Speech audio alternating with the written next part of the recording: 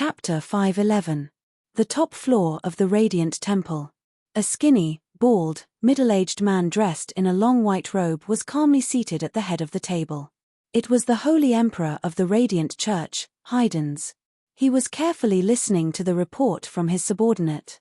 When he finished, his previously calm face began to ripple with emotion.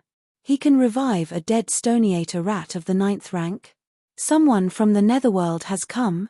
Holy Emperor Haydns rose from his chair, staring intently at his subordinate. His face suddenly turned incomparably solemn, and he barked, "Is this true?" Enveloped by Haydn's aura, the subordinate's legs immediately turned to jelly, and he fell to his knees. He hurriedly said, "Your Holiness, how could I dare to lie to you? Your subordinate personally witnessed this. It is absolutely true. The Cult of Shadows, Commander Funlai, and many others all witnessed it. How could there be such a fellow in the Yulon continent? What is his background?" Holy Emperor Haydns mumbled to himself, his frown growing deeper and deeper. "Go. Without alerting him, investigate him thoroughly." "Yes, Your Holiness."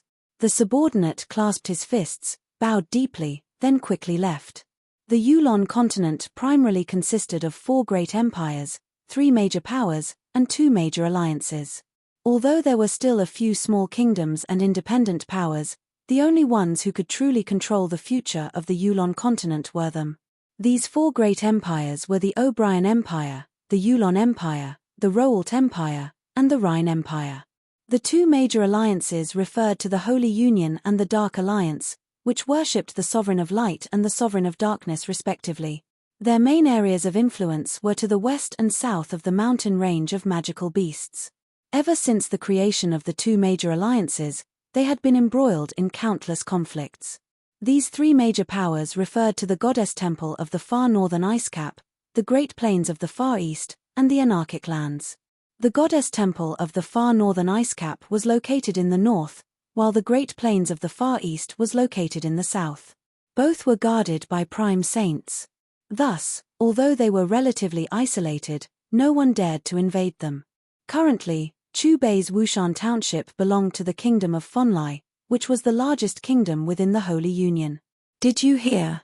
Something big happened in the mountain range of Magical Beast. I was there at the time. How could I not know? At that time, we were hunting in the outskirts. But the weather changed. The clouds were rolling, and thunder." "What? Thunder and lightning? How could there be such a thing?" TSK, that's incredible. That was a saint-level expert using a secret technique to resurrect a 9th-grade stoniator rat. Moreover, it had even attracted people from the netherworld. That person from the underworld was also a Saint Realm expert. After a great battle, that Saint Realm expert from the underworld was no match for the Saint Realm expert and was defeated in the end. The people of the Radiant Church and the Cult of Shadows all saw it. Underworld? How come I've never heard of such a place on our continent? Also, what is the background of this mysterious sanctuary expert? It's said that when we die, we go to the underworld. As for this saint-level combatant, I don't know where he came from, but he seems to be connected to the Baruch clan of Wushan Township. 6 hours had passed since Chubei had resurrected the level 9 stone-devouring rat. The spectators who had witnessed the entire process began to recount the story when they left the magical beast forest and returned to their respective cities or forces. In just a few short hours, Chubei had become the topic of conversation in the kingdom of Funlai. In fact, even the people of the 4 great empires began to discuss him. After all, the appearance of a saint-level combatant was no small matter, much less one who had the ability to resurrect a magical beast of the 9th rank. As soon as news of the events in the magical beast forest had spread, the Radiant Church and the 3 major trading unions of the Holy Alliance had begun to secretly investigate Chubei. Unfortunately, in the end, they hadn't been able to obtain any useful information. Funlai City, the capital of the Kingdom of Funlai, as well as the holy capital of the Holy Alliance. The headquarters of the Radiant Church was located in the western part of Funlai City. In the entire Yulon continent, Funlai City was one of the top 5 major cities.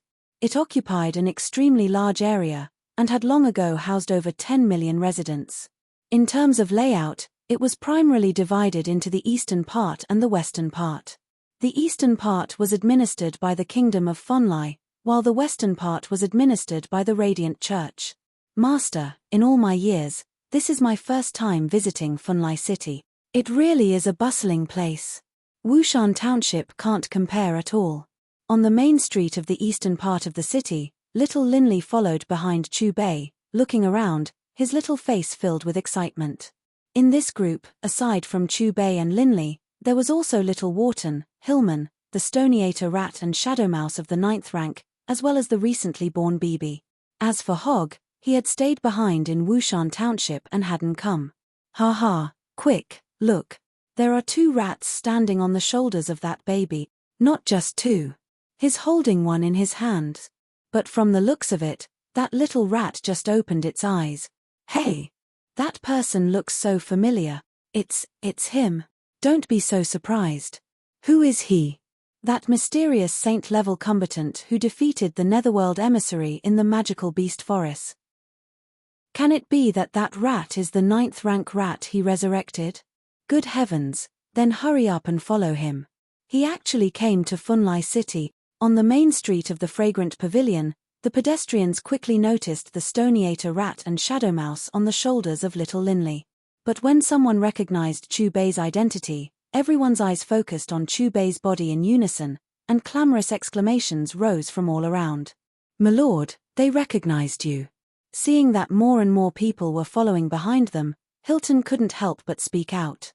Ever since they had entered Fonlai City, they had been constantly hearing about Chu Bei's exploits. So what if they recognize me? As long as they don't disturb us, it's fine. No need to pay them any mind. Chu Bei didn't chase away the people behind him. After all, to him, this wasn't a bad thing. In fact, it would increase his reputation points.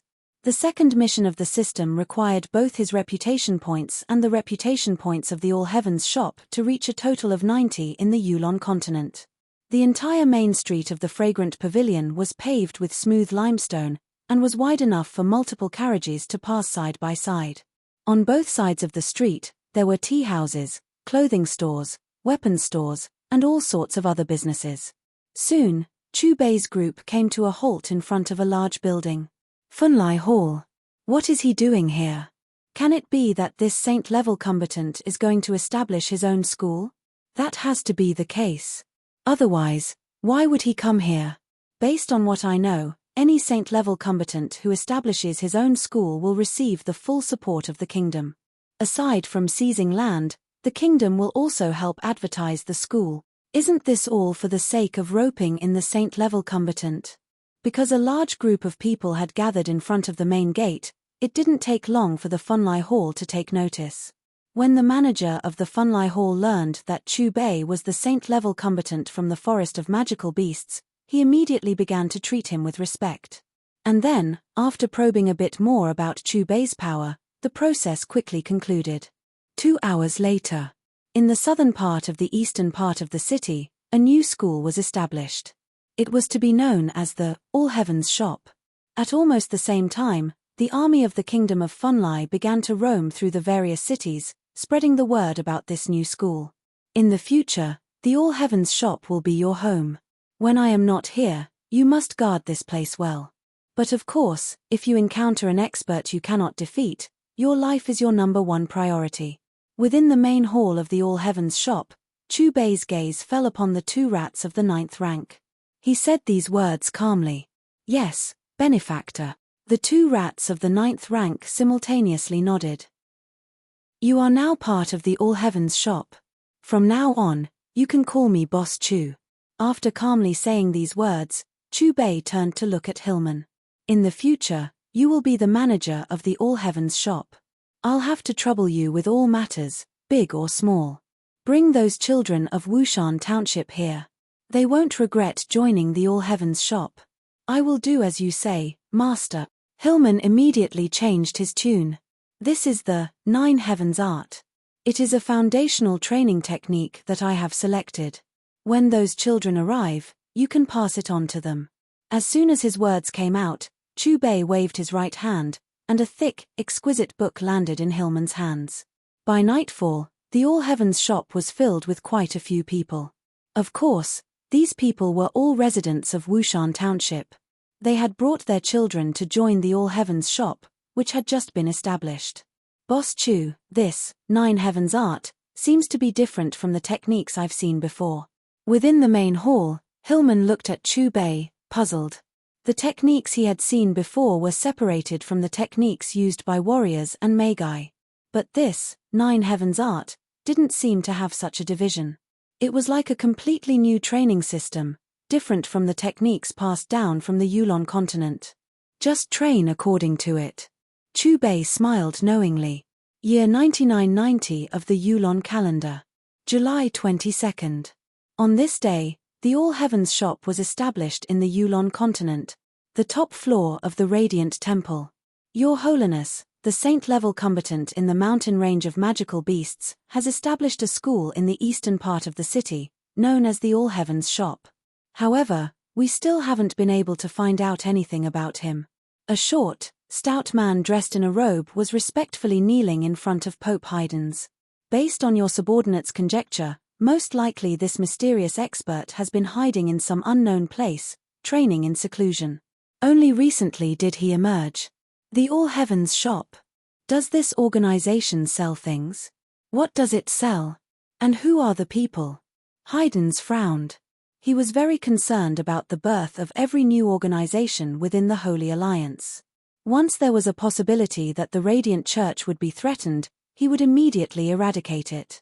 Your Holiness, the All Heavens shop has just been established. Aside from that mysterious combatant, the most powerful person is only a warrior of the 6th rank. As for the disciples, they are all children from Wushan Township, and the oldest is only 14 years old. The long-haired man reported. I understand. Haydn's nodded. Although the All Heavens shop is currently nothing special, he is still a saint-level combatant. You can represent the Radiant Church in congratulating him. Also, have him find some time to come to the Radiant Church. Tell him that I wish to make friends with him. As his words came out, Haydn's closed his eyes. Yes, Your Holiness. The short, fat man bowed, then left. The Imperial Palace of the Kingdom of Funlai. The Imperial Palace was divided into an inner palace and an outer palace. The outer palace was surrounded by a deep red wall and some male guards. After entering the outer palace, after passing through a golden wall that was more than 10 meters tall, one would arrive at the inner palace. The inner palace was filled with many majestic palaces, indicating its status as the core of the Imperial Palace. On the side of the high golden wall, teams of guards who had undergone strict training were patrolling back and forth. At this moment, within the main hall of the inner palace, a middle-aged man dressed in a dragon robe and wearing a crown was seated at the head of the table. The royal clan of the Kingdom of Funlai was the Bulin clan. This middle-aged man was the King of Funlai, Clyde Bulin, a combatant of the 9th rank. Your Imperial Majesty, that saint-level combatant's All Heavens shop has already been established. It is located in an area within the eastern part of the city. A military general said. Prepare some generous gifts for him on my behalf. Also, tell him that I wish to invite him to the Imperial Palace for a chat. I really want to know how he was able to revive a magical beast of the 9th rank. Clyde narrowed his eyes as he spoke. Yes. The military general left. Chapter 512. Yulon Calendar, Year 9990. July 23rd. Early in the morning, the All Heavens shop was packed with people. Dabo of the Radiant Church has come to congratulate you on the establishment of the All Heavens shop. Commander Nile of the Kingdom of Funlai has come to congratulate you on the establishment of the All Heavens shop. The Kingdom of Ake congratulates you on the establishment of the All Heavens shop. The Kingdom of Shiluor congratulates you on the establishment of the All Heavens shop. The Kingdom of Tees congratulates you on the establishment of the All Heavens shop. The Dawson Conglomerate congratulates you on the establishment of the All Heavens shop. It wasn't just the Radiant Church and the Imperial family of Funlai who had come to congratulate him. The other kingdoms of the Alliance had all sent representatives as well. Of course, there was no lack of major powers from the Alliance who had come as well, such as the 3 major trading unions. Master, There are so many people. Within the All Heavens shop, Linley was by Chu Bei's side, staring at the endless stream of people who had come to congratulate him. His little face was a bit nervous. Clearly, this was his first time experiencing such a large crowd. Fortunately, Hillman and the other residents of Wushan Township were there to help greet them. Otherwise, it probably would have been a complete mess. The space-time wheel has been activated. The host is about to enter training.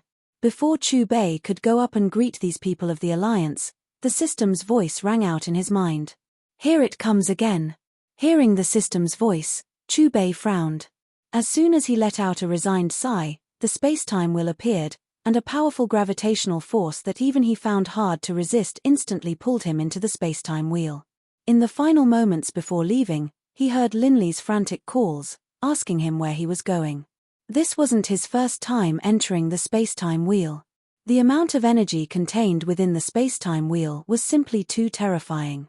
Even though he was at the peak of the 16th rank, he still felt his heart tremble. If the space-time wheel were to be classified as a weapon, it would most likely be on the same level as an immortal emperor weapon. In fact, it might even be superior. Rumble. Rumble. What made Chu Bei rejoice was that he did not feel that the training time this time was too long. When he finished his training and left the All Heavens city, the All Heavens shop was still the same. It was just that in his memories before he went on the adventure, there was a sea of people, a boiling cauldron of voices, extremely lively. But in front of him, it was the complete opposite, a lifeless atmosphere. Rumble. In the northern region of the All Heavens shop, buildings were collapsing one after another, filling the air with dust and sand. It was clear that there were people fighting and killing each other there. Chu Bei released his divine sense for the first time, and after perceiving what was happening in that area, his face instantly became gloomy. At this moment, on the ruins to the north of the house, there were several figures fighting fiercely. On one side, there were 7 figures draped in black robes. Their appearances could not be distinguished. The spiritual energy fluctuations coming from these 7 people were exactly the same, as if they had cultivated the same cultivation method. Judging from their moves, they were obviously warriors. Their auras had already reached level 9. Upon closer inspection, there was a similar pattern on the back of their black robes. It was a coiled blood-purple snake. On the other side was a middle-aged man and 2 rat. How did the All Heavens shop offend the Purple Snake organization for no reason? One of the top 4 assassin organizations.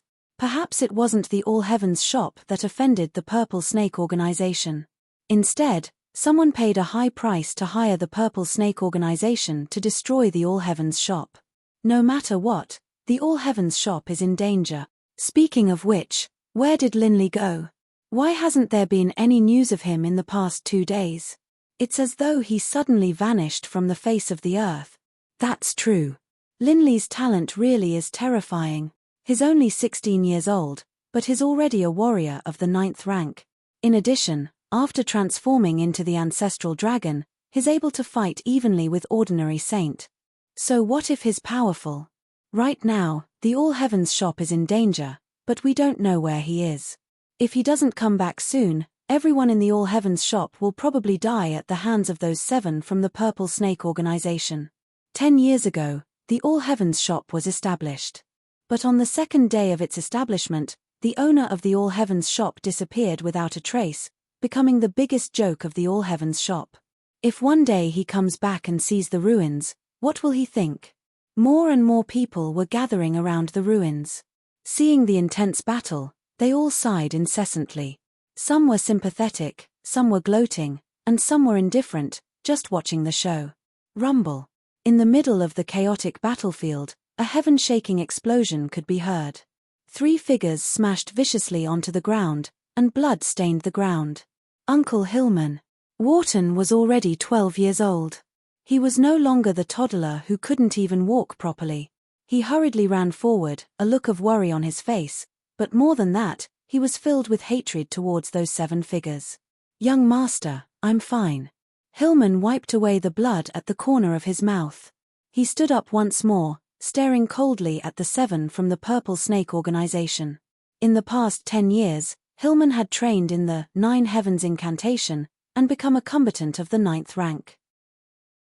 Unlike humans, the shadow mouse and the stoniator rat were still of the 9th rank, but they weren't too far away from breaking through to the saint level. If they were up against an ordinary combatant of the 9th rank, the 3 of them might be able to fight.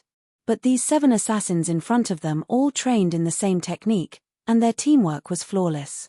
When the 7 of them joined forces, they could even fight against a saint-level combatant. You took their money, so you had to help them avoid disaster. You can only blame yourselves for being unlucky. The 7 assassins of the Purple Snake organization stood in a row, their voices cold as ice. At the same time, they moved towards Hillman and the 2 rats of the 9th rank. Did Clade ask you to attack? Hillman's face was expressionless, his gaze cold. Clade. What a familiar name.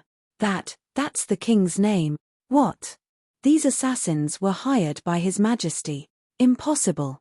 Why would His Majesty attack the All Heavens shop? Don't make wild guesses if you aren't sure. Hearing the name Hillman had just uttered, the surrounding people were all stunned, and then their faces were filled with astonishment. This was because the significance of the name Clade in the kingdom of Fonlai was simply too extraordinary. He was the emperor of the kingdom. Not revealing the information of our customers is a basic rule for assassins. As these cold words came out, the 7 assassins of the Purple Snake organization glanced at each other, then simultaneously began to move. Their movements were synchronized, and as they changed positions, they intertwined with each other, as though they were a single entity. Serpent sword dance. The 7 assassins of the Purple Snake organization shouted in unison, throwing out the longswords in their hands. With a clang sound, the 7 longswords overlapped, emanating a fierce aura. A terrifying sword aura filled the air, creating a piercing sound as it sliced through the air. Their target was Hillman and the 2 rats of the 9th rank. What a powerful combination technique. They really live up to their reputation as one of the 4 major assassin organizations. Staring at the fierce sword aura, the surrounding people all felt a strange chill run down their spines. Bang! But just as the sword aura was about to sweep past Hillman and the 2 rats of the 9th rank, a dazzling divine aura suddenly appeared. The divine aura flashed past, first annihilating the 7 longswords, then appearing in front of the 7 assassins. The pupils of the 7 assassins contracted, but before they could even make a sound or react, they were pierced through by the divine aura. When the dazzling divine light dissipated, the 7 assassins disappeared along with it. What just happened? Seeing this sudden scene, the surrounding people were all stunned, instantly falling into a state of confusion. They all stared blankly in front of them, speechless. Only after a long time did they recover from their stupor. They looked around, as though searching for something. Look! Someone appeared. Who is he? Could it be that the light just now was his technique? Was he the one who killed the 7 demons of the Purple Snake organization? His boss Chu, the owner of the All Heavens shop, who disappeared for 10 years, has returned.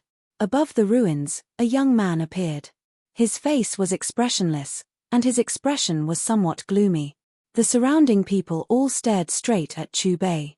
At first, they were stunned, but when they recognized who he was, they all cried out in shock, their voices filled with astonishment. Boss, you're back. Looking at the figure that looked exactly the same as 10 years ago, Hillman came back to his senses. His voice was trembling, and he was incomparably excited. Those disciples of the All Heavens shop who had been standing far away, under Hillman's beckoning, all ran towards Chu Bei and knelt down to pay their respects. Of course, there were some disciples who had never seen Chu Bei before, and their faces were filled with apprehension. Boss Chu, Lord Hog is dead. Young Master Linley is probably in a bad situation right now. Those 7 assassins must have been sent by Clade. Young Master Linley's disappearance for 2 days must have had something to do with Clade. Hillman's face was filled with anxiety. 10 years, Chu Bei murmured to himself, looking calmly at Hillman. Gatemaster, actually, young Master Linley's mother didn't die because she had a difficult labor. That year, when the madam was pregnant, because the medical conditions in Wushan Township were too poor, Lord Hog took the madam to Fonlai City.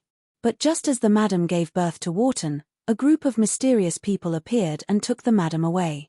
Lord Hogg was outnumbered, and was only able to save Wharton. But according to what Lord Hogg said, at that time, he saw that one of the assassins had the mark of a red spider on his arm. After speaking to this point, Hillman took a deep breath, then continued, Lord Hogg, as the successor to the Dragonblood warrior clan of Baruch, chose to endure for the sake of preserving his clan's lineage. Until you appeared, established the All Heavens shop, and took young Master Linley as your disciple. Lord Hogg no longer had anything to worry about. The same day you left, he began to investigate this matter.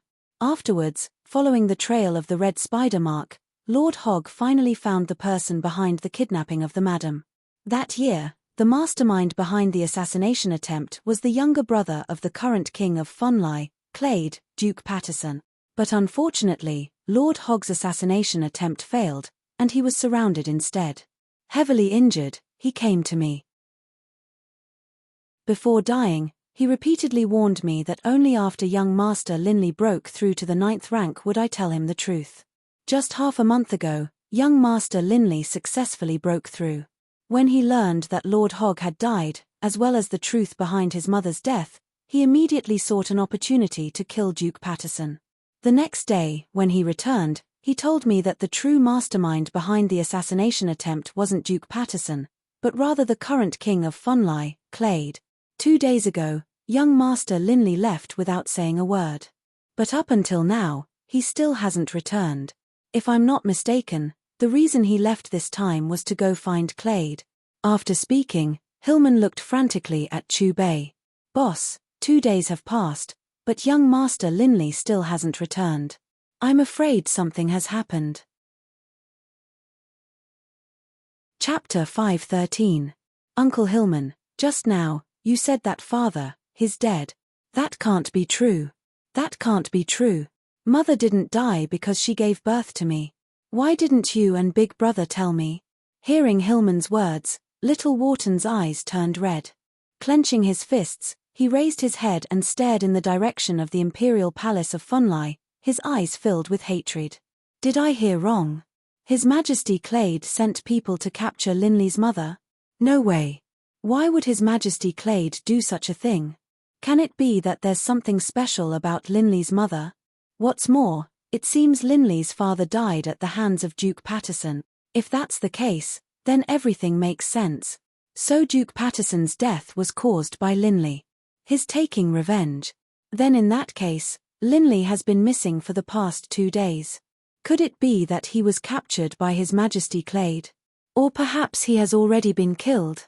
Hearing Hillman's words, the spectators around the ruins all revealed looks of astonishment, as though they had heard some sort of inconceivable story. But just as the clamor of discussion began, the entire area suddenly began to tremble. In the skies, the void split apart into a rain of light, like space-time fragments. Under everyone's gazes, the space-time fragments surged toward Chu Bei. In the end, they formed 4 images before him. Quick, look. That's Linley. And His Majesty Clade. The people around the ruins were instantly attracted by the 4 images formed in front of Chu Bei. Each of them was shocked as they focused on the moving contents of the images. Hillman, the Shadow Mouse of the 9th rank, the Stoniator Rat, Little Wharton, and all the other disciples of the All Heavens shop all stared at the images in astonishment. These images had been created by Chu Bei using the River of Time. Fortunately, the people in the images weren't very powerful. Otherwise, even someone as powerful as him wouldn't necessarily be able to recreate what had happened. The first image. It was a luxurious, exquisite room. Within the room, there were 3 figures. One was dressed in a dragon robe. It was King Clade of Funlai. The second was the military commander, Ransom. The third was Linley. Compared to 10 years ago, the current Linley had become an elegant young man. Every movement he made seemed very capable and experienced.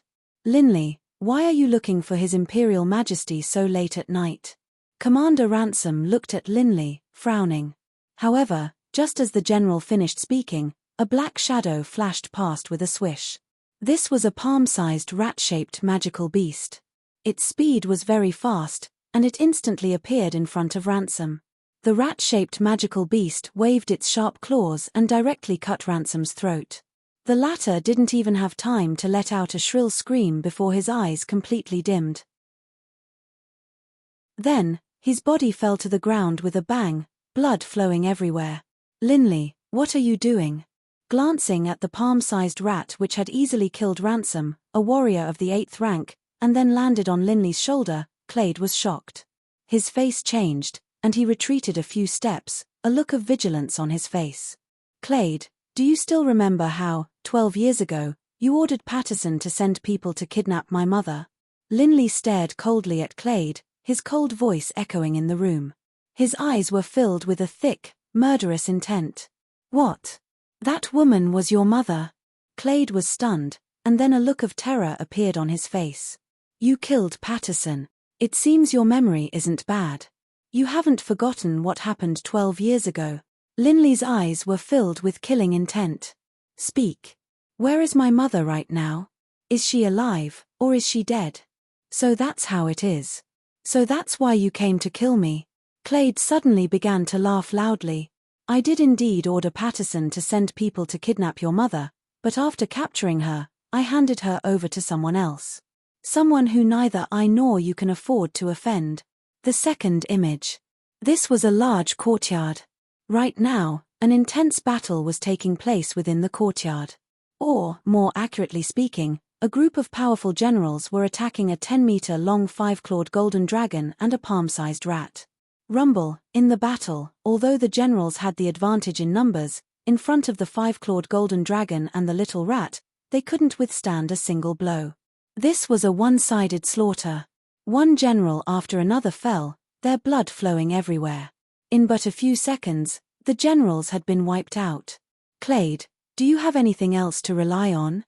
Today, I will definitely torture you to death. I will avenge the blood debt of my father and mother." As his voice rang out, filled with killing intent, the 5-clawed golden dragon transformed back into Linley's original appearance. However, his hands were still dragon claws, and they shone with a cold light. Rumble. Rumble. Linley quickly arrived in front of Clade. His draconic claws slashed out viciously towards Clade's waist. But just as the draconic claws were about to pierce through Clade's body, they seemed to encounter a strange resistance. In the next instant, a translucent ripple appeared out of nowhere, easily blocking Linley's claw for Clade. "Is this your final trump card?"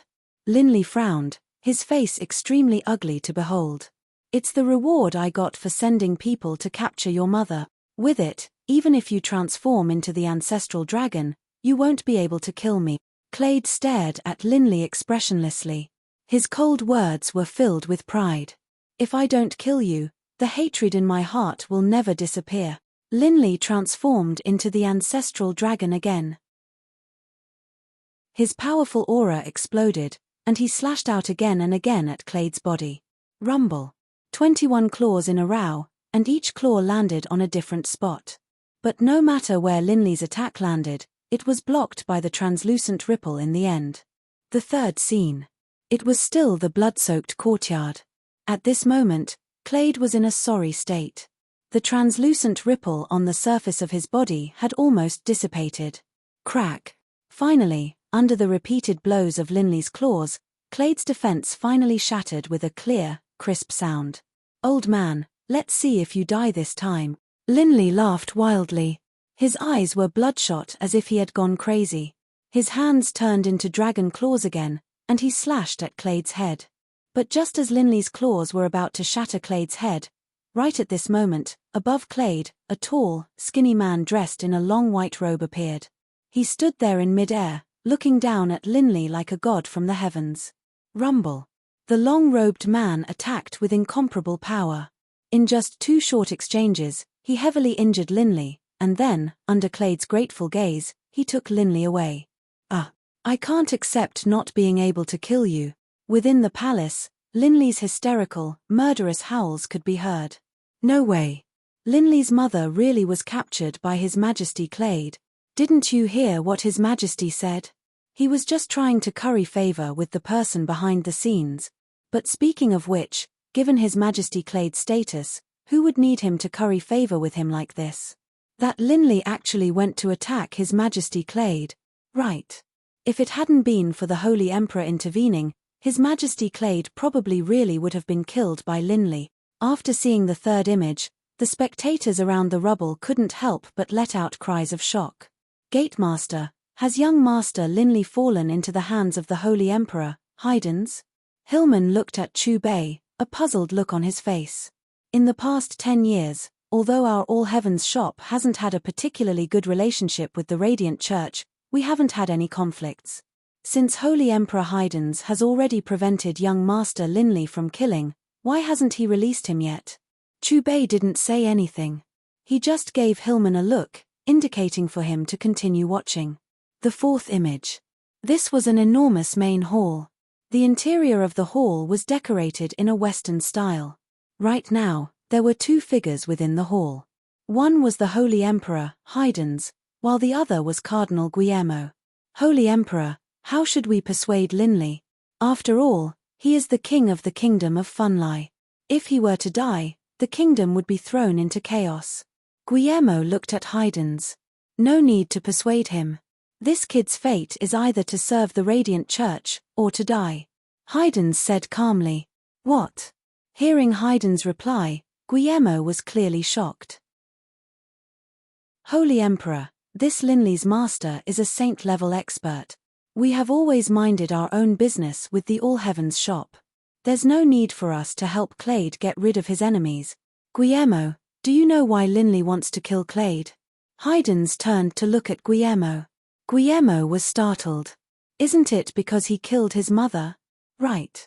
Haydn's nodded, then continued, then do you know who Linley's mother is? Guillermo shook his head. I haven't done any research. Haydn's narrowed his eyes, a solemn look on his face. Linley's mother is that woman whom Clade gifted to us 12 years ago. What? Ha! Hearing Haydn's words, Guillermo's face suddenly changed. He suddenly remembered, because this woman had a tremendous influence on the Radiant Temple. Holy Emperor, then how are you planning to deal with this Linley? Guillermo's face was rather solemn. The talent Linley had displayed was simply too terrifying. At the young age of 16, he had already broken through to the 9th rank. In the entire history of the Yulon continent, there had never been such a young combatant of the 9th rank. Not only that, Linley had also mastered a secret technique which allowed him to transform into a dragon. In his dragon form, he was already capable of fighting against early-stage saint-level combatants. He knew that a genius like Linley had to either be recruited for his own use, or not have any enmity with him. But if he really did have enmity with him, then he had to take advantage of the fact that he hadn't fully matured to eliminate this threat. Tomorrow is the missionary day, and also the day when the Radiant Sovereign's glory is at its most dazzling. Tomorrow, at this time, I will pray to the Lord to bestow upon him the divine light. Haydn said calmly. Divine light? Guillermo quickly understood what Haydn's was thinking. Anyone who accepted the divine light might have their future accomplishments limited, but they would no longer pose a threat to the Radiant Church. The so-called divine light was nothing more than a strand of the power of faith which the Radiant Sovereign had sent down. It could completely cleanse a person's soul, causing that person to be filled with absolute faith and loyalty to the Radiant Sovereign. What if he fails? Guillermo asked. Even if he fails, it doesn't matter. His body is so strong that he can be used as a high-quality cultivation vessel to summon a powerful angel. Pope Haydn's lips curved upwards, carrying a sinister look. Chapter 5:14. Good heavens! Can it be that after His Majesty captured Linley's mother, he gave her to the Radiant Church? If that's the case, then Linley has fallen into the hands of the Radiant Church. Doesn't that mean he's a lamb in the tiger's den? Didn't they say that on the missionary day, the light of God would descend upon him? Today is the missionary day of the Radiant Church. After watching the fourth scene, everyone around the ruins suddenly had an epiphany, as if they had completely understood the ins and outs of the matter. That damnable Radiant Church. So they were the ones who caused the deaths of the Madam and Lord Hogg. Hillman's fists were clenched tightly, and the veins on his face bulged out, filled with a deep hatred. Just as he was preparing to say something to Chu Bei, the latter waved his sleeve, and the 4 images in the air disappeared. In the next instant, an invisible, terrifyingly powerful force began to emanate from Chu Bei's body, covering his entire body. Immediately afterwards, the scene in front of him began to change, as though he was passing through the Tao of space-time. Not just Hillman. Little Wharton, the Shadow Mouse of the 9th rank, the Stoniator Rat, and the disciples of the All Heavens shop all disappeared. Quick, let's go to the Radiant Church. There's going to be a good show to watch. Seeing Chu Bei and the others disappear, the people in the rubble were first stunned, but then they began to grow excited. Seeing the excited looks on their faces, it was as though in their minds, they were already imagining the scene of the master of the All Heavens shop battling the Holy Emperor Haydns for the sake of saving his disciple. Year 9999 of the Yulon calendar. July 23rd. Every year, on this day, the Radiant Sovereign's glory would be at its most dazzling, as well as the Missionary Day of the Radiant Church. The so-called Missionary Day was nothing more than the Radiant Church sending out invitations to all the important figures of the 4 great empires and the 3 great powers to come and enjoy the blessings of the Radiant Sovereign. But of course, on this Missionary Day, if someone came uninvited, the Radiant Church wouldn't drive them away. Instead, they would warmly welcome them. In fact, even if someone from the Cult of Shadows came, on the surface, they would still welcome them with smiles. Because of this, today, the Radiant Church's plaza, which was hundreds of acres, was packed with people.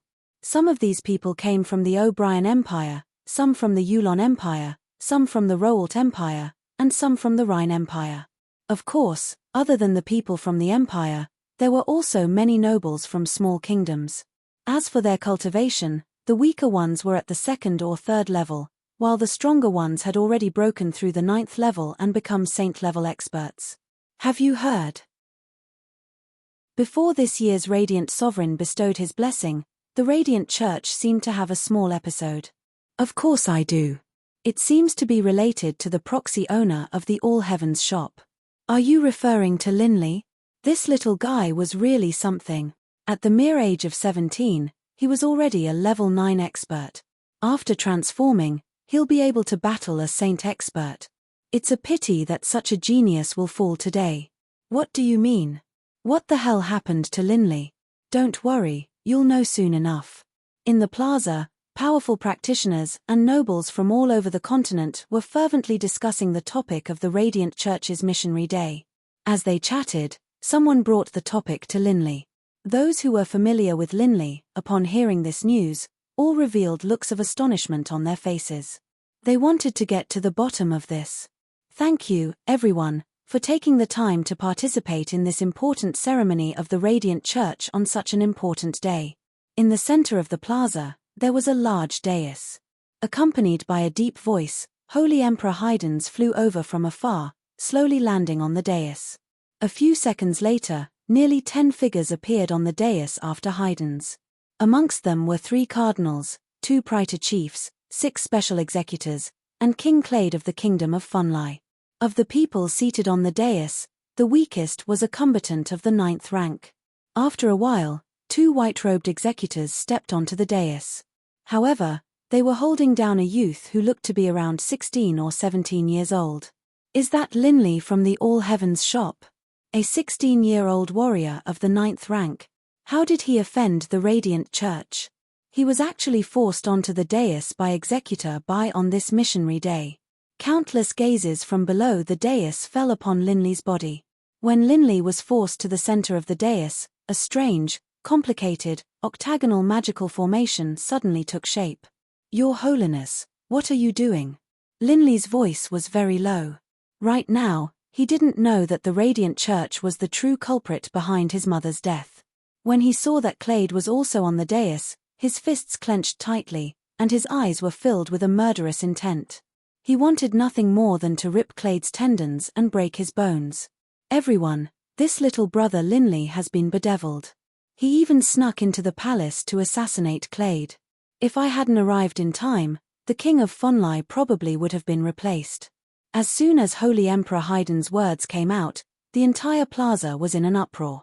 But of course, those who knew about this beforehand didn't have much of a reaction on their faces. For the sake of cleansing the demonic aura from his body, today, I invite the Radiant Sovereign to bestow upon him the light of God." As these calm words came out, Holy Emperor Haydn's body began to glow with a white light, and a thick stream of light-style mage force immediately poured into the octagonal magical formation. Instantly, the magical formation lit up, and a golden holy scripture appeared in front of Haydn's. His body began to emit a golden light as well. "Lord, it is you who have bestowed upon us everything. Here is a sinner. I implore you to bestow upon us the light of God." Haydn's put his hands together, and his voice was like thunder, echoing in the hearts of everyone present. At almost the same time, the golden holy scripture in front of him began to glow, and the holy white light within the magical formation began to glow as well. Light of God. Isn't that the method which the Radiant Church uses to deal with traitors? Why would they use it on Linley? Can it be that the Radiant Church wants to recruit Linley for their own use? Based on what I know, this Linley has a saint-level combatant behind him. The Radiant Church is making an enemy out of him. Some of the powerful practitioners who had some understanding of the Radiant Church's light of God stared at the octagonal magical formation on the dais, frowning. Crackle, slowly, the large dais began to tremble, and a ray of golden light flew out from the center of the octagonal magical formation. When this ray of golden light entered Linley's forehead, his entire body began to glow with a faint, hazy light. "Linley, don't be bewitched.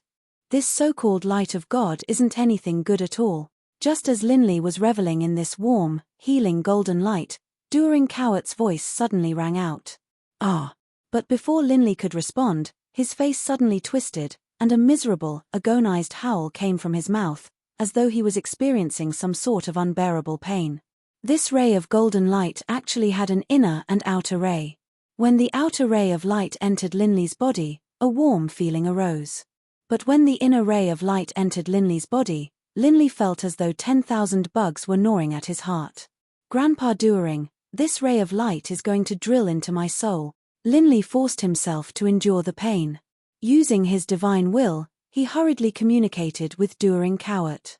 But before Duering Cowart could speak, a terrifying surge of energy suddenly burst forth from the coiling dragon ring on Linley's finger, entering Linley's sea of consciousness. In the next instant, the energy from the coiling dragon ring extinguished the light of God which the radiant sovereign had bestowed upon Linley. Right at this moment, Linley's pained expression finally relaxed. The sweat on his forehead indicated that he had just narrowly escaped death. "Grandpa Duering, what was that mysterious energy just now?" Linley's entire body relaxed as he hurriedly asked Duering Cowart. As expected, this coiling dragon ring contains a mysterious power. Duering Cowart clenched his fists, somewhat nervous. "This energy is extremely terrifying. Even in my prime, I wouldn't be able to withstand it." "Hey!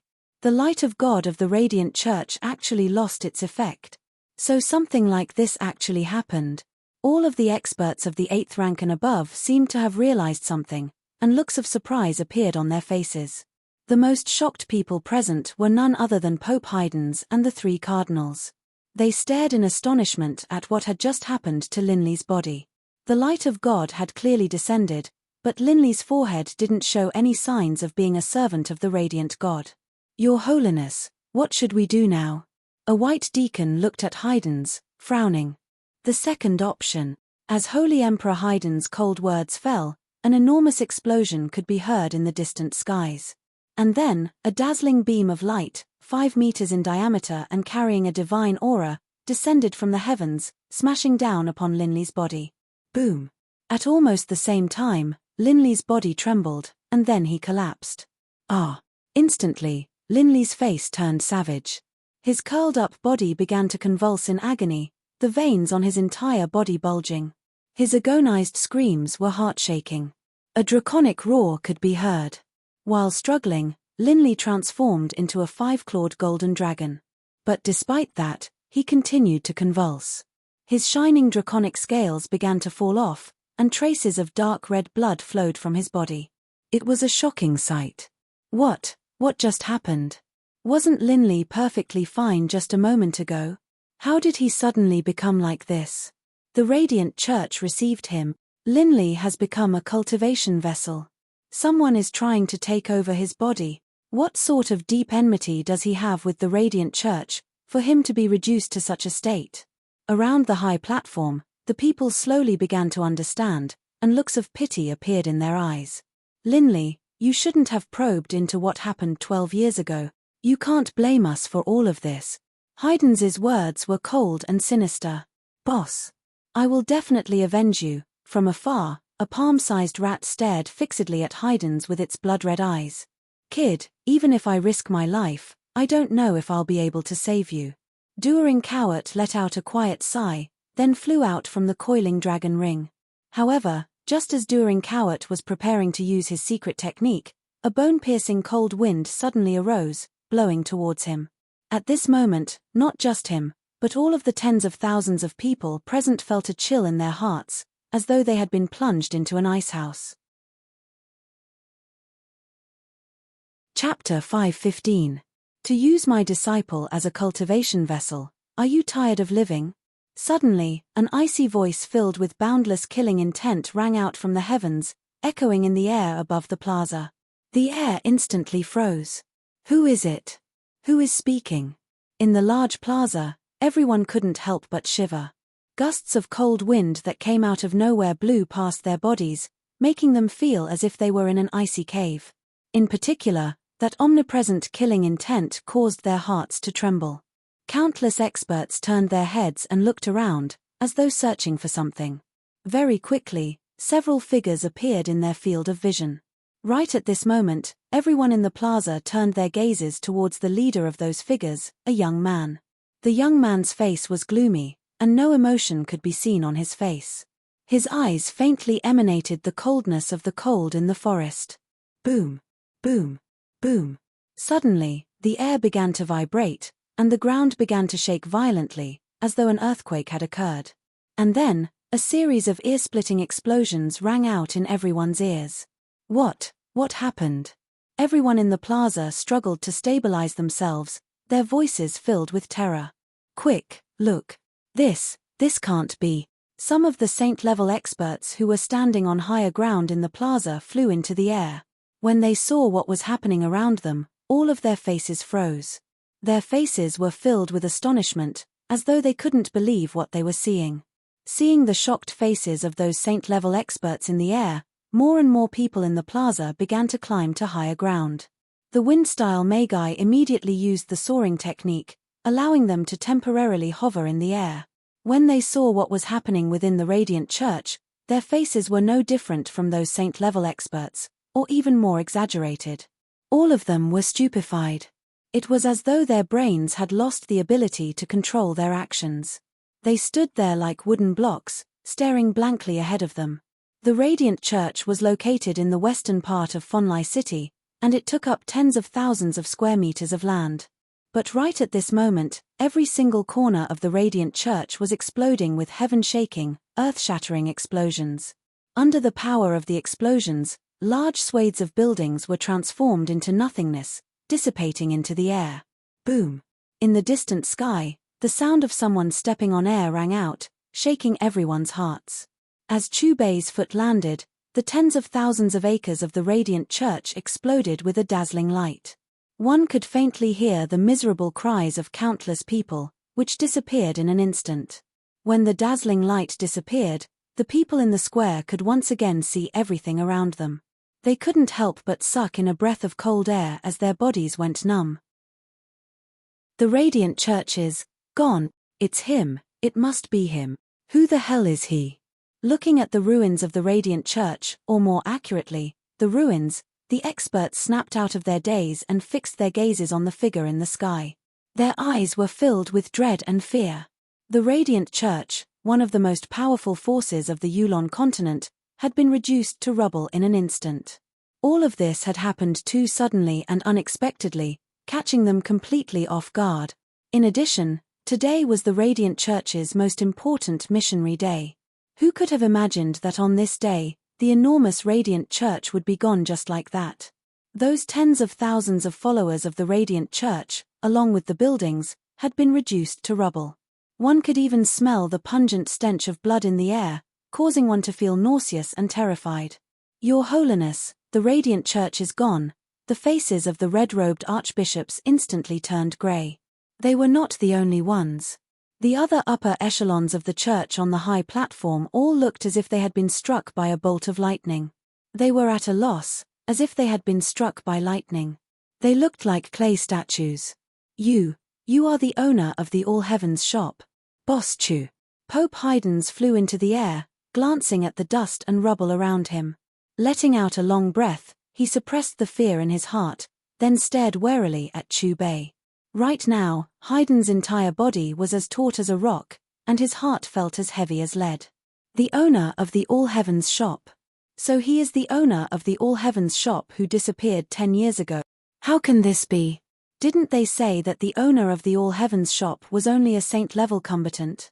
Look, is this something a saint-level combatant is capable of? Can it be that, like the war god and the high priest, he has already become a deity? If that's the case, then Haydn's and the others are in danger. After confirming Chu Bei's identity, the stunned looks on the faces of the people in the plaza grew even more intense. Looks of disbelief were on their faces. In the air, Hillman, the shadow mouse of the 9th rank, the Stoniator rat, and the other disciples of the All Heavens shop lowered their heads, sweeping the rubble below them. All of them gulped. Clearly, this was the first time they had seen Chu Bei's abilities. Father, mother, you came. The palm-sized rat, who had been hiding in the distance, suddenly flew over to the shadow mouse of the 9th rank. Bibi, this is Boss Chu. He is the benefactor of our entire family. If it wasn't for him, your father and I would have died 10 years ago. The shadow mouse of the 9th rank said. Hello, Lord Boss. Bibi glanced at the rubble below them, then turned to look at Chu Bei. Clearly, he was a bit cautious. But then, as though he had thought of something, he immediately pointed at Linley, who was still twitching and rolling about on the dais. A frantic look on his face, he said, Lord Boss, please save the boss. He's in a very bad situation. At this moment, Duering Cowart, who had flown out of the coiling dragon ring, still hadn't regained his senses. A dazed look was still on his face, and his expression was somewhat sluggish. He stared at Chu Bei in a daze, not even blinking. This person's abilities had truly shocked him. Chu Bei ignored the gazes of the people around him. His gaze fell upon the dais.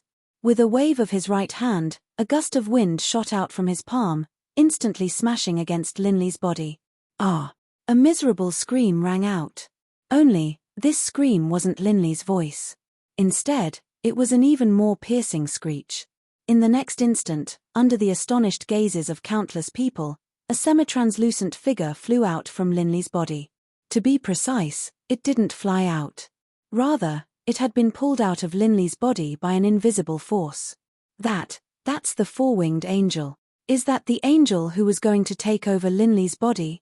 Based on what I learned from the ancient texts, the four-winged angel's power has already reached the limits of the saint level. He's only a step away from becoming a deity.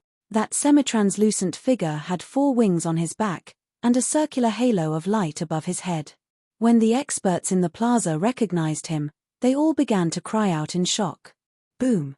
But just as they began to discuss this, an enormous hand formed around the four-winged angel. The enormous hand clenched, and then, with a massive explosion, it exploded. The four-winged angel didn't even have a chance to let out a scream before he was crushed into nothingness by the enormous hand. All of this happened in the space of a single spark. Dead. The four-winged angel died, just like that. That was a peak-stage saint-level expert. But even so, in front of the owner of the All Heavens shop, he still wasn't able to fight back at all. No need to think about it. The owner of the All Heavens shop has definitely become a deity. Seeing the four-winged angel disintegrate into nothingness, the experts in the plaza all held their breaths. Mars. Master, on the dais, the 5-clawed golden dragon transformed back into Linley's appearance. He was still rather weak right now. But upon seeing Chu Bei, he suppressed the excitement in his heart and immediately knelt down to pay his respects. Linley, you've suffered. Leave the rest to me, your master. Chu Bei's gaze fell upon Linley, and his tone was somewhat gentler. With a wave of his hand, a ray of divine light enveloped Linley. In the blink of an eye, Linley's wounds were all healed. His pale face regained its color, and his aura returned to its peak. Swish, swish. It was also at this moment that 4 sounds of breaking through the air came from afar. Not long after, 4 more figures appeared on top of the high platform. The first person who had appeared had a head of long, crimson hair, and when he opened his eyes, they seemed to shoot out saber light. The unintentional, dominating aura emanating from him caused all the experts present to feel a sense of suffocation. The second person had long, flowing silver hair, and wore a mask that glowed with green light. His body was slender, and it was hard to tell whether he was a man or a woman. The third person was dressed in a long, dark golden robe.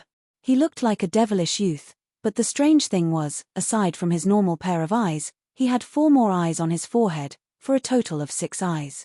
The fourth person was dressed in a long, grayish-black robe. He stood there with his hands clasped behind his back. In terms of aura, he seemed to be somewhat weaker than the previous 3, but there wasn't much of a difference. Lord War God, High Priest. Seeing the appearance of the 4 figures in the air, the experts of the O'Brien Empire and the Yulon Empire who were at least of the 8th rank were all stunned.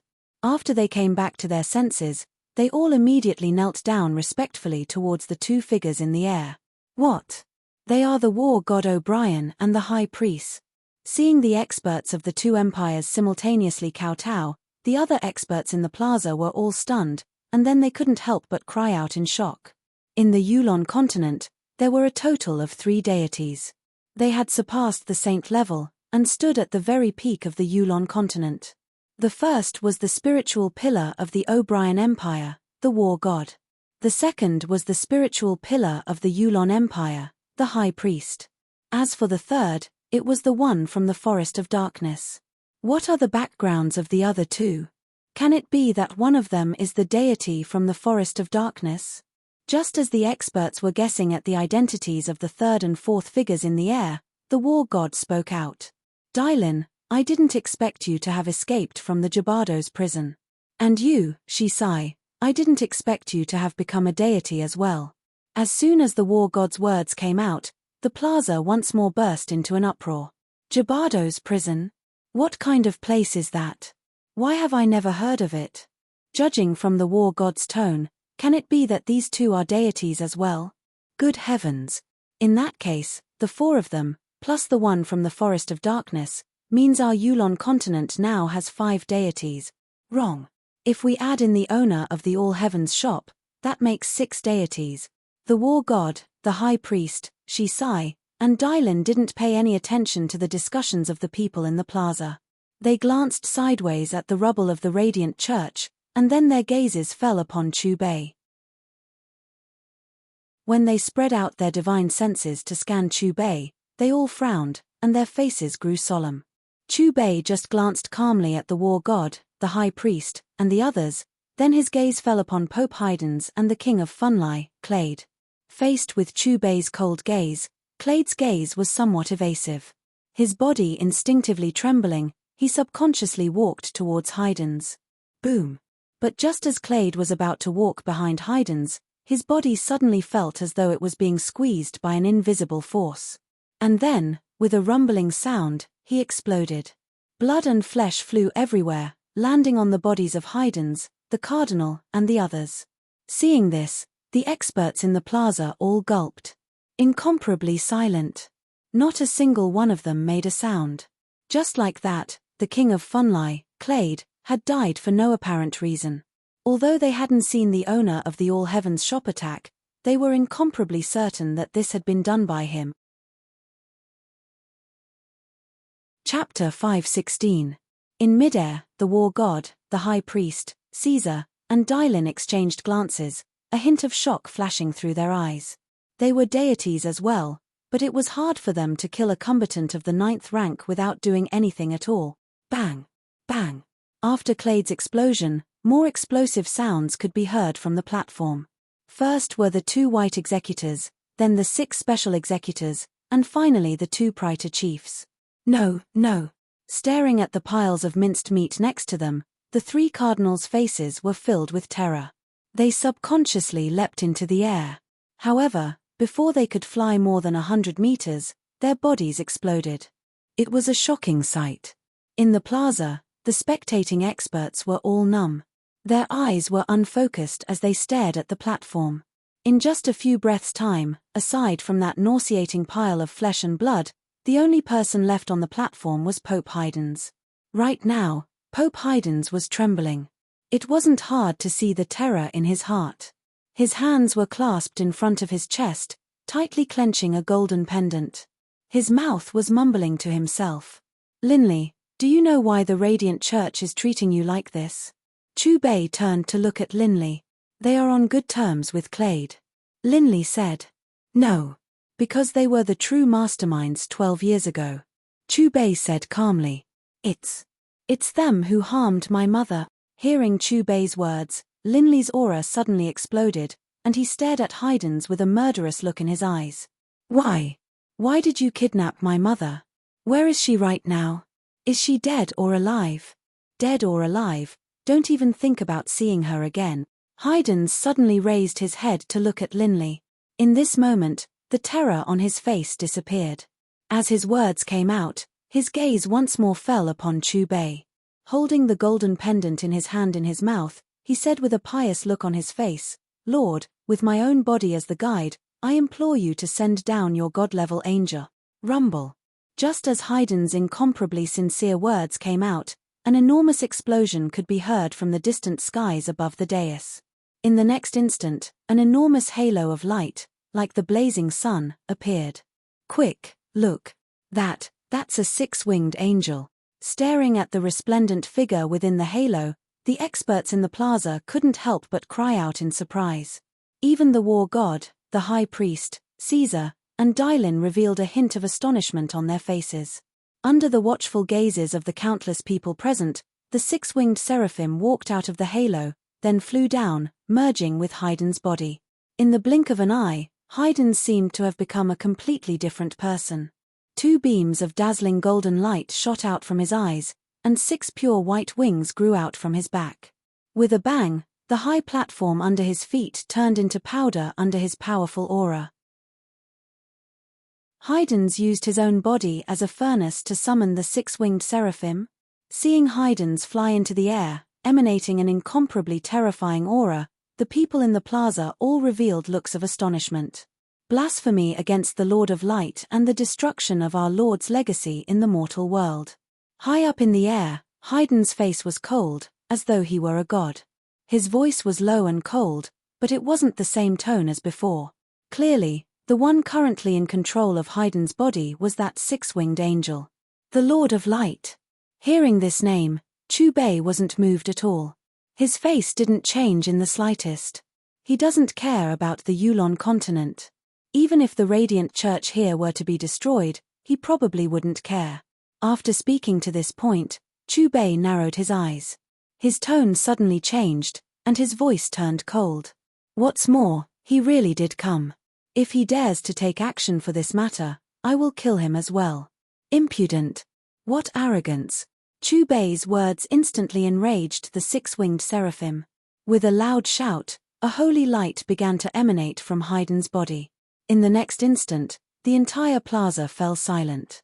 Everyone was immersed in this saint-level light, a look of intoxication on their faces. Godrealm. The saints who were still conscious stared at the 6-winged seraphim in the air, their words filled with astonishment. The war god, the high priest, Caesar, and Dylan were all silent. Their gazes turned from Chu Bei to Haydn's. In terms of aura, the 6-winged seraphim was actually superior to the 4 of them. "Go to hell." The 6-winged seraphim's cold voice rang out in the air. And then, the holy light in the air above the plaza coalesced into an enormous sword of light, which descended directly towards Chu Bei. Faced with this sword, Chu Bei's face was expressionless. He didn't even glance at the 6-winged seraphim. Instead, his gaze fell upon the war god, the high priest, Caesar, and Dylan. From today onwards, if anyone dares to offend the All-Heavens shop, the Radiant Church will suffer the same fate. Suddenly, a deep, calm voice filled with majesty rang out from Chu Bei's mouth. With him as the center, it spread throughout Funlai City, throughout the kingdom of Funlai, and throughout the entire Yulon continent. In this moment, every living creature in every corner of the continent trembled, their minds echoing with this incomparably terrifying, soul-shaking voice. The war god, the high priest, Caesar, and Dylan all frowned, their faces ugly to behold. This person's threatening words were clearly meant for the four of them. But just as they were preparing to mock and ridicule him, the owner of the All Heavens shop struck out. Boom! Chu Bei casually pointed backwards with a finger.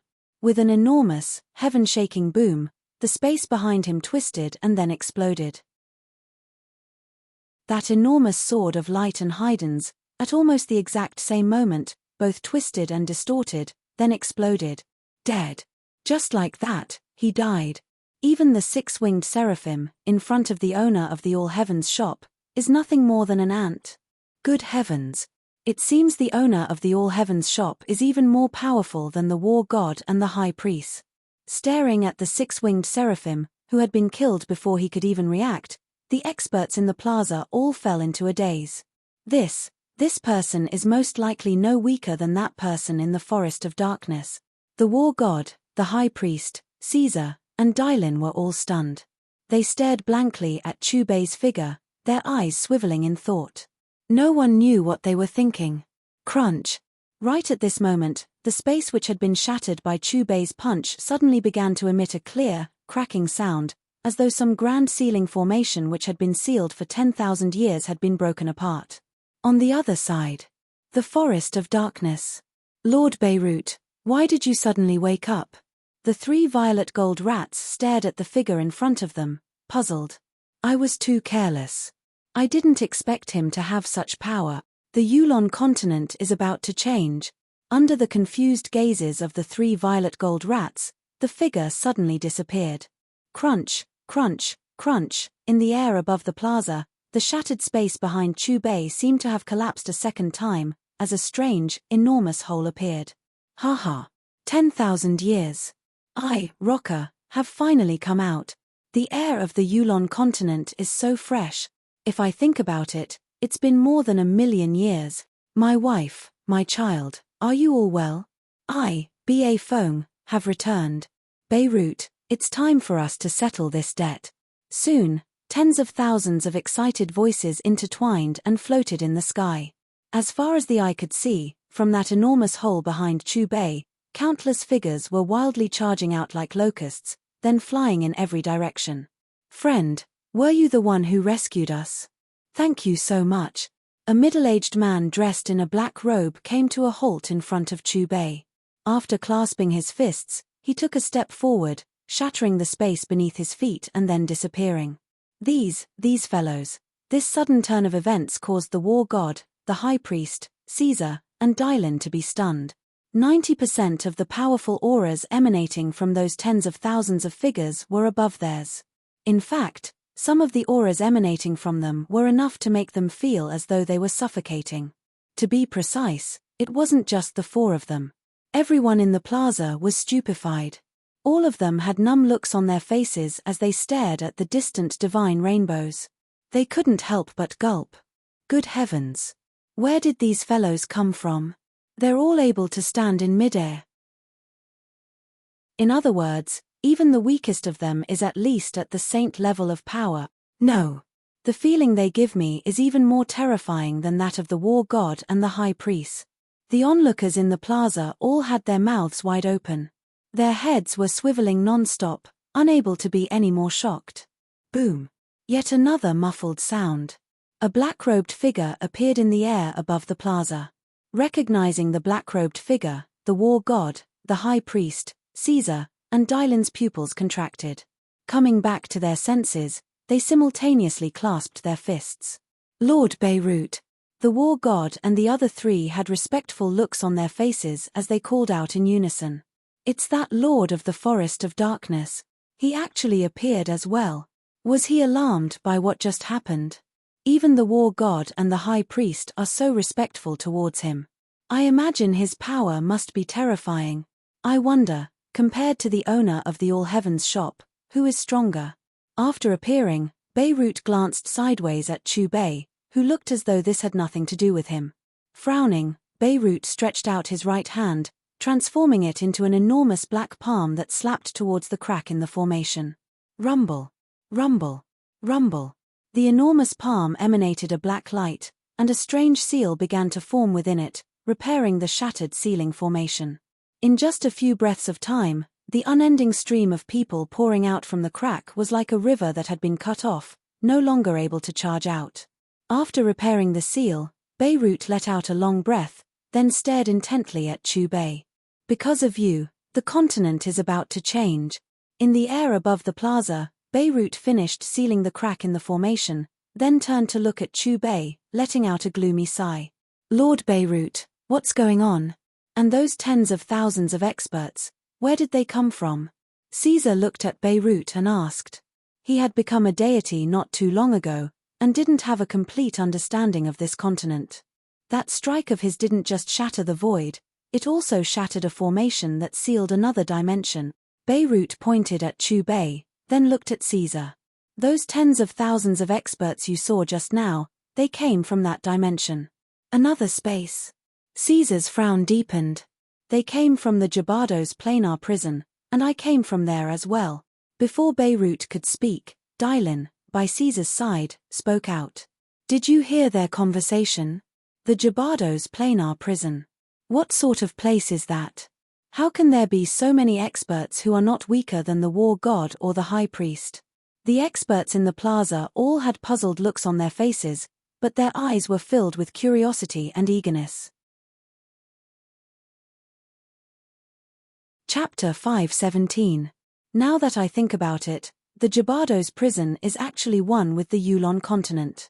Beirut swept the people in the plaza with his gaze, seemingly murmuring to himself, in this vast, infinite void, there are countless ordinary planes. Every single ordinary plane has a connected prison plane. The material planes and the prison planes can be said to be two sides of the same coin. Hearing Beirut's words, Shisai and everyone else in the plaza, including Linley and Hillman, all had looks of disbelief in their eyes. Each material plane has a corresponding prison plane. The Jabados prison is a corresponding plane to our Yulon continent.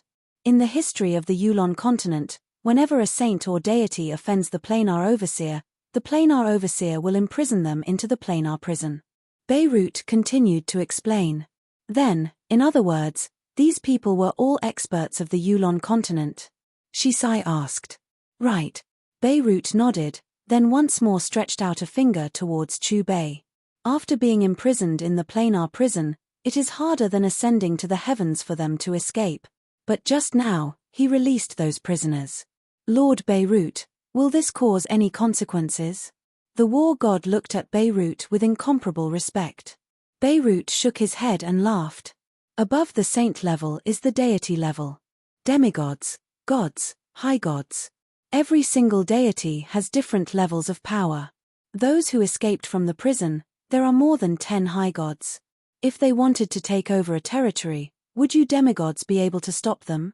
Perhaps by tomorrow, the O'Brien Empire and the Yulon Empire will have a new master. Hearing Beirut's words, the faces of the war god, the high priest, and Dylan instantly changed. And then, they all turned to look at Chubei, their gazes filled with deep reproach.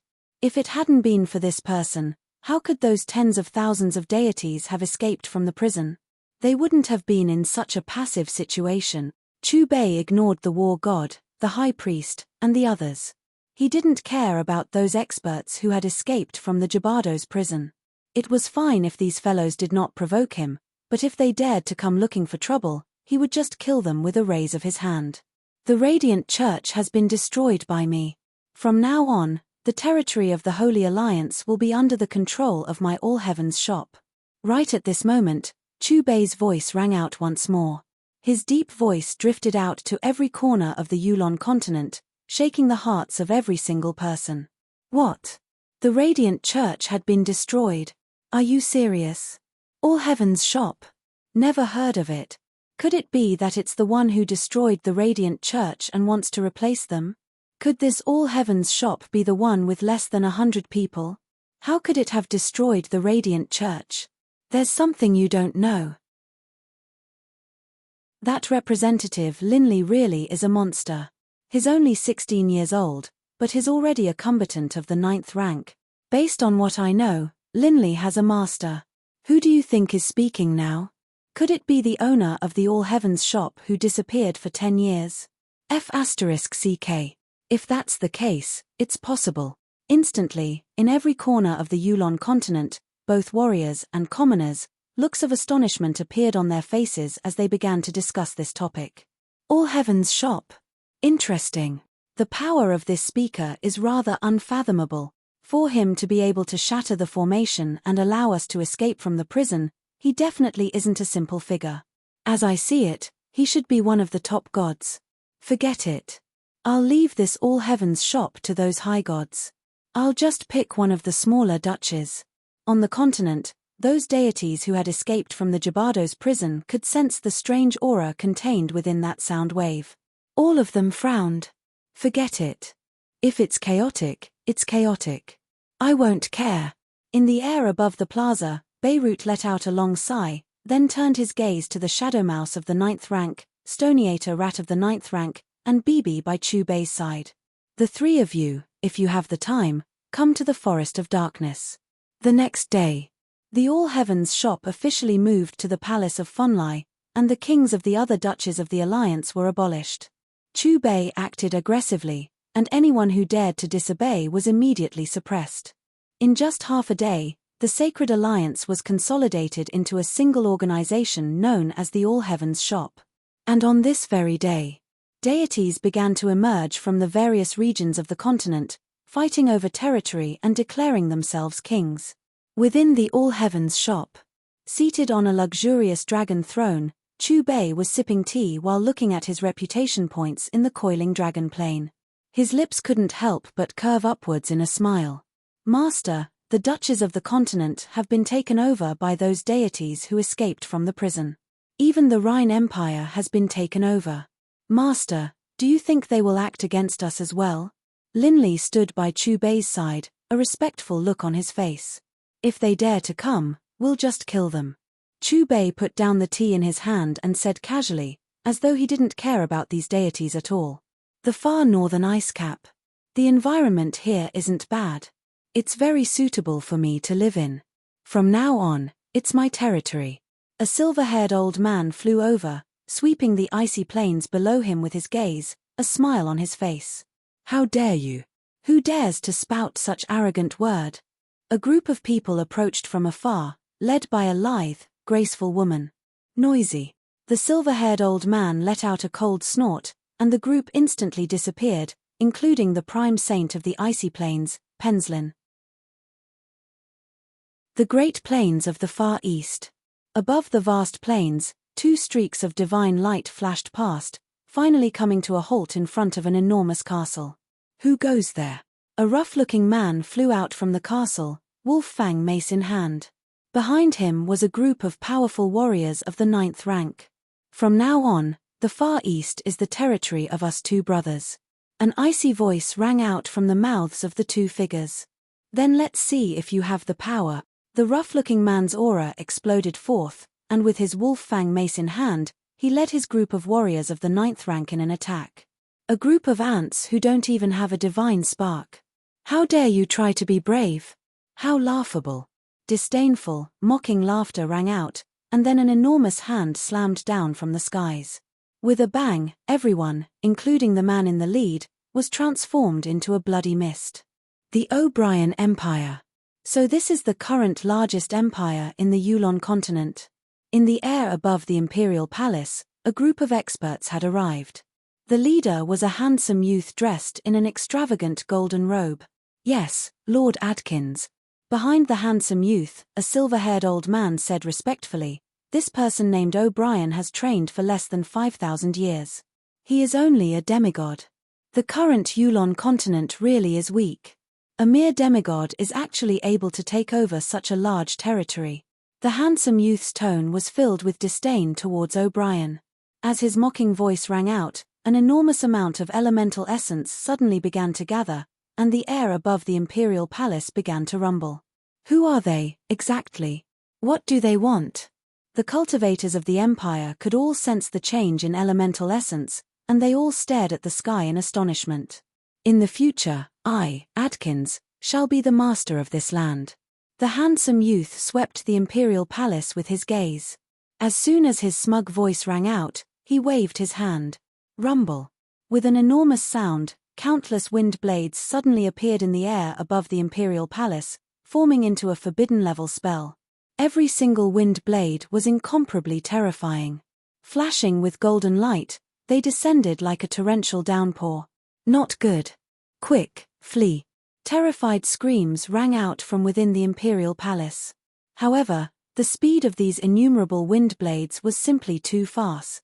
Even those sanctuary powerhouses did not have the time to fly away before they were engulfed by the wind blades that covered the sky and ground, and turned into a pile of minced meat. In just a few short seconds, there were no longer any signs of life within the imperial palace. Let's go down and experience our new home. The handsome youth glanced at his followers, a satisfied smile on his face, and then he flew down towards the palace. Don't even think about revenge. This Adkins is a high god. Even in the Jabardo's prison, he is one of the most powerful high gods. In the distant skies, the high priest patted the war god O'Brien on the shoulders.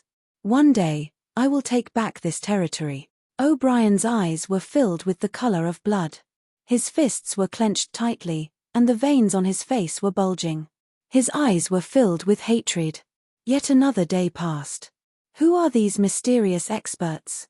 In just a single day, they divided the Yulon continent. Even the ice caps of the far north, the Great Plains of the far east, and the anarchic lands have all been taken over. I hear that these experts are all deities, and powerful deities at that. You know the war god O'Brien, right? When his empire was invaded, he didn't even dare to show his face. Not just him. The high priest of the Yulon Empire didn't dare to show his face either. These experts have already reached such a terrifying level. How terrifying. But it seems as though the All-Heavens shop that unified the Sacred Alliance is still there. On this day, the O'Brien Empire, the Yulon Empire, the Roalt Empire, the Rhine Empire, and the Dark Alliance all changed hands. They were all taken over by the experts from the Jabardo's prison. The former O'Brien Empire. The Imperial Palace. High God Adkins was seated within a pavilion, looking at his subordinate. This owner of the All-Heavens shop really does have some power. 7 gods went in a row, and not a single one returned. If my guess is correct, he should be a high god as well. Lord Adkins, based on the information I just received, Ojwin and Bailuo have both taken a liking to the territory of the All-Heavens shop. I imagine they are already preparing to act. The subordinate said respectfully. Oh, that makes things much more interesting. Adkins suddenly began to laugh, a look of interest on his face. Both Ojwin and Bailuo were famous high gods within the Jabardo's prison. In terms of power, they weren't any weaker than him. Chapter 518.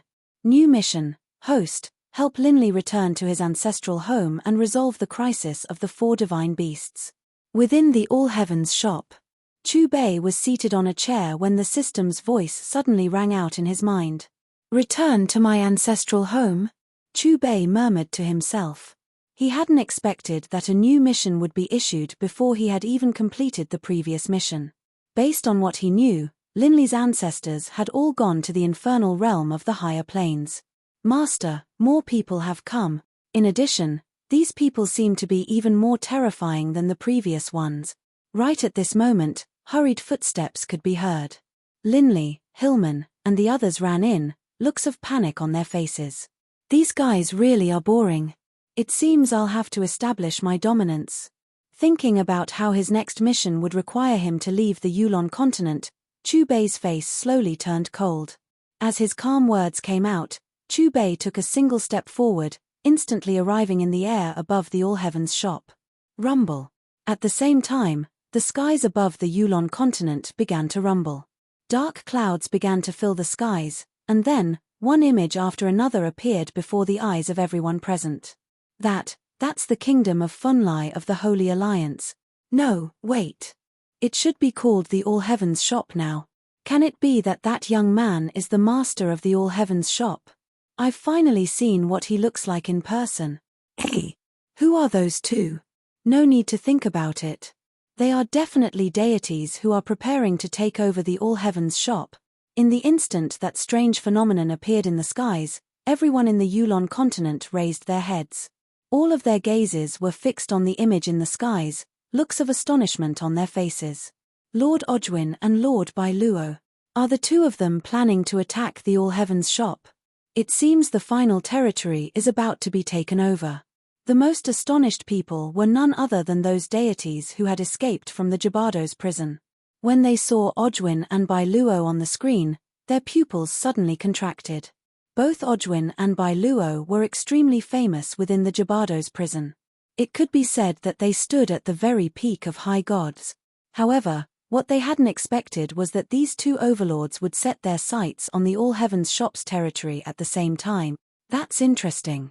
In the forest of darkness, Beirut looked up at the scene in the sky with a playful smile on his face. It was as if he was watching a show. The former high god of the O'Brien Empire, Adkins, led his subordinates out of the main hall as well, staring at the skies with interest. Boom! Just as the gazes of everyone in the Yulon continent were focused on the distant images, an enormous, heaven-shaking explosion rang out in their ears, shaking their souls.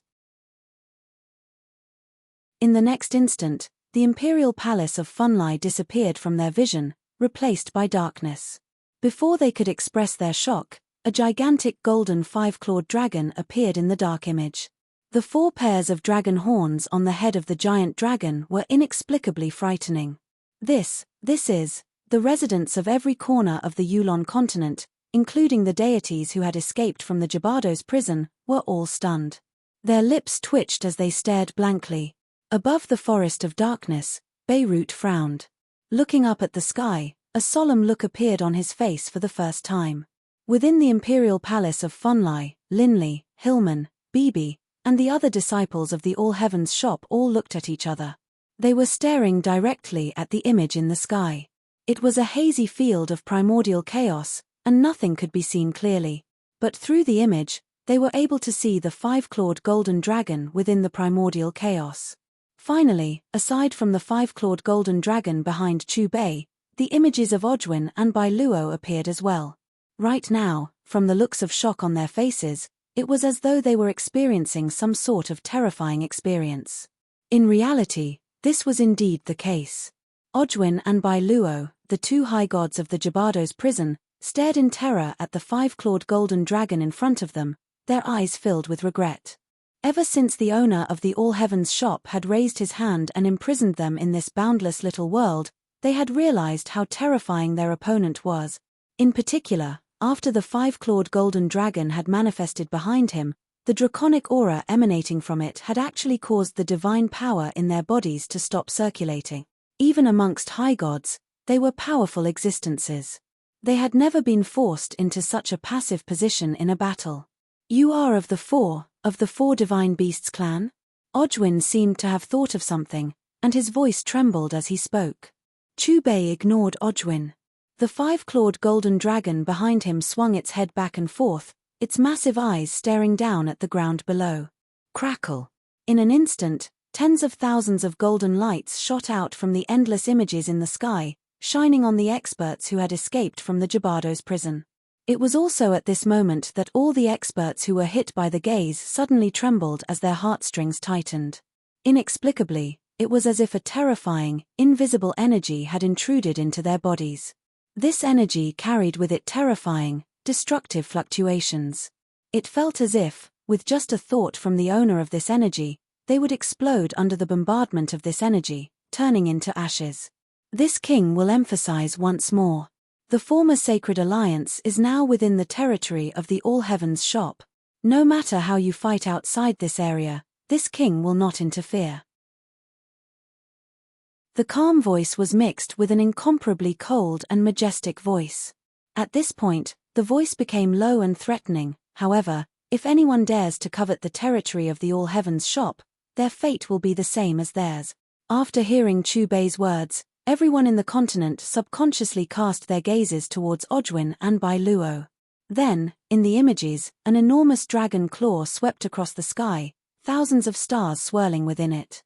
Wherever the dragon claw passed, The pitch-black void distorted, and in an instant, it appeared in front of Ojwin and Bai Luo. Ojwin and Bai Luo's pupils shrank, fear rising in their eyes. Resplendent light rose from their bodies, forming an armor of light. Bang!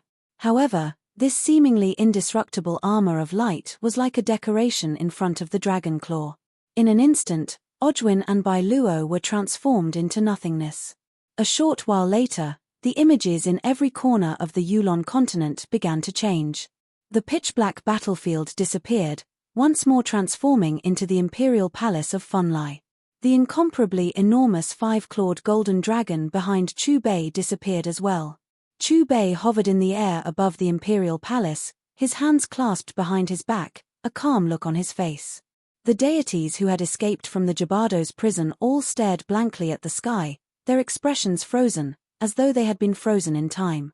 Although everything had returned to normal, they knew that what had happened just now had truly happened. Ojwin and Bai Luo, the two peak high gods who had dominated the Jabardo's prison, had just been annihilated by the claw of the golden dragon behind the owner of the All Heavens shop. Their souls had been destroyed. Lord Ojwin and Lord Bai Luo are dead. They are supreme existences amongst high gods. In the Jabardo's prison, their power is second only to the five kings. Can it be that the owner of the All Heavens shop has already reached the level of a high god paragon? The deities slowly regained their composure, staring at Chu Bei in astonishment. They didn't dare believe what they had just seen. The former O'Brien Empire. The Imperial Palace. Lord Adkins, what do you think of this battle? A red-clothed man couldn't help but look at the handsome youth next to him. Dragon aspect. Can it be that he is from the Four Divine Beasts clan of the Infernal Realm? But based on what I know, the Four Divine Beasts clan has already declined to the point of hiding in the Skyrite Mountains. How could a high god paragon still be roaming the outside world? Can it be that he isn't afraid of the revenge of the 8 great clans? Adkins seemed to know something. Staring at Chu Bei's back, he mumbled to himself, a look of dread in his eyes. The red-clothed man didn't say anything else, because he had already understood everything from the look on Adkins' face. At the same time, the deities scattered throughout the Yulon continent all sucked in cold breaths of air. Even now, those threatening words were still echoing in their minds. Soon, the All Heavens shop had become the #1 forbidden area in their plans. Lord Beirut, how powerful is this owner of the All Heavens shop? The 3 violet gold rats flew to Beirut's side, their eyes filled with confusion. Beirut shook his head. I can't tell. What? Even you can't tell? Then doesn't that mean he? How could someone like him have appeared in the Yulon continent? Hearing Beirut's words, the 3 violet gold rats revealed looks of astonishment. They once more turned to look at Chu Bei, their eyes filled with deep respect. So powerful. Staring at Chu Bei slowly descending from the skies, Linley once more let out a heartfelt sigh. Disciple, come with your master. I'll take you for a stroll around the infernal realm. And then, we'll go to the netherworld. Chu Bei looked calmly at Linley as he spoke. The infernal realm? The netherworld? One of the 4 higher planes. Hearing Chu Bei's words, Linley's face suddenly changed. Master, why must we, the infernal realm, where I'll take you to meet your ancestors? As for the netherworld, I'll revive your father. After speaking calmly, Chu Bei tapped the air with his finger, then drew a circle. Revive my father. Linley was stunned at first, but when he came back to his senses, his face was filled with wild joy. How is this possible? What the hell is his background? Just as Chu Bei casually sliced open a tunnel and brought Linley with him, the high gods of the Yulon continent all revealed looks of disbelief. Aside from the fact that this person had wiped out 2 of their most powerful high gods with a wave of his hand, the fact that he had casually sliced open a tunnel to another plane was enough to make them feel numb. Ordinary experts, if they wanted to go to another plane from the Yulon continent, would have to go to the Arctic ice cap at the end of the North Sea and go through the planar overseer. But they had never heard of someone like Chu Bei, who was able to create a tunnel to another plane with a wave of his hand. He's even more powerful than I imagined. In the forest of darkness, Beirut's face grew even more solemn. With a sigh, his body faded, then disappeared. Chapter 519. In the coiling dragon world, there were many material planes similar to the Yulon continent. Above these material planes, there were the 4 higher planes and the 7 divine planes. The 7 divine planes were created by the 7 elemental sovereigns.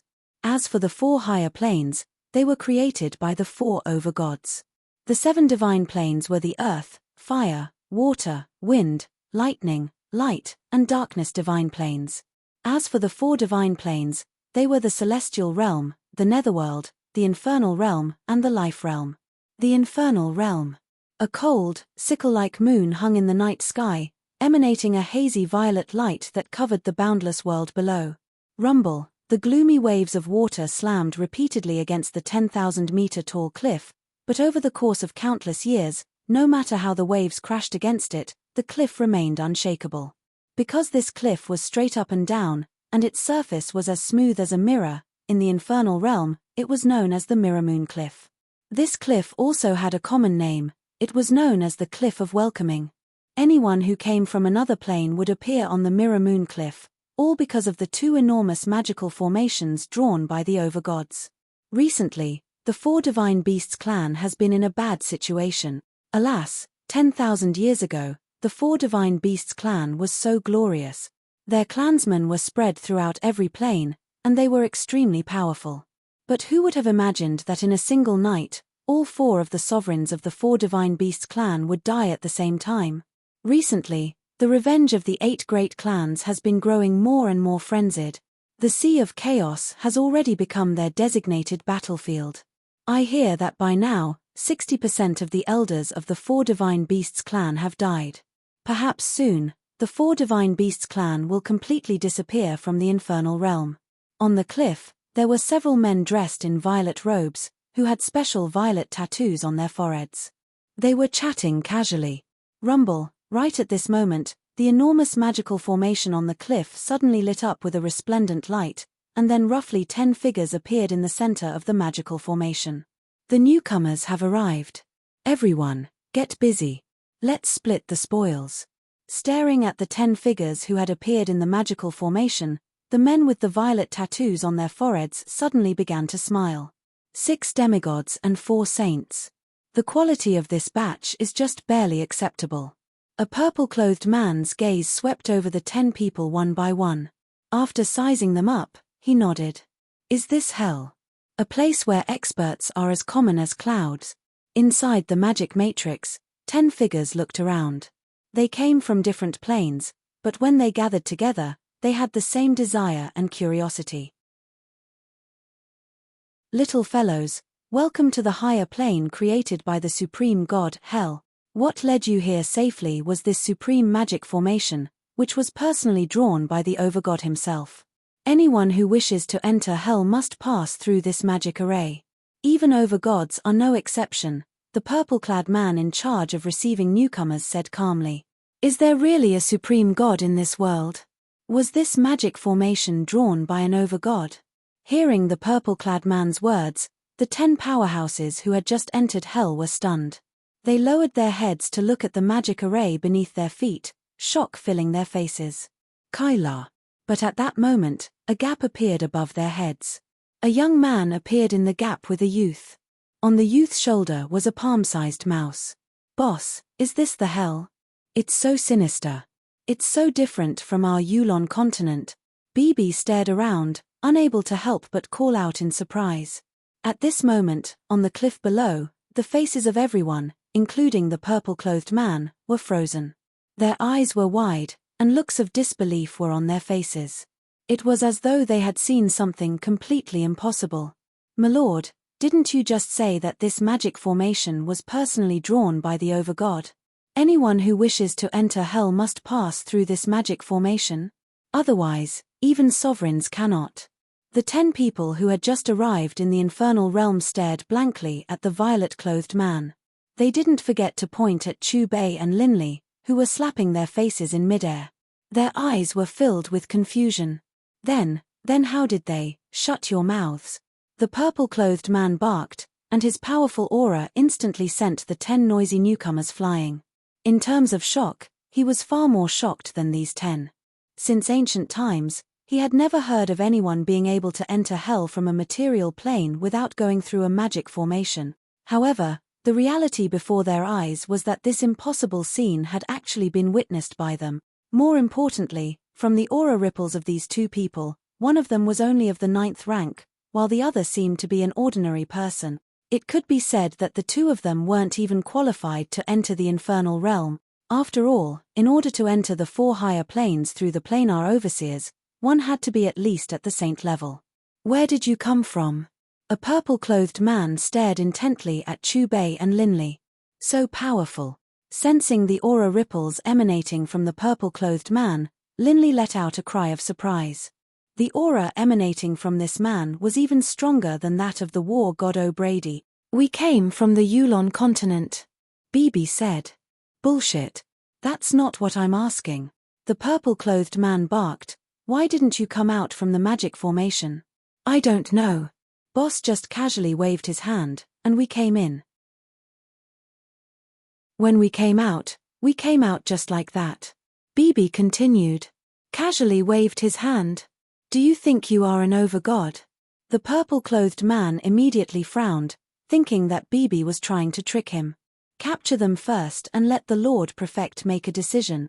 In the next instant, the 3 purple-clothed men flew towards Chubei. Noisy. But just as the 3 purple-clothed men attacked, a calm voice drifted out.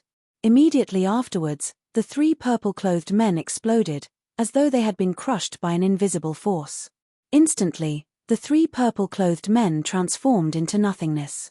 Impossible. Staring at his 3 companions who had mysteriously died, the eyes of the purple-clothed man who had questioned Bibi suddenly contracted, and a surge of terror filled his heart. Who are you, exactly?" The purple-clothed man in charge of welcoming the newcomers stared in terror at Chubei, his body involuntarily retreating backwards. But as soon as his trembling voice came out, his body seemed to have been invaded by an invisible force, and he was mysteriously sent flying towards those 2 people of unknown origins, unable to move at all. And then, he felt a wave of dizziness, as though someone had read his memories. "Let's go to the Bloodridge continent." As his soft voice came out, Chubei took a step forward, disappearing from the sight of the people on the cliff.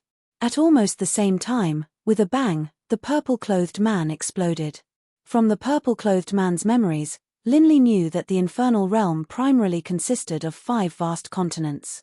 They were the Redbud continent, the Carol continent, the Muja continent, the Bloodridge continent, and the Jadefloat continent. Aside from these 5 continents, the rest was the sea. These 5 continents formed a ring, and within the ring was the vast Star Mist Sea. The outer sea was also known as the Chaotic Sea. Chubei's target for this side mission was the Skyrite Mountains of the Indigo Prefecture of the Bloodridge continent, where the 4 Divine Beasts clan resided. "They're all newcomers. Why is he so powerful?" The 10 newcomers on the magical formation stared in shock in the direction that Chubei and Linley had disappeared. They couldn't help but gulp in astonishment. Quick, report this to the Lord Prefect." The 3 survivors in charge of welcoming the newcomers looked at each other. Ignoring the newcomers, they immediately flew towards the east in panic. "Redbud continent. Blackfeather Prefecture. What? You said that person directly cut through the dimensional barriers of our infernal realm? And he easily killed 4 intermediate deities."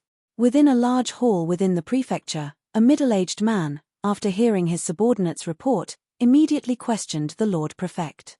"Lord Prefect, this is absolutely true. We saw it with our own eyes," a purple-clothed man replied respectfully. "Where did they go?" The Lord Prefect asked in a low voice. "This, your subordinate does not know." The purple-clothed man bowed. "Immediately search for them, confirm their whereabouts. If these 2 truly were able to open a dimensional tunnel from another plane to the infernal realm, then this matter cannot be underestimated." The Lord Prefect narrowed his eyes, a solemn look on his face. "No need to search. They've already left the Redbud continent." Just as the Lord Prefect gave his orders, a cold, sinister voice echoed within the prefecture. The source of the voice couldn't be found, but it was everywhere. Left the Redbud continent? How is that possible? The purple-clothed man called out in shock, a look of disbelief on his face. The Redbud continent was so vast that even someone as powerful as a high god would need several hours to traverse it. But now, less than 15 minutes had passed. Could it be that the other party's abilities had already reached great perfection? How dare you? The Overgod has arrived. Kneel down and welcome him. When the Lord Prefect heard the indifferent voice, his body suddenly jolted. He hurriedly shouted at the purple-clothed man, then took the lead to bow to the void in front of him. Ma! Overgod, hearing the Lord Prefect's words, the purple-clothed man's legs immediately turned to jelly. With a thud, he knelt on the ground, his expression extremely sincere and respectful. Rise, all of you. An ethereal voice rang out. The void in front of the Lord Prefect rippled, and a red-haired man walked out from within. When those two first arrived in the infernal realm, I sensed them. At first, I thought that they had come to the infernal realm by accident. After all, the ripples of their divine power were too weak. But when he attacked and killed those 4 gods, I knew that I had underestimated him. But when I was about to investigate him properly, he had already disappeared from the Redbud continent. Overgod, from what you're saying, he left the Redbud continent from the Mirror Moon Cliff with a single thought. The Lord Prefect was extremely shocked. He lifted his eyes to look at the Redbud Overgod and said tentatively, Overgod, I'm afraid that even you, that's right. I can't do that. Before the Lord Prefect could finish, he was interrupted by the Redbud Overgod.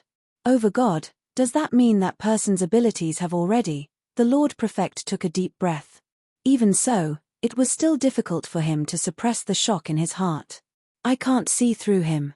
What I can be sure of is that he's not weaker than me. The Redbud Overgod shook her head. Then, her figure slowly faded. I should go out for a walk. While I visit my old friends, I'll see if I can meet those 2 fellows again. Could he be an Overgod from another dimension? But why don't I remember such an existence? The Lord Prefect muttered to himself. In the godly realm, the cultivation levels were divided into lower god, middle god, upper god, and perfected upper god. Above perfected upper god was the Overgod. At the Overgod level, one was already an unparalleled powerhouse in the coiling dragon world. In the entire coiling dragon world, the 4 higher planes, hell, the underworld, the heavenly realm, and the life divine realm, as well as the 11 divine planes, wind, earth, water, fire, thunder, darkness, and light, each of which had 7 overgods. The overgods were further divided into lower overgods, middle overgods, and upper overgods. Upper overgods were also known as juggernauts. They were the strongest powerhouses in the 11 divine planes. Among them, the juggernauts of the 4 higher planes were the most powerful. Above the juggernauts were the 4 overgods. They were the destruction overgod, death overgod, fate overgod, and life overgod. Unlike the juggernauts, the 4 overgods were not cultivated. Instead, they were formed by the natural order of heaven and earth.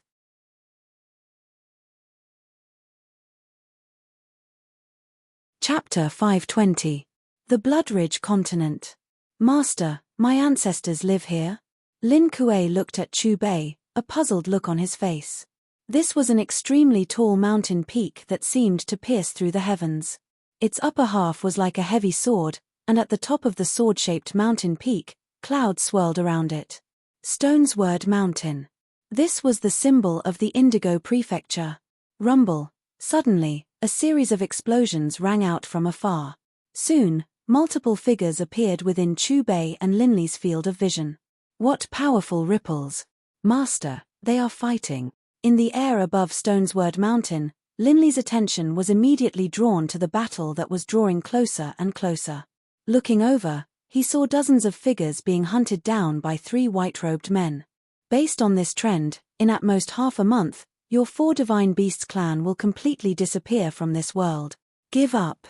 Don't even think about escaping.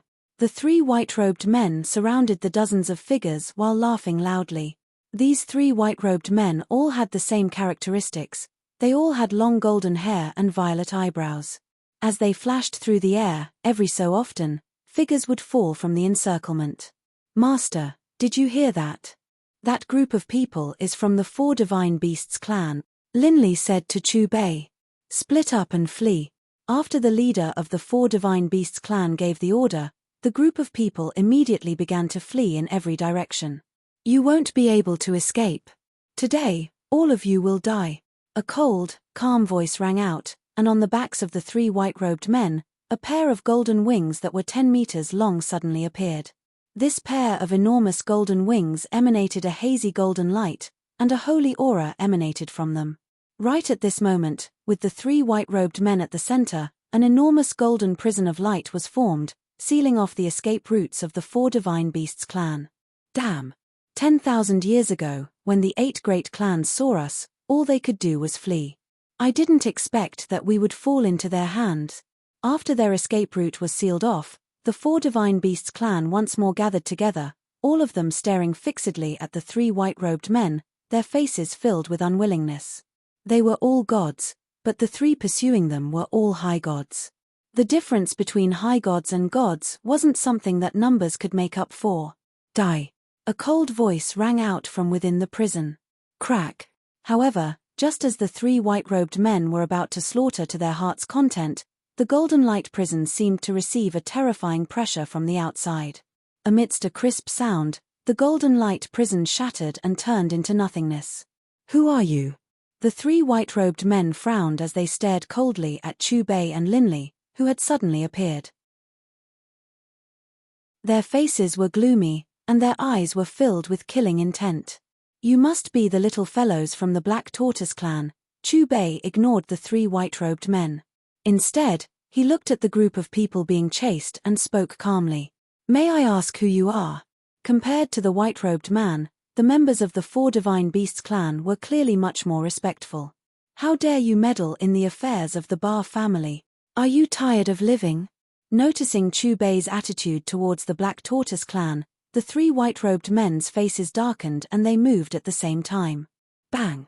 However, before the three white-robed men's attacks could land on Chu Bei's body, a large golden palm print appeared out of thin air. It swept across and smashed the three white-robed men into smithereens, causing their souls to dissipate as well. Dead, dead. In that instant, the gods of the Black Tortoise clan were all stunned. They stared at Chu Bei in a daze, as though they were looking at a freak. These three white-robed men were three high gods of the Ba clan, but they had been killed by this person in front of them with the flick of a finger, as though it was as easy as blowing off dust. "My lord, you are?" The members of the Black Tortoise clan recovered from their shock, and when they once more faced Chu Bei, they became rather cautious. This person's methods had truly frightened them. "I have come this time to bring my disciple back to the clan. And he just so happens to be a descendant of the Azure Dragon of your Four Divine Beasts." Chu Bei glanced at the nearby Linley. Actually, strictly speaking, Linley's ancestor was nothing more than someone who had been fused with the essence blood of the Azure Dragon. "To tell you the truth, my lord, our Four Divine Beasts clan isn't in a good situation right now. If he truly is a descendant of the Azure Dragon clan, then we might as well let him continue to follow you. While we haven't been discovered, let's hurry up and leave." One of them said respectfully. "No matter. Just bring me to the Azure Dragon clan for a chat." Chu Bei laughed calmly. "Then we'll do as you say, my lord." As they spoke, the group of gods of the Black Tortoise clan bowed towards Chu Bei, then led the way. As they chatted, Chu Bei gained a better understanding of the Four Divine Beasts clan. The Four Divine Beasts clan consisted of the Azure Dragon clan, the Redding clan, the Vermilion Bird clan, the Nimmo clan, the White Tiger clan, the Lyos clan, and the Black Tortoise clan, the Bowen clan. 10,000 years ago, the Four Divine Beasts clan had been led by the Azure Dragon clan, the Redding clan. They had spread throughout the 4 higher planes and the 7 divine elemental planes. Because the Four Divine Beasts clan had 4 sovereigns, over the course of countless years, the Four Divine Beasts clan had been extremely arrogant. Precisely because of this, in their battles against the other clans, they were extremely domineering. But ever since 10,000 years ago, when the 4 sovereigns of the Four Divine Beasts clan had been slain, their crisis had come.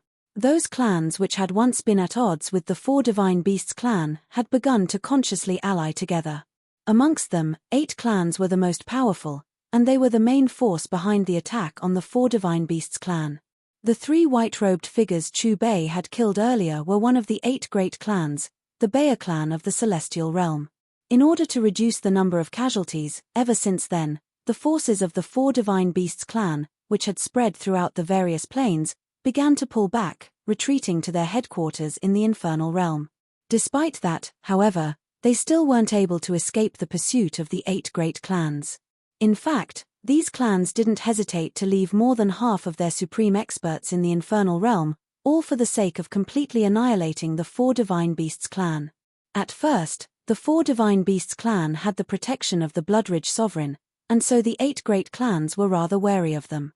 But 1,000 years ago, when the patriarch of the Baya clan of the celestial realm acquired a sovereign spark and became a sovereign, the 8 great clans no longer had anything to fear from the Bloodridge sovereign. From that moment onwards, the four divine beasts clan had fallen into a state of true danger. The four divine beasts clan fought against the 8 great clans. One bloody battle after another unfolded within the primordial chaos sea. And in recent days, the four divine beasts and the 8 great clans had begun their final battle. Up until now, this battle had yet to come to an end. "My lord, this is the territory of the Redding clan." A god of the Bowen clan steadied himself, then said respectfully to Chu Bei. In front of them, there was an enormous coiling dragon that was 10,000 kilometers long, coiling through the mountains. But of course, this wasn't a true dragon, it was just a divine statue. "Boss, your ancestors' clan's aura is truly terrifying." Bibi stood on Linley's shoulders, his mouth wide open, a look of disbelief on his face. Linley was completely stunned by this scene as well. The 10,000-kilometer-long divine statue coiled through the mountains, and the various castles and mansions surrounded it, forming a perfect whole. "Bowen, Cha, how come you have the time to come visit me?" Just as the leader of the Bowen clan led Chu Bei to land on the wide dragon path, a sturdy figure flew over. Not long after, several more people appeared behind him. At this moment, there were thousands of gods seated in the meditative position around the Dragon Avenue. Their bodies were covered with wounds, and they were enduring the pain as they healed their wounds. They were all warriors who had been heavily injured in the battle of the primordial chaos sea and had the chance to come back and heal. "I brought you here, my lord," while he brought his disciple to acknowledge him as an ancestor. Bowen first pointed at Chu Bei, then pointed at Linley. "Acknowledge him as an ancestor?" All of the branches of our Redding clan retreated 3,000 years ago. How could there still be clansmen stranded outside? The muscular man of the Redding clan glanced at Linley, frowning. "Why don't you use your dragon form to prove your identity? The draconic blood in my body isn't concentrated enough. I'm unable to dragon form." Linley bit his lip, a hint of embarrassment in his eyes. "If you can't dragon form, how can you prove that you are a member of our Redding clan?" The muscular man's face was rather ugly to behold. "Disciple, dragon form." Right at this moment, Chu Bei spoke out. Linley was startled at first, but he quickly understood what Chu Bei meant. He wanted him to use the power of the ancestral dragon pills. Swish. As Linley nodded, a dazzling golden light rose up, and then a draconic roar rang out, echoing through the world. "This dragon form, what's going on? And this draconic aura? How is this possible?" In the next moment, a 5-clawed golden dragon appeared in mid-air. Right at this moment, all of the gods of the Redding clan who were healing around the Dragon Avenue were startled. What kind of dragon is this? Around the Dragon Avenue, the thousands of gods of the Redding clan stared in shock at the 5-clawed golden dragon that Linley had transformed into. All of them were completely astonished, and a look of disbelief was in their eyes. They could sense that Linley's aura was merely that of a warrior of the 9th rank, but the draconic aura he emanated after dragon form was firmly suppressing the azure dragon blood in their bodies. This had nothing to do with one's level of cultivation. This was an instinctive suppression. This sort of feeling was as though the azure dragon power in their bodies was bowing down before this 5-clawed golden dragon. "Kid, is this dragon form of yours a mutation?" A god flew over to Linley's side. "It should be. Understanding the meaning in Chu Bei's gaze, Linley nodded towards the god. Might I ask which material plane you are from? The god asked. The Yulon continent. Linley replied. What? Can it be that you are from the weakest branch of the Baruch clan? Hearing Linley's reply, the gods all revealed looks of disbelief. Weakest? Linley frowned. Exactly. In the battle against the 8 great clans, 80% of the other clans have been mobilized. Only your clan has no gods. No one is qualified to participate in the battle. Yet another god flew over to Linley. Given your excellent mutated bloodline, if you were given 10,000 years, you would definitely become a powerful high god and bring glory to your Baruch clan. Unfortunately, the battle is nearing its end. Perhaps our 4 divine beasts clan will truly perish. Tarfong, don't say such depressing words. The battle isn't over yet. The first muscular man spoke out. Take them to Baruch's clan for now. Hey, come with me. The god named Tarfong glanced sideways at Linley and then at Chu Bei. After letting out a quiet sigh, he flew towards the northwest.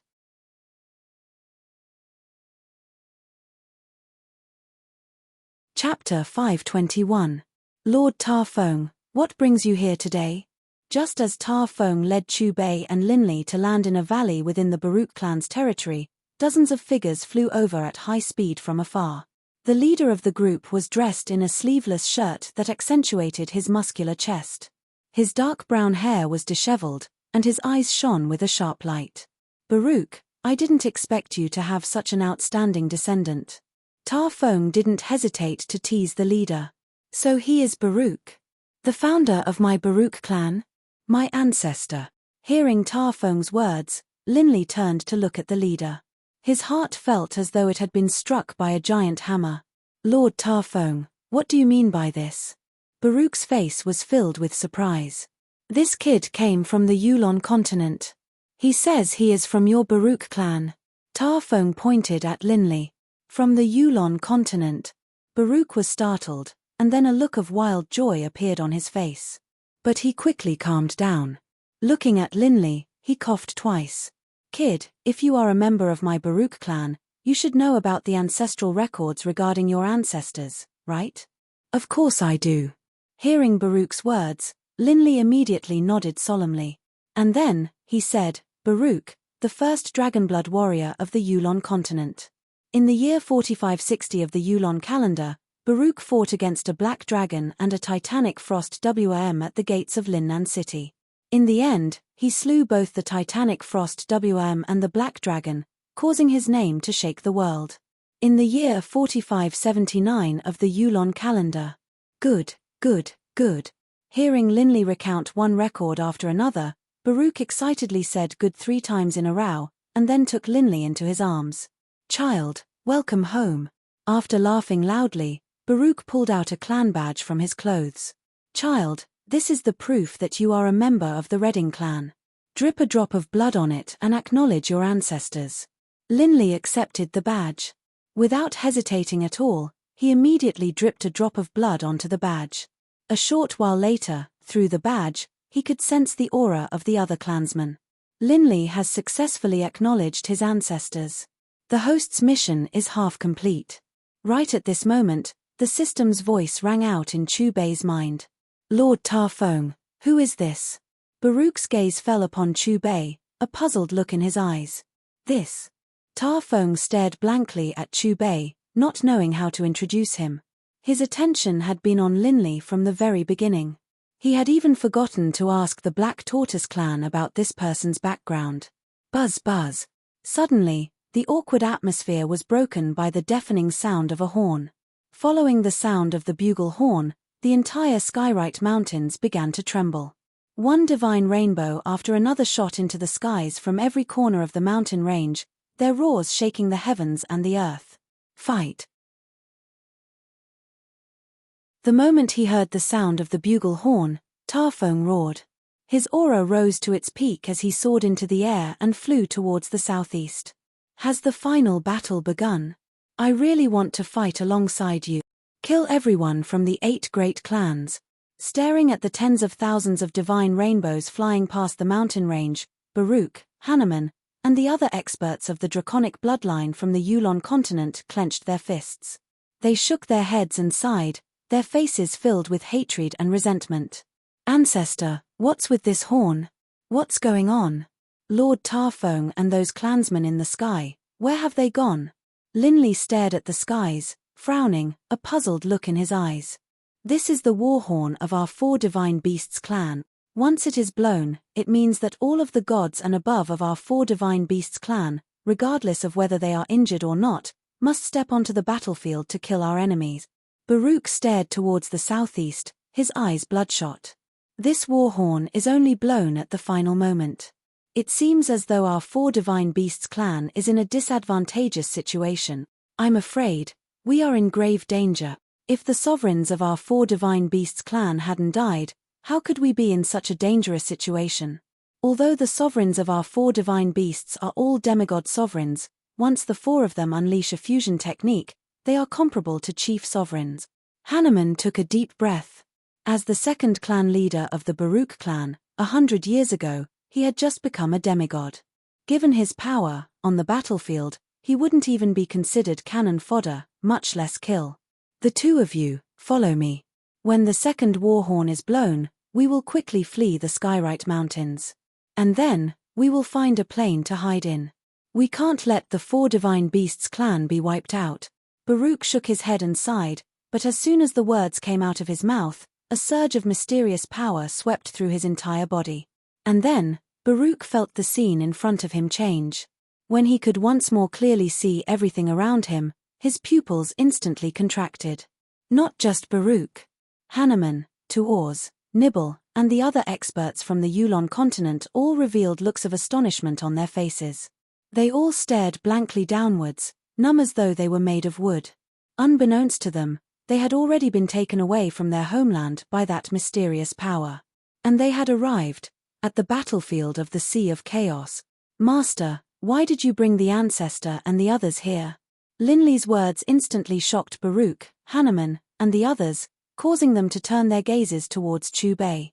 Their mouths were wide open, filled with disbelief. The 4 higher planes. The infernal realm. It had 5 major continents.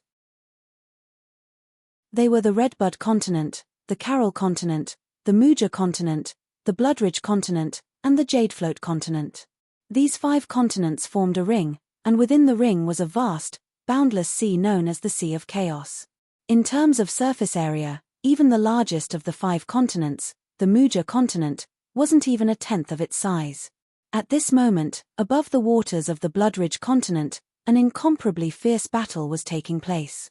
The blue waters of the sea, because of the influx of fresh blood, had already begun to turn dark red.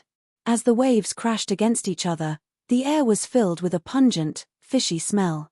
The battlefield was divided into 2 factions. One faction was the 4 Divine Beasts clan, led by the Azure Dragon Lei Ding. The other faction was the 8 Great Clans, led by Baal of the Celestial Realm. Rumble, amidst the tragic battle, one figure after another fell from the sky and smashed into the sea. Countless corpses were carried away by the waves. It was a shocking sight. On this battlefield, although the 4 clan leaders of the 4 Divine Beast clan had all reached the level of High God Paragon, the leaders of the 8 Great Clans were all High God Paragons as well. Because of the disparity in the number of supreme experts, this battle was clearly unbalanced. From the looks of it, the 4 Divine Beasts clan was in an extremely bad situation. In terms of numbers, both high gods and gods clearly outnumbered the 8 Great Clans. If it wasn't for the fact that the 4 Divine Beasts clan's defenses were powerful enough, this end war probably would have ended long ago. Despite that, however, having dragged on for so long, the battle was nearing its end. At the very top of the battlefield, there were 3 figures with terrifying auras hovering there. One of them stood by himself. He glanced downwards at the battlefield, his face growing increasingly solemn. As for the other 2, they stood side by side, a hint of a smile at the corners of their mouths. Baal, can it be that you really want to wipe us all out? The Bloodridge sovereign stared coldly at one of the 2 figures, a middle-aged man with a pair of golden wings on his back. 10,000 years ago, After the sovereign of the 4 Divine Beasts clan had died, he had been entrusted with protecting the descendants of the 4 Divine Beasts clan.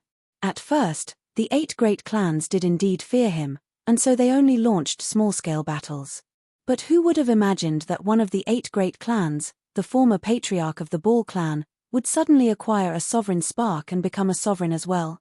If that was all there was to it, he wouldn't be as unconcerned as he was right now. However, when the enemy had launched the end war, they had actually invited another sovereign to assist them. Even he, facing 2 sovereigns at the same time, didn't feel certain of victory. Bloodridge, don't meddle in other people's business. The battle against the 4 Divine Beasts clan didn't take place on your Bloodridge continent.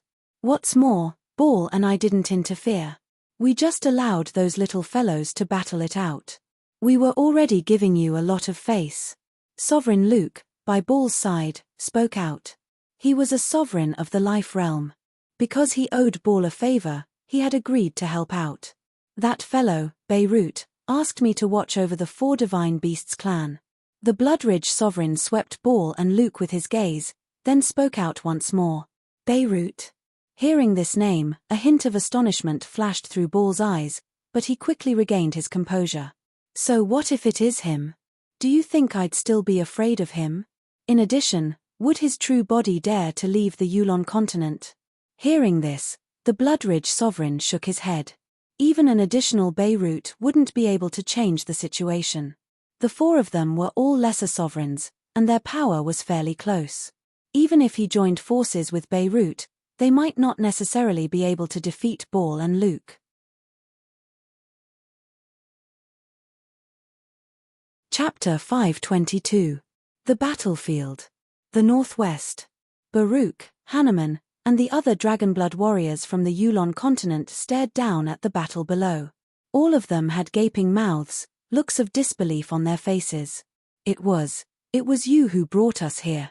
Baruch recovered from his stupor. Linley's words echoed in his ears. Taking a deep breath, he turned his gaze to Chu Bei. Not just him. Hanuman, Sikeho, Jauk, and the other Dragonblood warriors were all staring fixedly at Chu Bei. Clearly, they had also been shocked by Chu Bei's abilities. Previously, they had been planning on how to safely flee the Skyrite Mountains and thus leave behind their bloodline for their clan. Who would have imagined that before they could flee, this mysterious person of unknown origin had brought them to the battlefield above the Sea of Chaos? All of this happened in the blink of an eye. Chu Bei glanced calmly at Baruch, but didn't say anything. His gaze continued to fall upon the battlefield, and a hint of a smile appeared at the corner of his lips. Kill them all. Even if we die in battle, we won't retreat. Within the Skyrite Mountains, more and more figures were joining the battle. 80% of them were warriors who had returned from the battlefield after being heavily injured, but upon hearing the sound of the bugle horn, they joined the battle despite their injuries. But even though the 4 Divine Beasts clan had nearly 10,000 warriors joining the battle, they still weren't able to make up for the difference in numbers between them and the 8 great clans. Right now, the 4 Divine Beasts clan had been completely surrounded by the experts of the 8 great clans. In addition, as more and more people died, the encirclement was constantly shrinking. Odinbell, let's see how long you can hold on for. Right now, we have Sovereigns Bar and Luke on our side. Don't count on Bloodridge to save you. Today, your 4 Divine Beasts clan shall disappear from the face of the infernal realm. The leaders of the 8 great clans all let out cold laughs. Rumble, however, just as their smug words came out, a heaven-shaking explosion rang out from the battlefield. In the next instant, an enormous beam of golden light descended from the heavens, completely surrounding the 4 Divine Beasts clan, which had been surrounded by the 8 great clans. Bang! Bang! Bang! Right at this moment, those members of the 8 great clans who had been attacking the warriors of the 4 Divine Beasts clan but had ended up landing on the dazzling light, all of them seemed to have been struck by some sort of invisible, terrifying force. They were instantly knocked flying backwards. Among those figures that were sent flying, there was no lack of high-level deities. Even the 2 clan leaders of the 8 great clans, who had reached the level of a high-level deity, could not escape the fate of being sent flying. Can it be that the Bloodridge sovereign has intervened? Does he not fear Lord God Bar and Lord God Luke at all? The two patriarchs who had been knocked flying, after stabilizing themselves, immediately turned their gazes towards the Bloodridge sovereign. It wasn't just the two of them. Almost at the same time, all the experts on the battlefield turned their heads to look. Even though the enemy has two sovereigns supporting them, the Bloodridge sovereign still hasn't given up on us. The tens of thousands of warriors of the four divine beasts clan stared at the golden light which had suddenly descended from the heavens and surrounded them. When they once more looked towards the Bloodridge sovereign, their eyes were filled with deep gratitude. The two sovereigns, Bar and Luke, frowned in the instant that the golden light appeared, because they knew that the person who had intervened wasn't Bloodridge. Who is it? Bar and Luke both called out at the same time, turning their heads to look around. Their divine sense was stretched to the maximum, but they didn't discover anything unusual. It wasn't just the two of them. Bloodridge was also looking around, as though he was searching for something. Can it be that this barrier of light protecting us wasn't created by the Bloodridge sovereign? Then who could it be? For someone to be able to send a high god paragon flying, it has to be a sovereign. There are only so many sovereigns. Who could it be? Can it be that they owe our ancestor a favor? Seeing that our four divine beasts clan is in danger, they intervened. Hearing the voices of Bar and Luke, as well as the rather confused look on Bloodridge's face, the warriors of the four divine beasts clan seemed to have guessed that the person who had intervened wasn't Bloodridge. All of them revealed looks of astonishment and confusion. In this battlefield, aside from Bloodridge, they truly couldn't think of anyone else who would intervene and help their four divine beasts clan at a time like this. After all, this meant that they were standing in opposition to both Bar and Luke, two sovereigns. As they saw it, the person who had intervened in secret had to have owed their ancestor a favor. Otherwise, why would he intervene? Lightning evasion. With a loud shout, the patriarchs of the 8 great clans from the divine plane of lightning attacked. They transformed into streaks of lightning, tearing through space as they smashed against the dazzling golden light surrounding the warriors of the four divine beasts clan. Boom! With a low, muffled sound, the golden light merely rippled out from the point of collision. As for the patriarch of the lightning clan, he was knocked flying backwards, spitting out a mouthful of blood as his face turned ashen. Patriarch, as long as we stay here, we'll be safe. Even a full-force blow from a paragon is unable to break through it. Looking at the heavily injured patriarch of the lightning clan, the warriors of the four divine beasts clan revealed looks of joy. Bar, what are you trying to do? Didn't we agree not to interfere? Sensing the ripples in Bar's aura, Bloodridge frowned. That agreement was based on the premise that no sovereigns would intervene, but right now, that hidden person is clearly doing the same thing as us. Naturally, that agreement is no longer valid. Bar stared coldly at the battlefield, a terrifying ripple of energy emanating from his right palm. Hearing Bar's words, the faces of the warriors of the four divine beasts clan instantly changed. If Bar were to intervene, no matter how astonishing the defensive power of this golden barrier was, it probably wouldn't be able to withstand it. After all, the opponent was a sovereign. Right at this moment, Bar attacked. A blue blade of light pierced through the air from his palm, instantly landing on the barrier of light. Everywhere it passed, a terrifying shockwave sliced apart the sea of chaos below. Clang! However, to everyone's astonishment, when that blue blade of light, condensed with sovereign's might, smashed against the barrier of light, the result was no different from a high god's attack. It merely caused a few ripples, then was instantly rebounded. Boom! Staring at the rebounding blue blade of light, Bar immediately raised his hand to meet it. But the energy contained within the blade of light seemed to have been strengthened, and it actually knocked him back. How can this be? Even Sovereign Bar is unable to do anything to this barrier of light. It must be because Sovereign Bar didn't use his full strength. If Sovereign Bar had used his full strength, this barrier of light would have instantly shattered. Watching as Bar was knocked back, the faces of the members of the 8 great clans all changed, revealing looks of disbelief.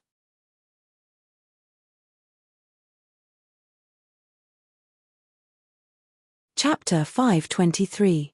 It can even block the attack of a sovereign? As they stared at the dazzling golden beam of light that was completely undamaged, then thought back to how Bar had attacked earlier. The experts of the 4 Divine Beasts clan recovered from their daze, and then all of them took deep breaths. Only looks of astonishment remained on their faces. Who is it? What's the point of hiding like a coward? Bar once more roared, but this time, his expression was clearly a bit more sinister, and his roar was filled with anger. Bloodridge and Luke didn't say anything. They just continued to stare at their surroundings, sensing the auras hidden in the air around them. Listen to my advice. Let's forget about the enmity between the 8 great clans and the 4 Divine Beasts clan. Right at this moment, a majestic, dignified voice rang out from above the sea of chaos, clearly entering the ears of everyone present. As the voice rang out, Chu Bei appeared on the battlefield, leading Linley in. Behind him was a group of Baruch, Hanuman, and the others. It's him. Haha, so it's his lordship. Just as Chu Bei appeared on the battlefield, 2 different cries of surprise rang out from the 4 Divine Beasts clan, surrounded by the golden beam of light. The first cry of surprise came from the Azure Dragon clan's Redding clan. The second cry of surprise came from the Black Tortoise clan's Bowen clan. Ta Feng, you know this, Lord? The patriarch of the Azure Dragon clan immediately asked. Baigu, what's going on? The Black Tortoise clan's Bowen clan immediately asked as well. Lord Patriarch, I haven't had a chance to tell you yet. Yet another descendant of the Baruch clan of the Yulon continent has arrived. His name is Linley, and not long ago, he successfully acknowledged his ancestry. As for that person, he came with Linley. He seems to be Linley's master. Ta Feng immediately replied to the patriarch of the Azure Dragon clan. Lord Patriarch, earlier, when we were being pursued by 3 high gods of the Bar clan, it was him who rescued us and killed those 3 high gods. In addition, his disciple seems to be a member of the Redding clan. The Black Tortoise descendant named Baigu immediately replied. Hearing the response of their descendant, the 2 clan leaders exchanged glances. For a moment, they didn't know what to say. They just looked at Chu Bei with incomparable respect. Who are you? He actually dares to interfere in the matters between our 8 great clans and the 4 Divine Beasts clan. After sizing up Chu Bei, Bar stretched out his hand and pointed at the golden light beam not far away. If revenge breeds revenge, will there ever be an end to it? In the future, you 2 should mind your own business, Chu Bei said, smiling at Bar with his hands behind his back. Why have I never seen you before? Luke flew to Bar's side and looked at Chu Bei with confusion. Judging from the other party's methods, it was obvious that he was not a perfect high-level deity. However, there were only so many core gods, and he had never heard of the existence of such a person. You've only lived for a few eras. Isn't it normal that you haven't seen me before? Chu Bei glanced at Luke. Now, I don't care who you are. If you dare to meddle in my business, you will be going against me. Bar glared at Chu Bei coldly and snorted. The primal chaos sea below him started to churn, and huge waves rushed into the clouds. It wasn't easy for you to train. Leave now. I will protect the 4 Divine Beasts clan. Don't do anything that you will regret. Chu Bei sighed while speaking in a threatening tone. Arrogant words. Hearing Chu Bei's words, Bar's face immediately changed, and a murderous look appeared in his eyes. A cold, sinister voice rang out, and a jade-green long sword appeared in Bar's hands. This was a sovereign artifact. Wielding the jade-green long sword, Bar didn't hesitate at all as he charged towards Chu Bei, stabbing out with his sword towards Chu Bei's head. Instantly, the long sword, filled with sovereign's might, emanated a terrifying sword light. Rumble, the sword stabbed out, causing the heavens to shatter and the seas to roar. Is this the might of a sovereign? Too terrifying. The members of the 4 Divine Beasts clan revealed looks of terror as they stared blankly towards the front. In the instant that Bar struck out with his sword, the flow of divine power in their bodies had suddenly slowed down for some reason, making it difficult for them to use it. This bit of strength is far from enough. However, in the face of this incomparably terrifying sword strike, Chu Bei seemed extremely calm and collected. There was no fear on his face at all, and there was even a disdainful smile at the corners of his lips. In reality, this was indeed the case. The aura emanating from a lesser sovereign like Ba, in the perfect world, was roughly equivalent to the peak of the self-release realm. He was still a bit away from the autarch level. As for Chu Bei, without using the power of the system, his personal level of cultivation was already at the peak of level 17, equivalent to the autarch level in the perfect world. An autarch against a self-release realm expert. What difference was there between this and playing around? Clang! Chu Bei flicked out with a finger, and a sword of light flew out from his fingertip. It slashed out in a beautiful arc, easily blocking Ba's jade-green longsword. Hey! Instantly, Ba's body came to a halt, and then he frowned. The jade-green longsword in his hands trembled, and layer after layer of terrifying power spread out from the sword. Pu. Ba, who was somewhat caught off guard, found it difficult to disperse the wave-like power. His body suddenly trembled, and beads of blood seeped out. He also spat out a large mouthful of blood. In the next moment, Ba was sent flying.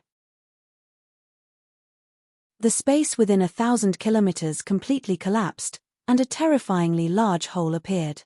Ba himself was directly smashed into the spatial turbulence.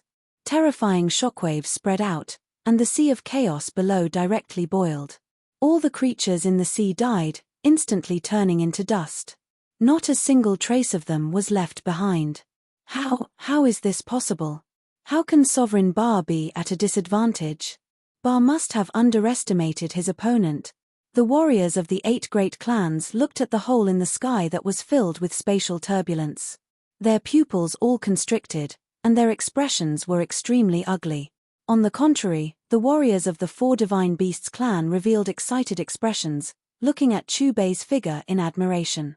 They didn't dare to imagine that a seemingly casual attack from the other party had actually sent Ball flying.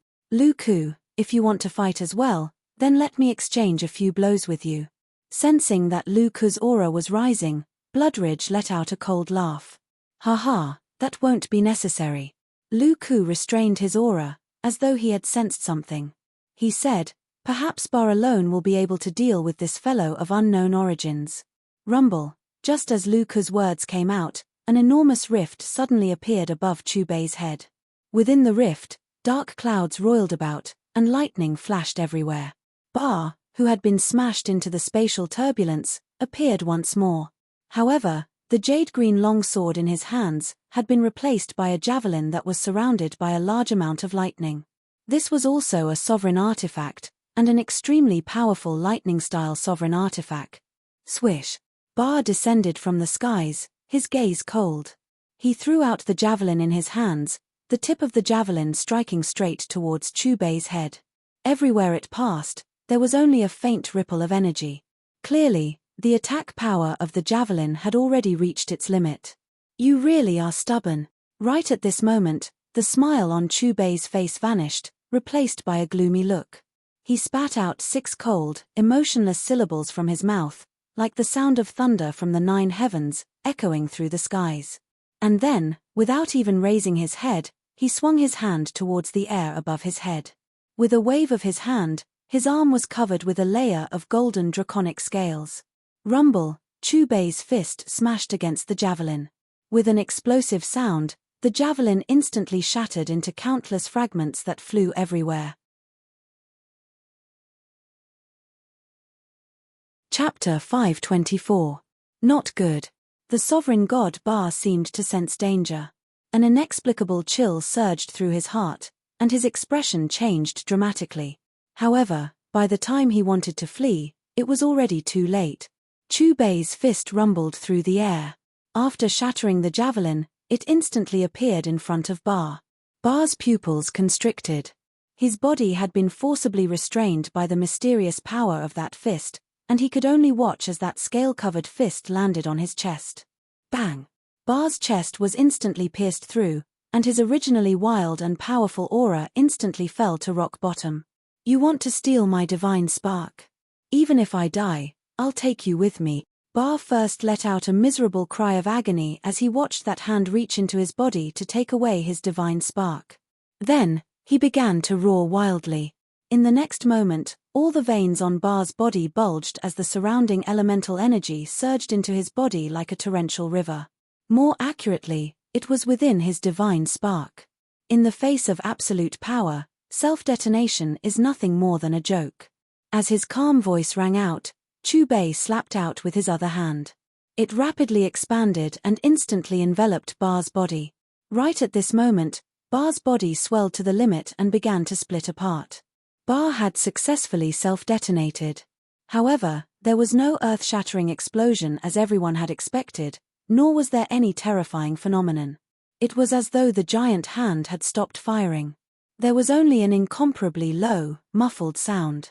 Then, under countless gazes, the giant hand opened, and a pile of scattered flesh fell down towards the chaos sea below. At the same time, a crystal that glowed with jade-green light flew towards Chu Bei. Dead. Bar is dead. Impossible. He's a sovereign. Where did this person come from? How could he have killed Bar? Seeing that pile of flesh that had yet to completely dissipate, the warriors of the 8 great clans' originally high fighting spirit immediately collapsed. All of them sat down in midair, paralyzed.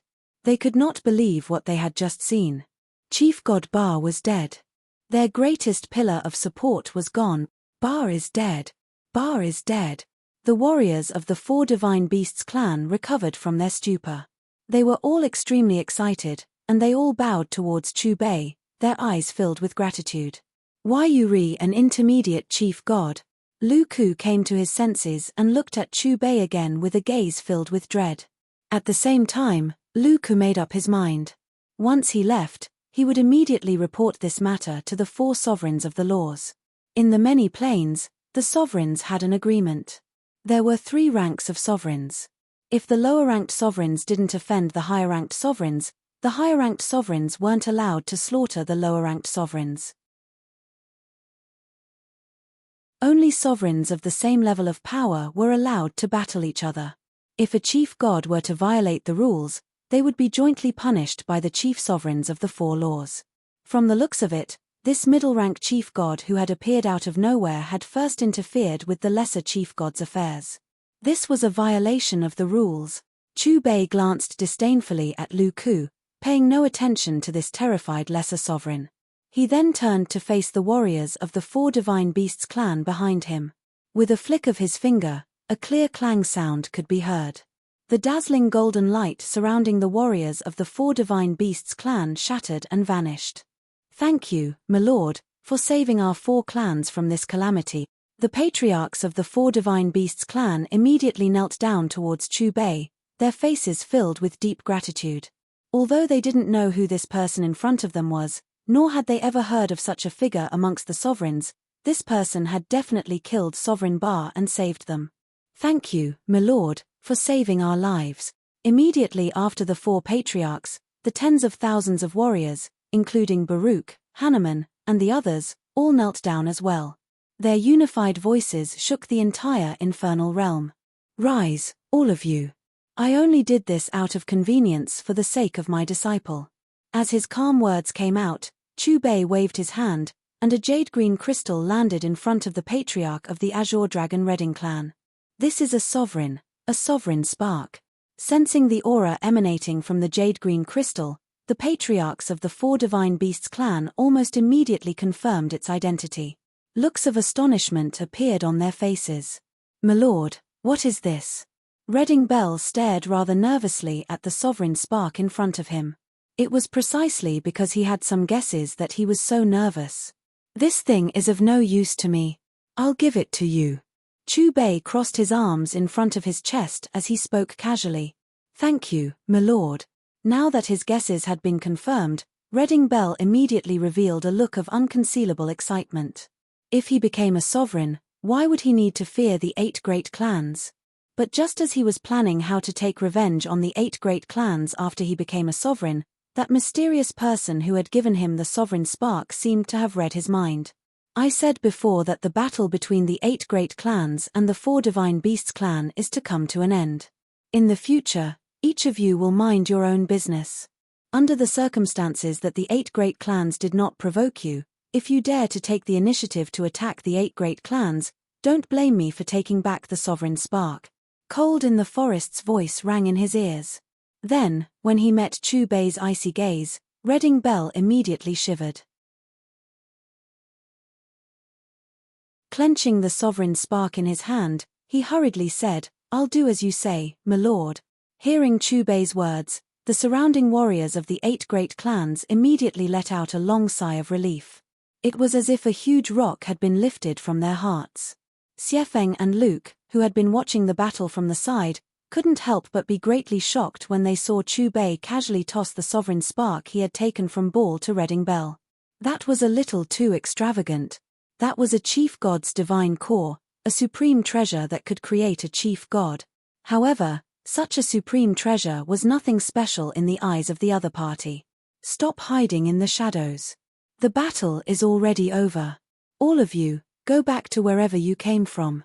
As Chubei's voice rang out, the warriors of the 4 Divine Beasts clan and the 8 great clans all followed Chubei's gaze and looked towards the empty space in front of them. Ripples spread out, and yet another 5 figures walked out. One of them was the Redbud Sovereign. Aside from the Chief Sovereign, all of the other sovereigns of the Infernal Realm have been alerted. Upon seeing the appearance of the 5 figures, the warriors of the 4 Divine Beasts clan all revealed looks of shock. The Redbud Sovereign nodded to the Bloodridge Sovereign, then stepped forward and clasped her fists in greeting towards Chubei, a strange look in her eyes. Ever since this person had instantly left the Redbud continent, she had suspected that he was a sovereign as well. However, she hadn't expected that this person would actually be an intermediate sovereign. After the Redbud Sovereign and the Bloodridge Sovereign greeted each other, the other sovereigns all nodded towards Chubei in greeting. They could be considered to have greeted each other. A short while later, in the air above the Sea of Chaos, countless figures dispersed and flew off in different directions.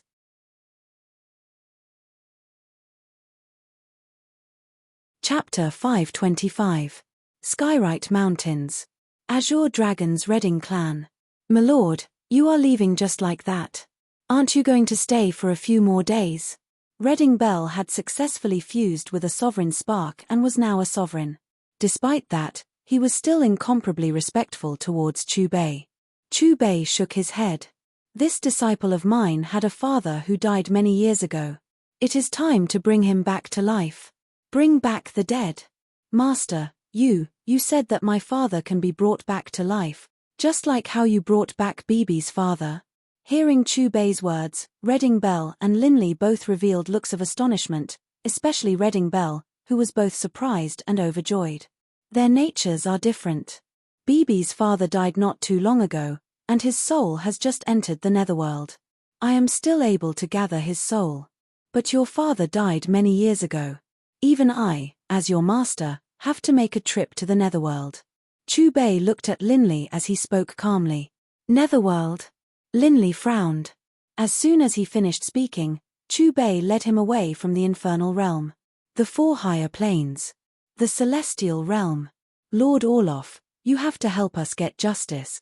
A sovereign has gone against the agreement you made with the other 3 chief sovereigns of the edict. Within an enormous, circular building that emanated a holy aura, Sovereign Luke was standing respectfully in front of a white-haired old man. This white-haired old man was the most powerful expert of the celestial realm, the chief sovereign of fate. What happened?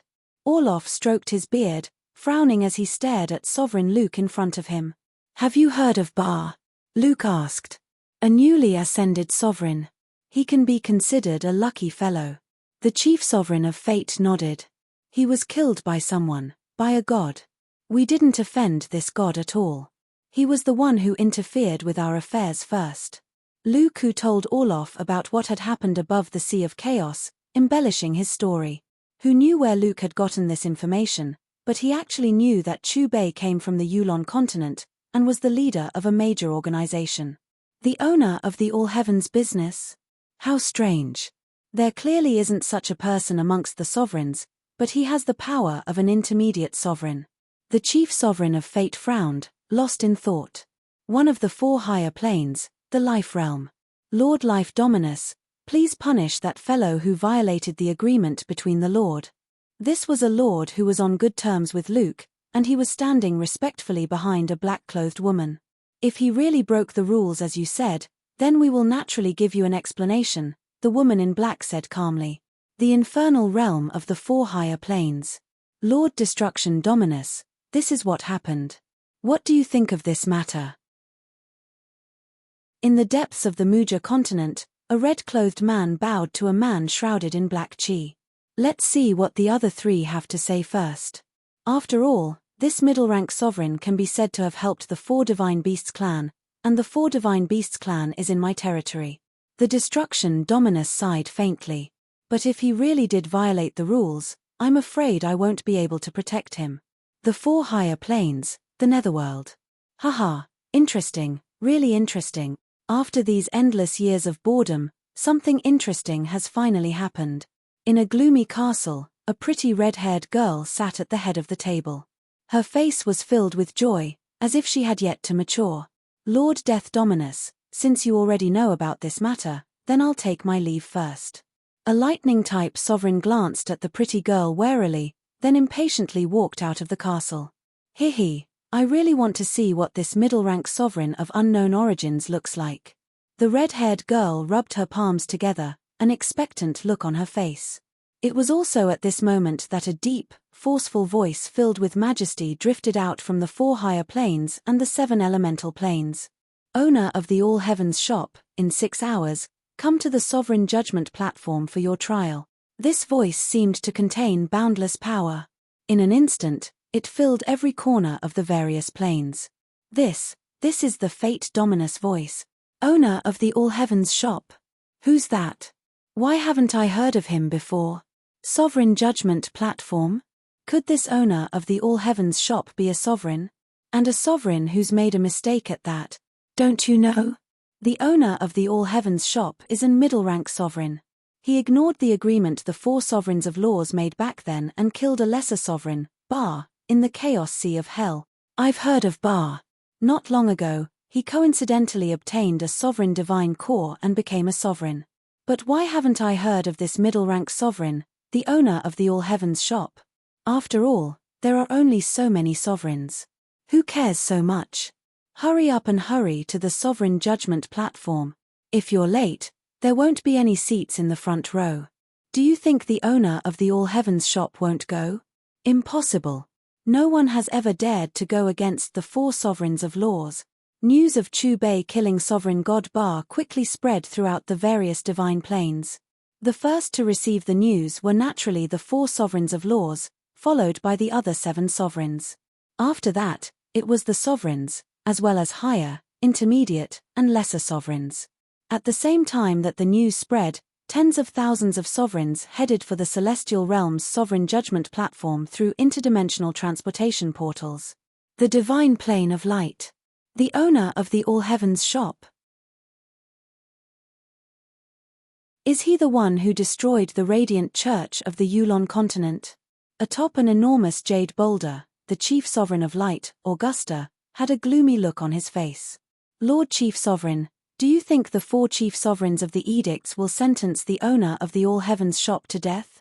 A 12-winged angel stood respectfully next to Augusta. No matter what the 4 of them decide, the owner of the All Heavens shop must die.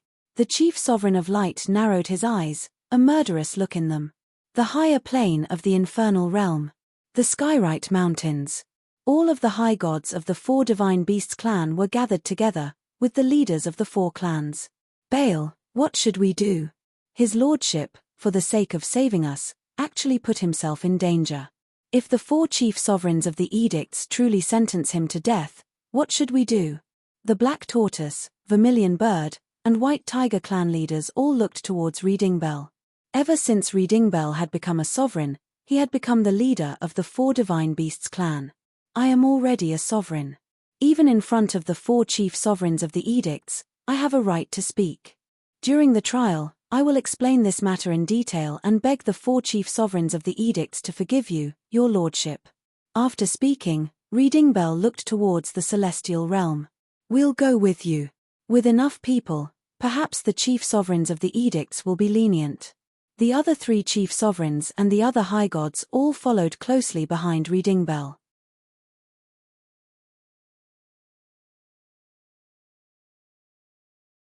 Chapter 526. The Higher Planes. The Netherworld. The sacred undead mountain. This was a mountain that was over 10,000 meters tall, completely covered in white bones. White bones could be seen everywhere on the mountain. At the peak of the mountain, there was an ancient, pitch-black castle that was shrouded in a black fog. In front of the ancient castle, there were two enormous teleportation arrays. The eastern teleportation array was responsible for bringing people from other planes. Newcomers to the netherworld from the material plane would all use this teleportation array. As for the western teleportation array, it was responsible for sending people from the infernal realm to other planes.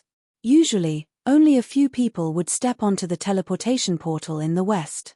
However, today, there was a long queue, which was out of the norm. Not only that, but the auras of the people in the line were all incomparably powerful. The weakest was actually a god. These lords must be heading to the celestial realm. If only I had enough nether stones, that would be great. That way, I'd be able to go to the celestial realm's judgment platform and see what sort of person the owner of the All Heavens shop is. That's impossible in this lifetime. I'd best just obediently guide the newcomers.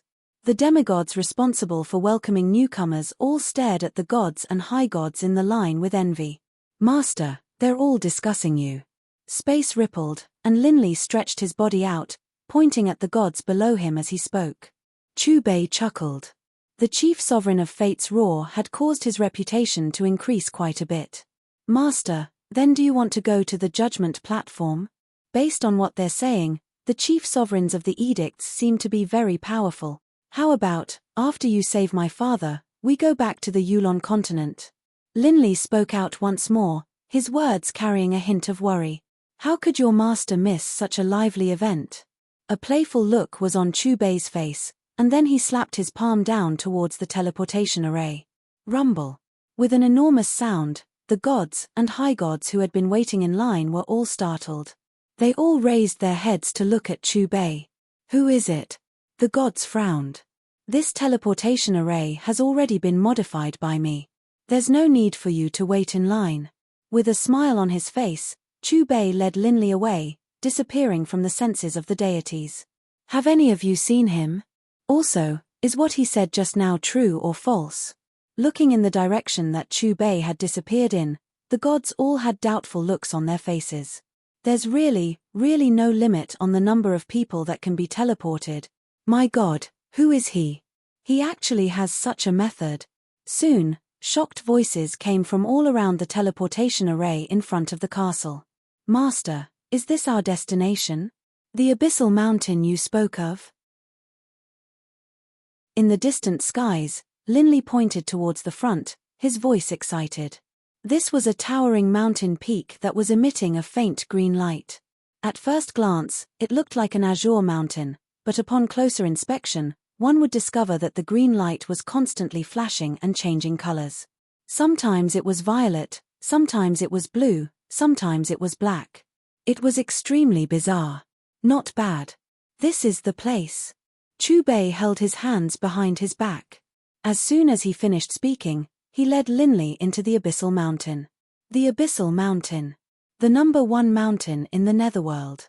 It was 1,000,000 meters tall, and had a circumference of more than 10,000 kilometers. As far as the eye could see, the abyssal mountain was surrounded by tricolored clouds, and the clouds naturally formed chains of heaven and earth wrapped around the mountain. Supposedly, the chains of heaven and earth could not be touched. Anyone who touched them would definitely die. Clang. With a casual wave of his hand, Chubei chopped apart the chains of heaven and earth, then led Linley into the depths of the abyssal mountain. Quick, look. More people are coming. Have the two of you come for the abyssal fruit as well? This mountain is filled with danger. Since fate has brought us together, why don't we travel together? Just as Chubei led Linley into a mountain forest, 3 men flew over, their eyes filled with caution. Mission 5 issued. The host has acquired the abyssal tree. Suddenly, the system's voice rang out in Chubei's mind. Friend, your power isn't what it seems on the surface, is it? Right at this moment, one of the 3 men, a seemingly feminine youth with shoulder-length silver hair, spoke out in a testing manner. He could sense that one of the two was a warrior of the 9th rank, while the other didn't even have any ripples of divine power at all. If it was as it seems on the surface, do you think we would have made it here alive? Chu Bei had a hint of a smile on his lips. That's true. Why don't we travel together? The silver-haired youth seemed to be the leader of the three, and he once more extended an invitation. What is this abyssal fruit you spoke of earlier? Chu Bei sized up the three gods in front of him. Judging from their names, this was the abyssal tree in his side mission. Can it be that you didn't come for the abyssal fruit? The silver-haired youth's face changed. Not before, but now I am. Chu Bei's words carried a hint of amusement in them. Hearing this, the silver-haired youth pursed his lips. Forget it. There's no harm in telling you. The abyssal fruit is a supreme treasure of the abyssal mountain. Anyone who obtains the abyssal fruit and eats it will become a high god. At the same time, they will be welcomed by the sovereign and become a sovereign's emissary. Supposedly, this sovereign is the most powerful sovereign of the netherworld, the chief sovereign of death. Chief sovereign of death. I seem to have an impression of that name. Hearing the silver-haired youth's words, Chu Bei's lips curved upwards. If the abyssal fruit is so powerful, then why are there so few people searching for it in the mountains? Let's not talk about how dangerous this mountain is. There aren't many people who dare to come here to begin with. What's more, 6 hours later, the 4 chief sovereigns of the edicts will judge the owner of the All Heavens shop. We don't have enough abyssal coins, which is why we're here to try our luck. The silver-haired youth said. So that's how it is. Then do you know where the abyssal fruit is? The abyssal fruit is unpredictable and ephemeral, but supposedly, its energy ripples are. Before Linley and the silver-haired youth finished their conversation, the space around them began to ripple, and then the scene in front of them changed. Is that it? At this moment, Chu Bei's voice rang out. This, the silver-haired youth and his companions were first stunned, but when they saw where they were, their pupils contracted, and a look of astonishment appeared on their faces. They couldn't believe that in the space of a single breath, they had gone from the middle of the mountain to the peak. The abyssal mountain was very strange. At the middle of the mountain, there was a barrier which even ordinary high gods would find hard to break through. Because of this, very few people had ever reached the peak of the abyssal mountain. The silver-haired youth and his companions took a deep breath. Just as they calmed their excited hearts and looked towards the front, their faces once more twisted, and even more exaggerated. Abyssal fruit. I'm not dreaming, am I? It really is the abyssal fruit. We found it. After letting out a cry of surprise, the silver-haired youth and his companions excitedly began to celebrate.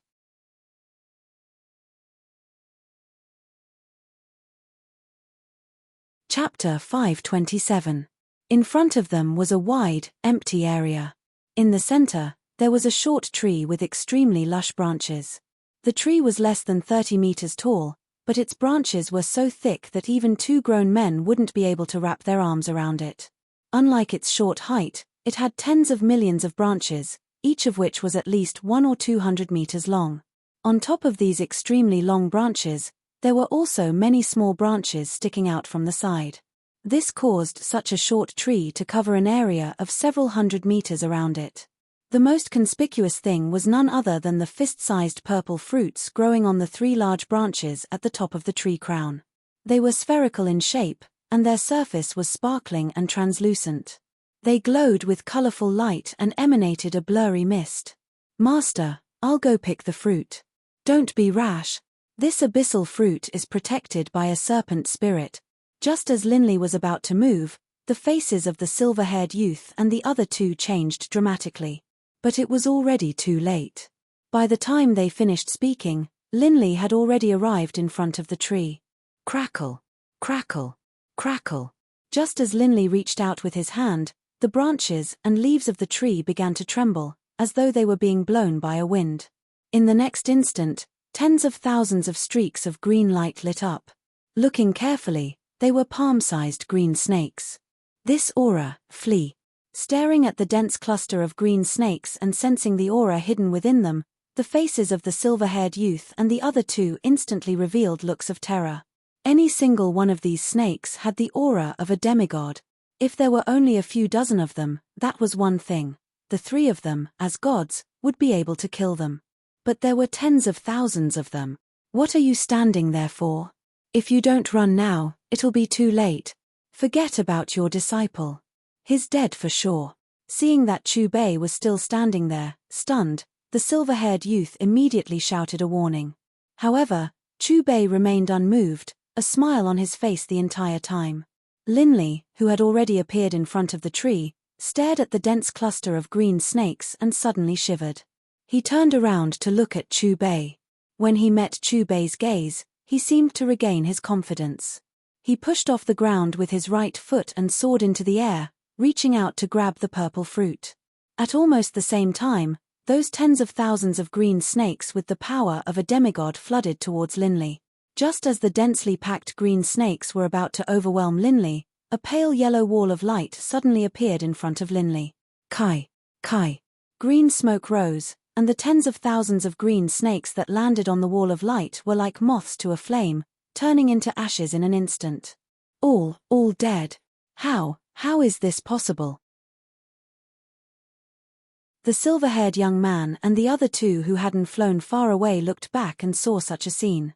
They were immediately stunned and motionless.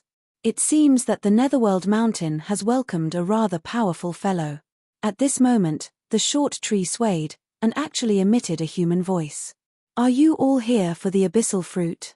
As the soft voice rang out, an enormous face began to appear atop the trunk of the abyssal fruit tree, and the branches swayed, sending Linley flying backwards. That is, staring at the enormous face atop the trunk, the distant silver-haired youth and the other two, as well as Linley, instantly revealed looks of astonishment. Lord Sovereign, they killed 10 million of my descendants. I will kill them. At this moment, a sinister, low voice suddenly rang out, and then, with a hissing sound, two giant serpents that were more than 100 meters long appeared. One was golden, while the other was dark red. Their savage, bloody mouths made one's heart tremble. What? Sovereign! Sovereign! The silver-haired youth and the other two were first startled by the sudden appearance of these two giant serpents. After all, the aura emanating from these two serpents was simply too terrifying.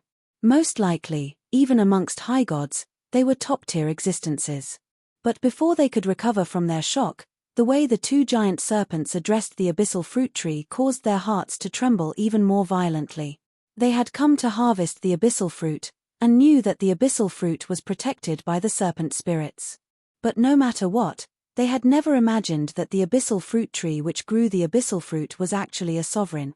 Fortunately, from the looks of it, this sovereign didn't seem to be a bloodthirsty person. Otherwise, with a single thought from him, they probably wouldn't even have bones remaining. Lord Sovereign, forgive us for our offense. We will leave immediately. The silver-haired youth and the other two bowed towards the abyssal fruit tree, and then glanced towards Chu Bei and Linley. You want to leave? You can be buried here forever. The giant golden serpent let out a cold laugh, and then with a slashing sound, it tore through the air, instantly blocking the path of the silver-haired youth and the other two. No, don't. Staring at the savage, bloody maw that had suddenly appeared before them, the bodies of the three trembled violently. Instantly, looks of terror appeared on their faces. Boom! But just as the giant golden serpent was about to swallow the three of them whole, an enormous, rippling palm appeared out of nowhere, easily swatting the giant golden serpent away and disappearing into the horizon. In the next instant, the giant, dark red serpent's gaze focused on Chu Bei. Its bloody eyes were filled with disbelief, and at the same time, its killing intent grew even more intense. However, it didn't immediately attack Chu Bei. Instead, it looked towards the nearby abyssal fruit tree. Who are you? The gaze of the giant face on the trunk of the abyssal fruit tree was locked onto Chu Bei, a frown on its face. You've stayed long enough in the abyssal mountain. Why don't you go somewhere else? Chu Bei didn't answer the question of the abyssal fruit tree, instead asking a question of his own. What do you mean by this? The giant face on the trunk of the tree began to turn gloomy. In the future, you can follow me. Chu Bei held his hands behind his back. As soon as he finished speaking with a smile, he took a single step and appeared in front of the abyssal fruit tree. And then, with a rumbling sound, an enormous, ancient tree appeared behind him. This was a strangely shaped, ancient tree that emanated an ancient aura. It had thousands upon thousands of fruits growing on it. The branches and leaves swayed, and amidst the rumbling sound, thousands of different colors began to appear in the air above the ancient tree, occasionally transforming into all sorts of different shapes. An extremely dense, refreshing aura emanated from the thousands upon thousands of fruits, filling the air above the abyssal mountain and transforming into a miraculous sight. This is, the silver-haired youth's group of three, as well as the giant, dark red serpent, all stared in shock at the body tree behind Chu Bei. Before the silver-haired youth and the others could guess at the name of the body tree, yet another ancient tree appeared behind Chu Bei. It was the path understanding tree. Rumble. The two ancient trees moved in a formation, one in front and one behind. As their branches swayed, they surrounded the abyssal fruit tree.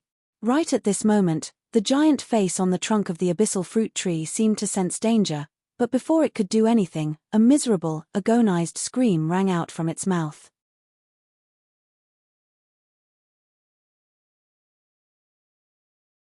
Chapter 528. No, impossible. How could this be? Staring at the giant, twisted face within the trunk of the abyssal fruit tree, the dark red serpent was scared silly. It stood there in a daze, as though it had been petrified. The distant silver-haired youth and the other two were stunned as well. The three of them seemed to have lost their souls. Their mouths were wide open, and they were speechless. They didn't dare believe what they had just seen. That was a sovereign. Just like that, it had been attacked in a pincer attack by two other trees. Judging from its screams, it seemed to be suffering agonizing torment. Although not long ago, Linley had seen Chu Bei kill Sovereign Ba, right now, his face was still filled with shock. Collect. As Chu Bei barked this single word, the body tree and the epiphany tree simultaneously emitted an immortal light, and with a boom, they disappeared together with the abyssal fruit tree. The host has subdued the abyssal fruit tree. Mission complete. Hearing the system's voice, Chu Bei laughed calmly. Yet another ancient tree appeared in his sea of consciousness. To be precise, this was just a sapling, completely different from the previous abyssal fruit tree. The dark red serpent finally came to its senses. It stared at Chu Bei with incomparable terror, then with a swoosh, it tore through the void and flew towards an ancient castle at the peak of the mountain. My lord, that sovereign, she, the silver-haired youth and the other two flew back to Chu Bei's side, becoming incomparably cautious as they probingly asked about the abyssal fruit tree. We are connected by destiny. These three fruits are for you. Chu Bei waved his hand, and the three abyssal fruits flew towards the silver-haired youth. The three were stunned, but after they came to their senses, they hurriedly bowed towards Chu Bei, their voices extremely excited. Thank you, my lord. But by the time they finished their thanks and raised their heads, Chu Bei and Linley had already disappeared. The abyssal mountain. The peak of the mountain. Within a gloomy castle, ripples appeared in the air, and two figures slowly descended. Master, this place is so sinister. As soon as Linley landed within the castle, he couldn't help but shiver, and a strange chill filled his heart. Looking around, the castle was made of purplish-black materials, and the cold walls emitted a bone-chilling aura. Chu Bei waved his sleeve, and a resplendent golden light instantly filled the ancient castle, and the gloomy chill disappeared. Linley felt a warm current spread through his entire body, making him feel extremely comfortable. Who is it? Suddenly, a cold and clear voice resounded through the castle. Linley and Bibi immediately looked towards the source of the sound, only to see that at the end of the violet carpet, there was an exquisite throne. It was a pure black throne. A woman in a purple robe sat on the throne. The purple robe was embroidered with tree branches, vines, and silver snakes. She had blood-red hair and an exquisite face. Her eyes, in particular, seemed to carry a bolt of lightning that could shake one's soul. The sovereign of death is a woman. Staring at the red-haired beauty on the throne, Linley couldn't help but cry out in surprise. How dare you? How dare you not kneel in front of the Lord Ruler? Suddenly, a low shout rang out. So there were three figures standing on either side of the red-haired beauty. One of them, a white-haired man, heard Linley's words, and his face immediately sank. He waved his hand and struck out with a palm strike. His palm emanated a terrifying ripple of aura. Forget about Linley, even a powerful high god who faced this palm would be scared witless. This was because the 6 figures by the red-haired woman's side were all Netherworld sovereigns. Boom! Linley felt as though all the blood in his body had come to a halt, but just as the palm strike was about to land on his body, an enormous, rippling palm suddenly appeared in front of him. With a muffled sound, the enormous rippling palm destroyed the white-haired man's palm strike as easily as crushing dry wood. The enormous rippling palm continued forward, instantly arriving in front of the white-haired man.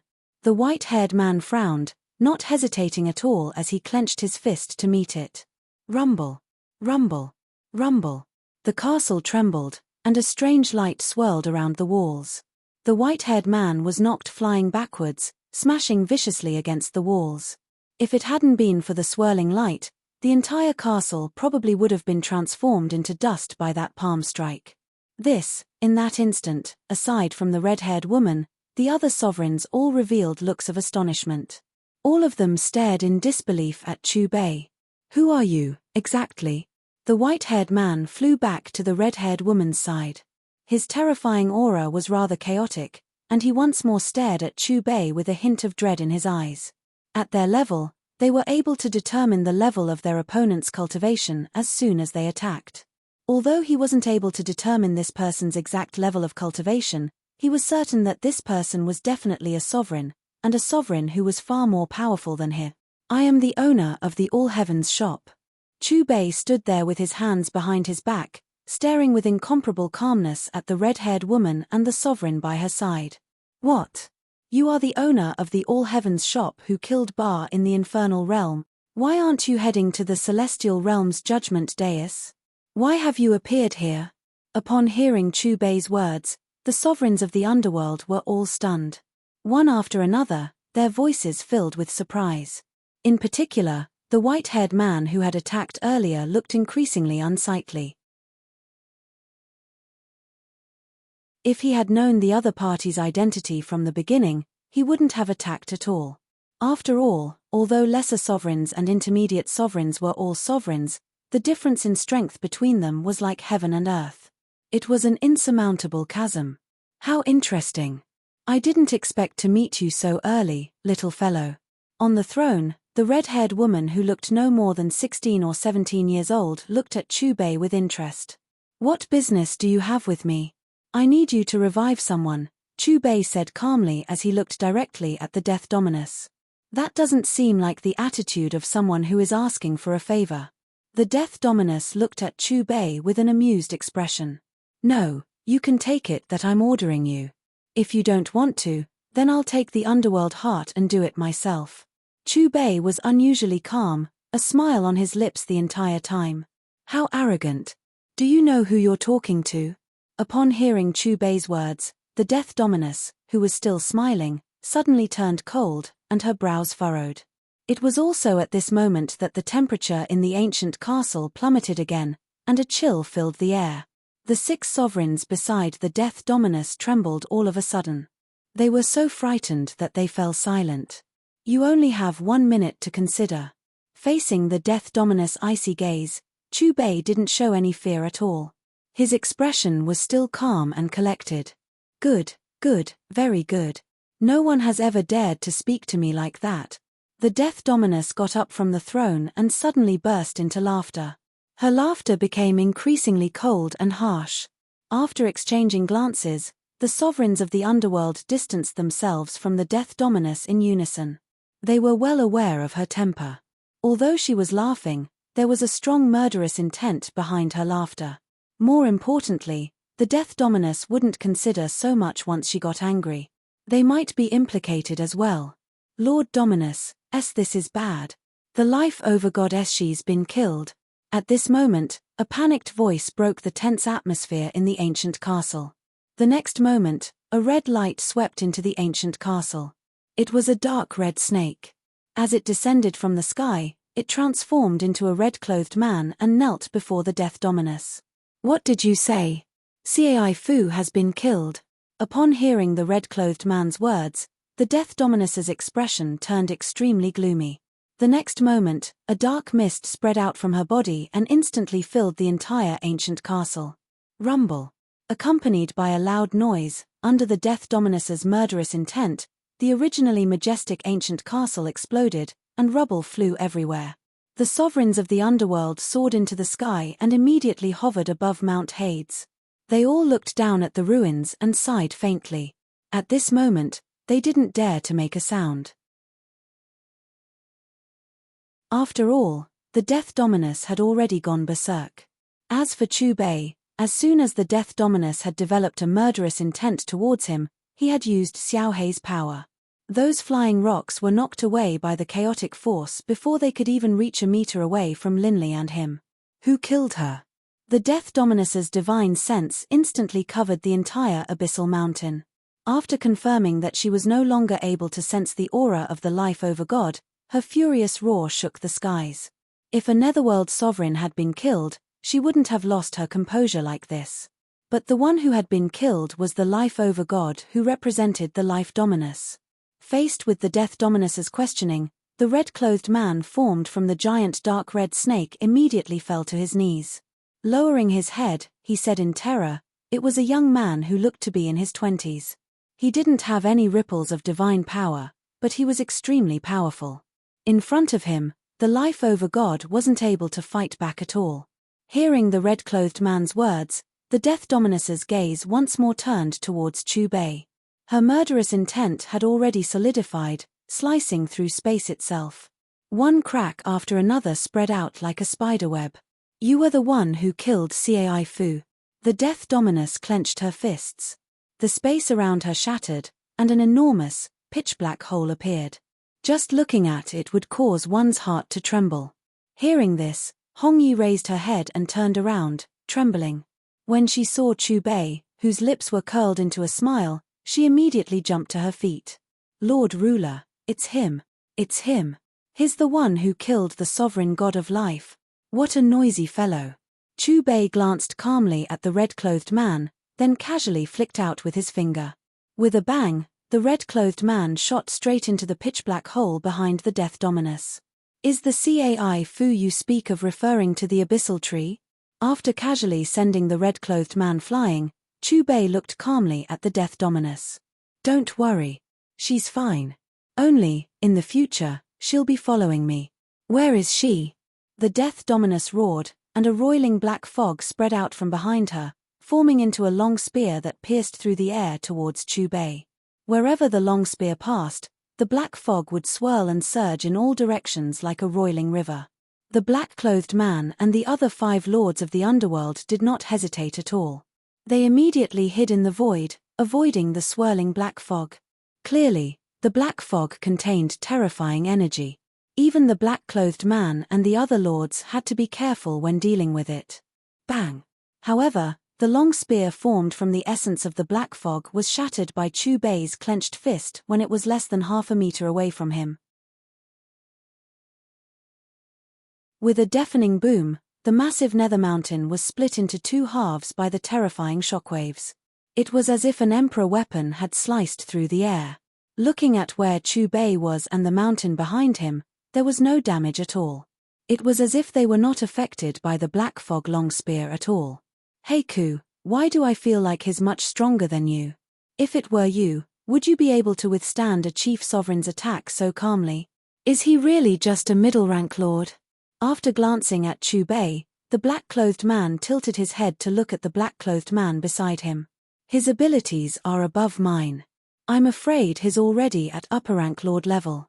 The black-clothed man frowned. His expression was extremely serious. What? An upper-rank lord? Doesn't that mean he's also a chief sovereign? There are only 11 chief sovereigns. How can he possibly have the abilities of a chief sovereign? The black-clothed man's words immediately caught the attention of the other 5 lords. All of them wore peculiar expressions. I've said before that you only have 1 minute to think about it.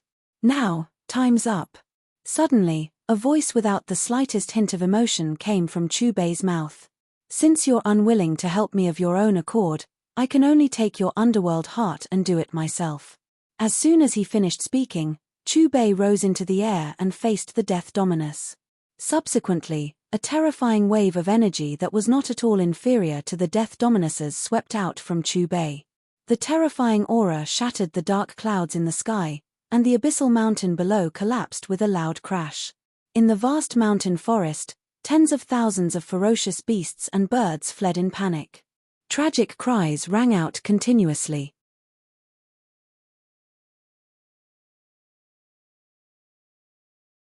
Chapter 529. Arrogant to the extreme, the Death Dominus coldly stared at Chu Bei. Just as the cold shout filled with dense killing intent rang out, layers of black fog once again spread out with her as the center. Unlike before, the black fog this time was mixed with the color of blood. Moreover, it covered a wide area, almost encompassing half of the underworld behind her. Occasionally, terrifying explosions could be heard in the air.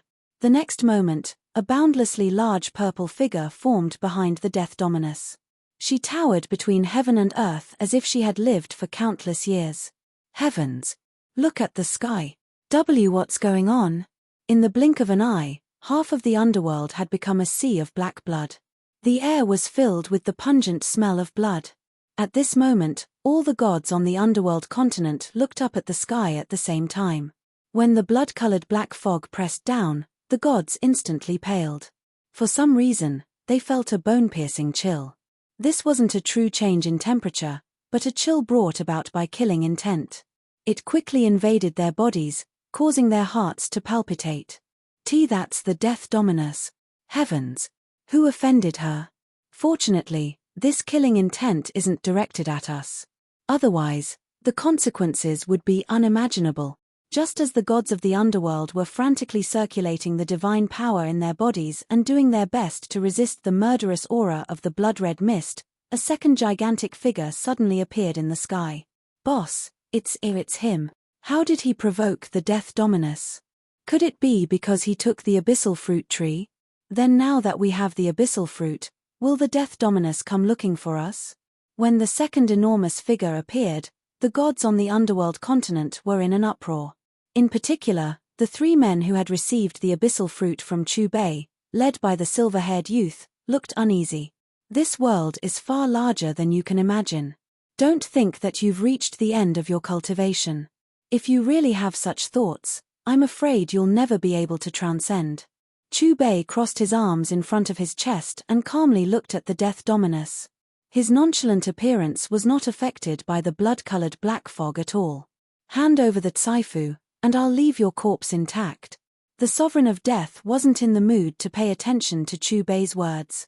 Her voice didn't have a trace of emotion, only endless coldness.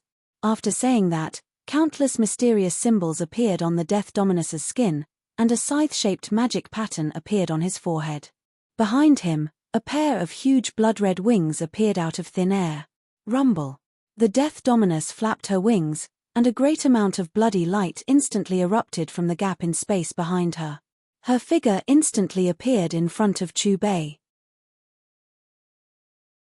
Then, under the gazes of the 6 sovereigns, the Sovereign of Death's 2 claws, covered in blood-red armor, pierced straight into Chu Bei's chest. At the same time, the water of Akron surged beneath his feet, and a bone-piercing chill spread out in an instant, frightening people to the core. Chu Bei remained unmoved. Xiao Hei's power was far above his opponent's by an entire realm. No matter how powerful the Death Dominus was, Linley was absolutely confident in his ability to suppress her. Just as the Death Dominus's hands were about to touch Chu Bei clenched his fists, and strange images of primordial chaos began to appear around them. A buzzing sound could be heard. Chu Bei clenched his fists, then met the Death Dominus's claws in a simple, brutal manner. Rumble. The fists and claws collided. Yet another massive, heaven-shaking explosion. At the point of collision, space itself shattered. Terrifying shockwaves rippled outwards like waves. The 6 sovereigns closest to Linley were the first to bear the brunt of the shockwaves. Before they could even react, the blood in their chests roiled, and they spat out mouthfuls of blood. As for Linley, because Chu Bei was protecting him, he wasn't injured at all. He actually blocked the Lord Sovereign's close-range attack. Can it be that he really is a sovereign as well? Otherwise, how could he have blocked the Lord Sovereign's attack? But he's hidden himself too deeply. Which sovereign hasn't lived for 10 million years? No. Not only did he block it, he even knocked the Lord Sovereign back. After the 6 Netherworld sovereigns steadied themselves, they were first stunned. When they came back to their senses, they once more stared at Chu Bei. Their gazes were instantly filled with terror. On the battlefield, after that incomparably terrifying collision, space itself had already shattered. Chu Bei and the Death Dominus seemed to have appeared in a mysterious space that was separate from the Netherworld. Chu Bei immediately withdrew his fists. He stood there, not retreating in the slightest. The Death Dominus, however, was knocked flying backwards like a cannonball. How could this be? The Lord Death Dominus was actually defeated. The Lord Sovereign must have underestimated him. He is the most powerful expert of our Netherworld, one of the 4 chief sovereigns of the Edict. But even if the Lord Sovereign didn't use his full strength, his attacks still aren't something that an ordinary sovereign can withstand. Speaking of which, where did that person who fought the Lord Sovereign come from? Can it be that he is a sovereign as well? That elemental god sovereign? Impossible.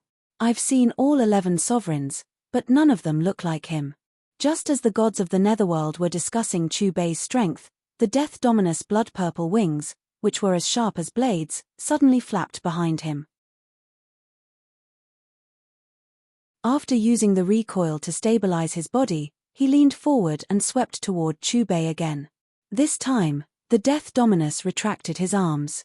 His body was in the air, and his movements were as smooth as flowing water. A long red robe fluttered in the wind, attracting rolling thunder.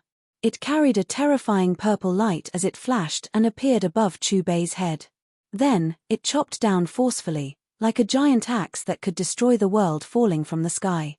In the face of another attack from the Death Dominus, Chu Bei's expression remained calm and collected from beginning to end. Chu Bei didn't even look at the Death Dominus' flying leg.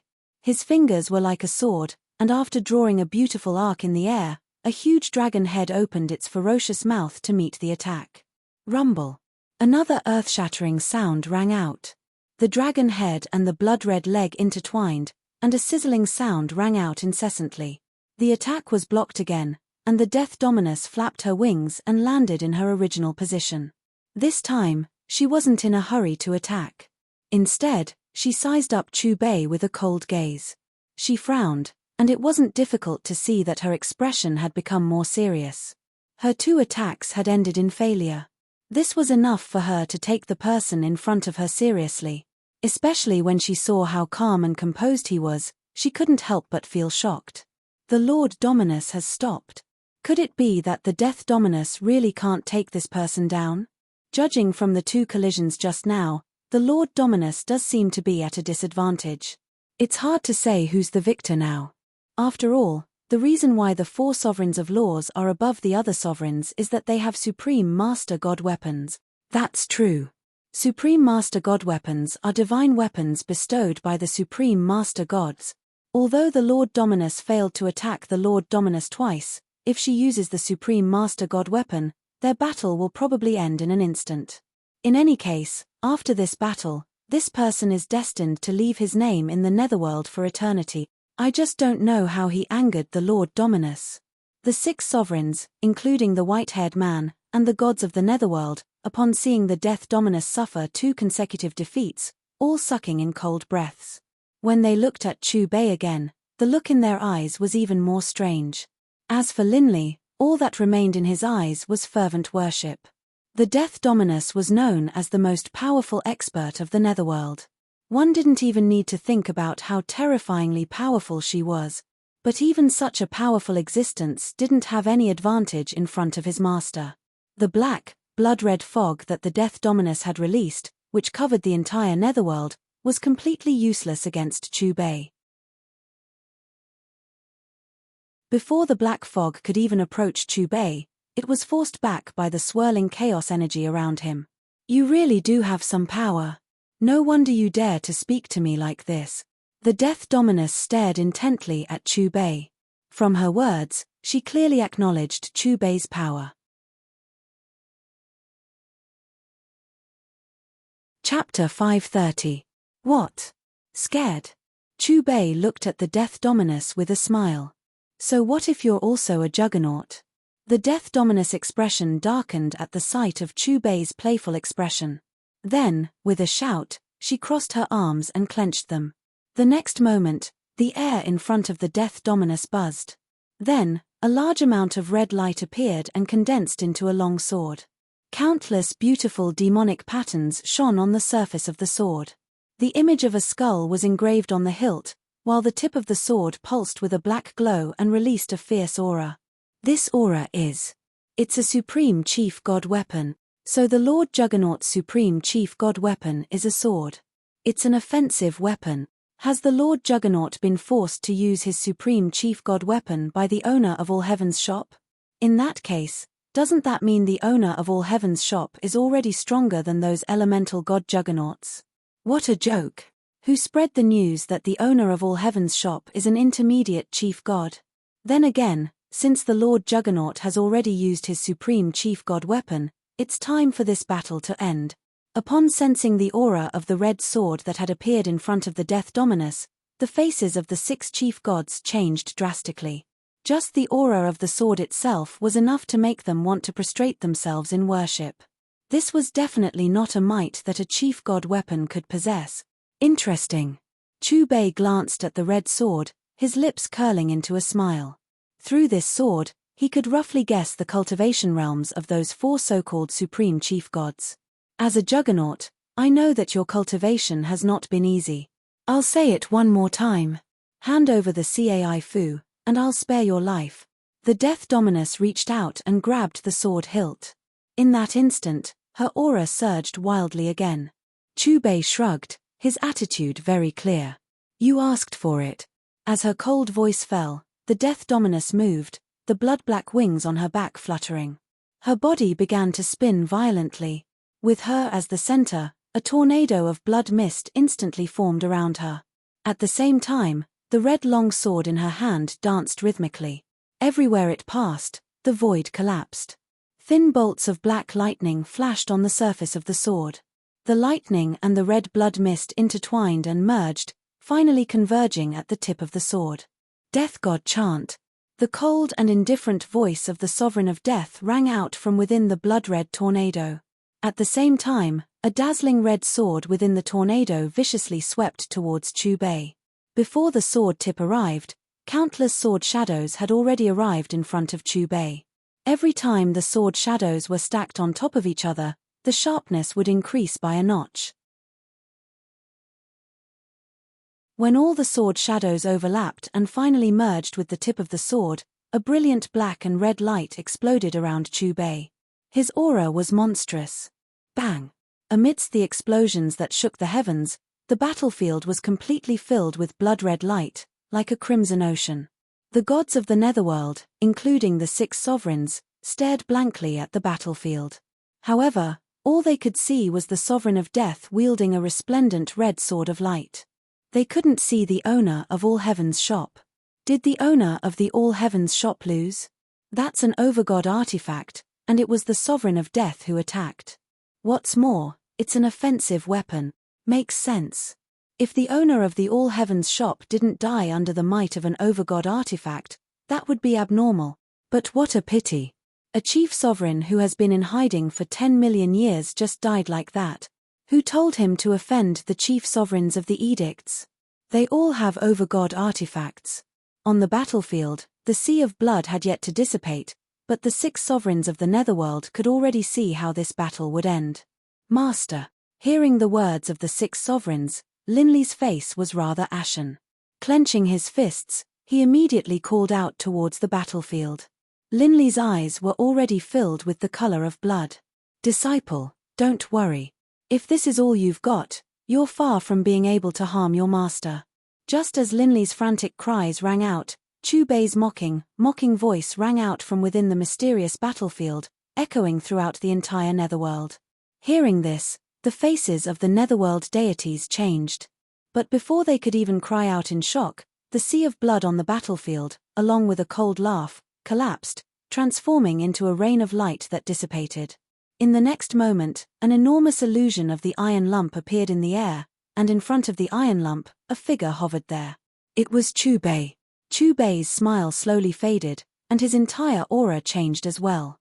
He seemed to have become serious. He stood there calmly, like the ruler of the universe. He didn't move, but he carried with him a terrifying aura. It is time to end this. As his calm voice rang out, Chu Bei's body slowly sank into the illusion of the iron lump, merging with it. And then, two streaks of red light shot out from the iron lump's eyes, and at the same time, a low sound came from his mouth. This time, it wasn't just a sound wave attack. There were also streaks of golden, spiraling rings of light, which interweaved in a meter-shaped pattern.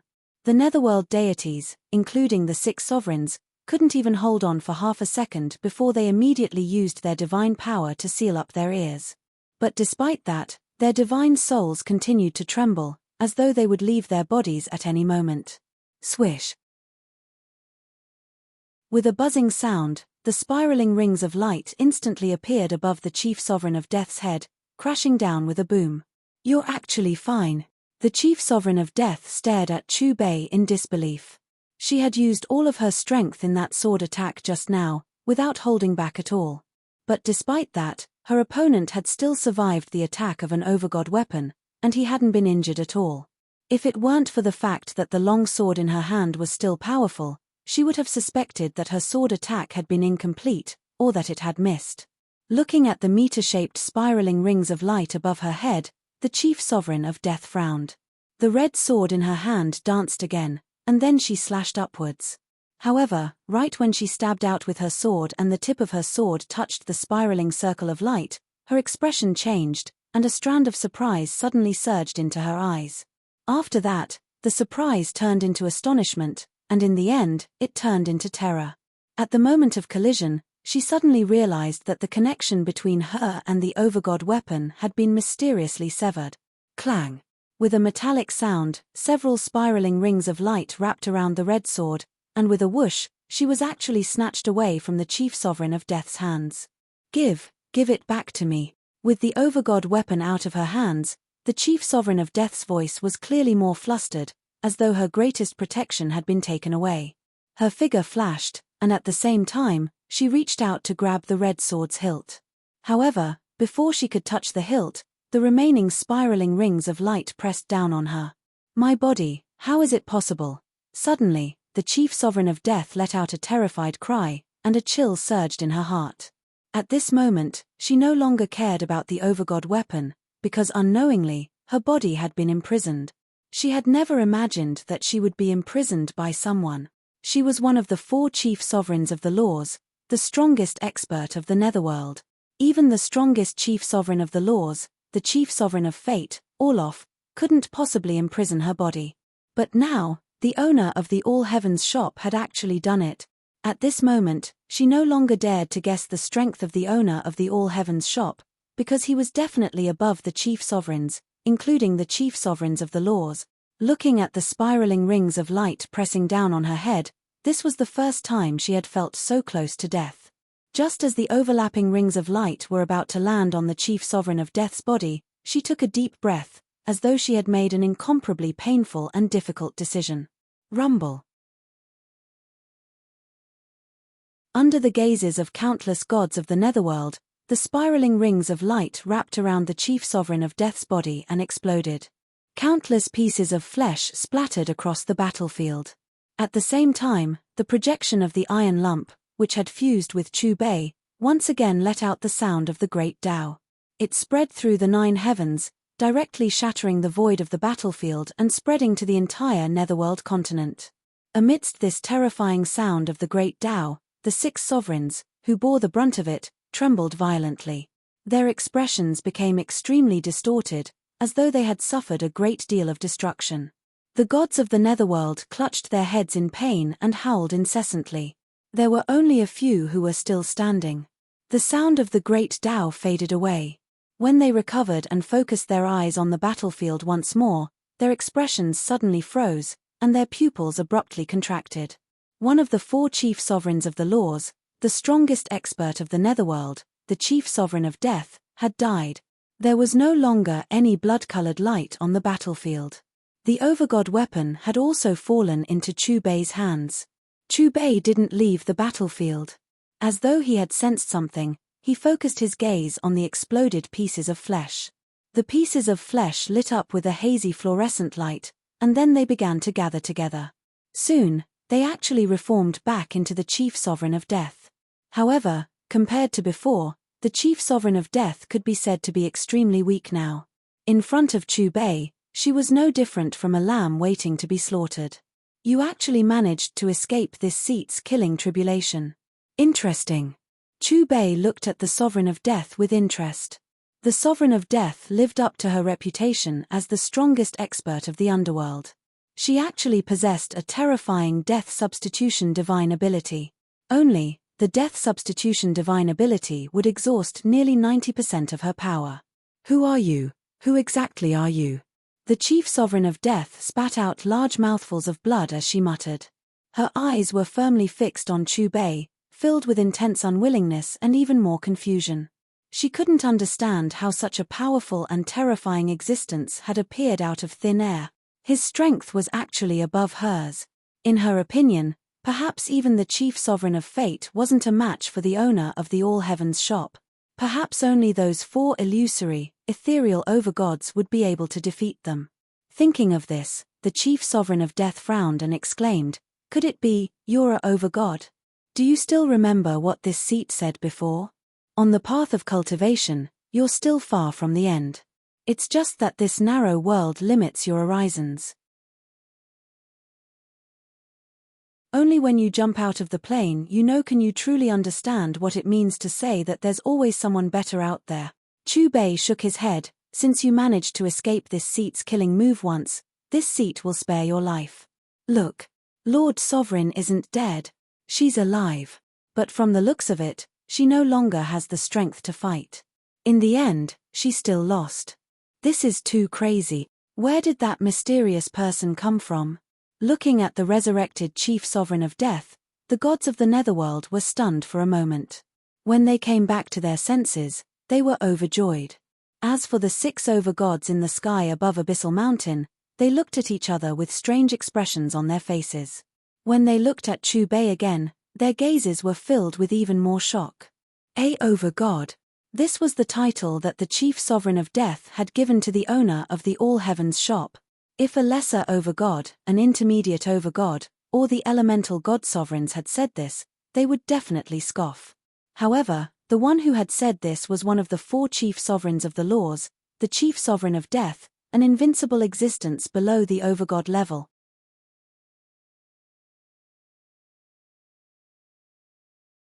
Chapter 531. Aren't overgods the edicts of heaven and earth? Is there really someone who can train to that level? If he really does have the power of an overgod, then this so-called sovereign trial against the owner of the All Heavens shop will be nothing more than a joke. The 6 sovereigns of the Netherworld seemed to have thought of something, and their lips couldn't help but twitch. Transcend this world? Can it be that you don't belong to the thousands of planes? On the battlefield, the Chief Sovereign of Death seemed to have understood something from Chu Bei's words, and her face changed in shock. "I always stop when I'm done. You can figure out the rest on your own." After saying those words with a hint of a smile, Chu Bei flicked his finger, and the overgod artifact flew towards Linley. And then, he stretched out his hand towards the Chief Sovereign of Death. In the next instant, a terrifying divine light emanated from Chu Bei's palm, covering the Chief Sovereign of Death's entire body. A blood-red object that looked like a human heart flew out from her body. The Netherworld heart. The core of the Netherworld. It was the physical manifestation of the laws of heaven and earth that controlled the operation of the Netherworld. Through the Netherworld heart, one could easily inspect any person who had died and become an undead. "Master, are you giving me this sword? Also, are you preparing to revive my father?" Linley transformed into a 5-clawed golden dragon, then soared into the air and flew to Chu Bei's side. Clutching the overgod artifact, he stared at the Netherworld heart in front of Chu Bei. His body was trembling, and his face was filled with incomparable excitement. Chu Bei nodded towards Linley, then stretched out his hand and pressed it against the Netherworld heart. Buzz. Buzz. Instantly, the netherworld heart emitted a low hum, releasing trillions of rays of bloody light that instantly covered the entire netherworld. Can it be that his goal in coming to the netherworld is to revive the dead? What sort of undead in our netherworld would require someone like him to personally revive them? The gods of the netherworld gradually understood what Chubei's goal was, and they all began to cry out in shock. The netherworld. The northern Ashbel wastelands. Aside from the sinister skeletons and zombies, there was also a group of floating undead. Tens of thousands of blood-red rays shrouded the wasteland. The abnormal creatures on the wasteland all let out painful and shrill cries. Only one undead creature looked up at the sky in a daze. To be precise, he was no longer an undead. His body was growing, and in a short while, he had become a person of flesh and blood. What's going on with me? Could it be that I've been resurrected and recovered my memories from my previous life? Will I ever be able to return to the Yulon continent? My sons. Linley. Wharton. How are they doing? As the memories of his previous life came back to him, the figure's emotionless expression became complicated. Then, his empty eyes became filled with reluctance, as well as a kind of unreconciled hatred. He was worried about his children, and he wanted to avenge his wife. He was Linley's father. Hog. Kai. At this moment, a red light fell with a gust of wind. Hog's spirit trembled, and when he came back to his senses, the scenery around him had changed dramatically. Father. A voice called out to him. Hog's body began to tremble. When he turned and saw Linley, his lips began to quiver. Child, it's you. I didn't expect to see you again. Hog immediately rushed forward, tightly embracing Linley. Lord Father, it was Master who brought you back to life. Linley's eyes were red as he said, Master has avenged Mother for us as well. Hearing Linley's words, Hog immediately fell to his knees towards Chubei, kowtowing viciously. Thank you, my lord. His words were filled with power, echoing in the air. Rise. You, father and son, are reunited. Let's chat a bit more. Chubei nodded, then waved his hand and helped Hog to his feet. Master, since you were able to bring father back to life, can you bring mother back to life as well? Linley took a deep breath, looking expectantly at Chubei. At almost the same time, Hog's face changed. His gaze was fixed on Chubei, his face incomparably nervous. Chubei shook his head. Your mother is different from your father. She isn't in the netherworld. Not in the netherworld, Linley repeated, and then his face sank. Master, are you saying that my mother's soul has dissipated as well? The nearby Hog looked as though he was about to die, constantly sighing. What Master means is that your mother isn't dead yet, and so there's no need for Master to bring her back to life. Chubei tossed the netherworld heart to the chief sovereign of death, then continued. What? My mother, wife, isn't dead. Hearing Chubei's words, Linley and Hog's ashen faces were instantly filled with joy. Father and son were both incomparably excited. You'll be able to see her soon. Chubei nodded once more. Then do you still wish to go to the celestial realm? The chief sovereign of death seemed to have thought of something, and she looked at Chubei as she spoke, her tone clearly filled with respect. Go. Of course I'm going. How can I miss such an interesting event? In addition, I'm the main character this time. Chubei's lips curled into a hint of a smile. Hearing this, the chief sovereign of death shook her head, letting out a long sigh. Heaven Realm, Tranquil Heart Island. The so-called Tranquil Heart Island was not floating on the surface of the sea. Instead, it was suspended in the air. Although its appearance was similar to an island, its area was so large that it was boundless. It could even be described as a small continent. Looking around, all sorts of rare birds were flying around the floating island, creating all sorts of strange phenomena. At this moment, on the 7 teleportation arrays not far from the island, multiple figures would appear from time to time. As soon as these figures left the teleportation arrays, they all rushed towards Tranquil Heart Island, fighting to be the first, as though they were afraid that they would be slower than others. Looking at the central region of Tranquil Heart Island, there were tens of thousands of figures. These figures all had incredibly powerful auras. Even the weakest of them was a mid-god. Of course, although these gods were standing on a first-come, first-served basis, it was mainly based on strength. Normally, there would not be so many people on Tranquil Heart Island. The reason for today's abnormality was that the four sovereigns of the laws were going to discuss the matter of the All Heavens shop master killing Master God Ba, and punish him accordingly. Above the central region of Tranquil Heart Island, there was a circular platform.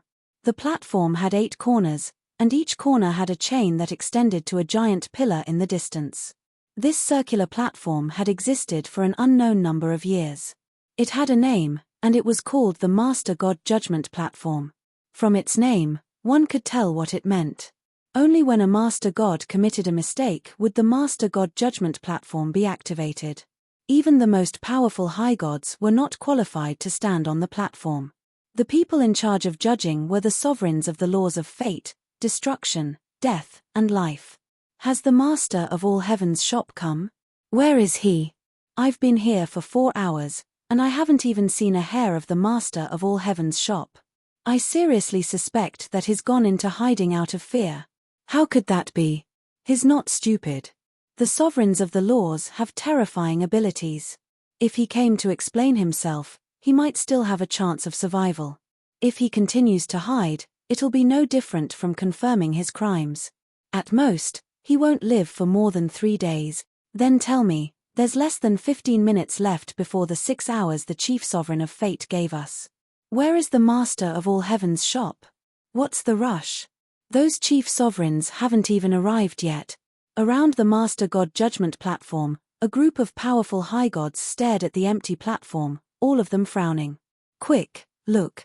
A Lord Sovereign has arrived. That's the Bloodridge Sovereign of the Infernal Realm. Those fellows behind him are the 4 Divine Beasts clan. According to the news of the Grand Dows, Lei Dingbear of the 4 Divine Beasts clan has already become a sovereign. Didn't he just rely on the divine spark of ball that the Master of All Heavens shop gave him? One streak of divine light after another flew over from different directions, all carrying incomparably terrifying auras. As these divine lights arrived, the high gods who had been closest to the Master God Judgment Platform all moved backwards. Only sovereigns could cause these high gods to be so fearful and respectful. I didn't expect to be the first to arrive. At this moment, a loud laugh drifted out from Tranquil Heart Island. Before the gods could find the source of the voice, a figure appeared on the originally empty platform. It was a middle-aged man dressed in blue robes. Wind blades could be faintly seen circling around his body, emanating a fierce aura that inadvertently sliced apart the space around him. The Chief Sovereign of Wind. Upon seeing the blue-robed man's appearance, the gods were first stunned, then they all cried out in surprise. The Chief Sovereign of Earth has arrived as well, and the Chief Sovereigns of Fire, Water, Wind, and Darkness. Not long after, 6 figures appeared on the circular platform. The Chief Sovereigns of the 7 elemental planes. The only one missing is the Chief Sovereign of Light. This is the first time I've seen so many Chief Sovereigns at once. Who isn't? It's all thanks to the Master of All Heavens shop for giving us this opportunity. Gazing at the 6 figures on the platform, the gods all laughed mockingly. This Master of All Heavens shop is quite interesting. He's just a mere intermediate sovereign. Does he really think he can escape the control of those 4 fellows? The Chief Sovereign of Darkness's entire body was shrouded in black mist. He swept the area with his gaze. If I were in his shoes, I really would like to take this Master of All Heavens shop under my command. After all, in the Yulon continent, he destroyed the Radiant Church. Judging from the situation this time, his chances of surviving are 0. The Chief Sovereign of Fire, his entire body covered in flames, glanced at the Chief Sovereign of Darkness as he spoke. Time passed, 1 minute at a time.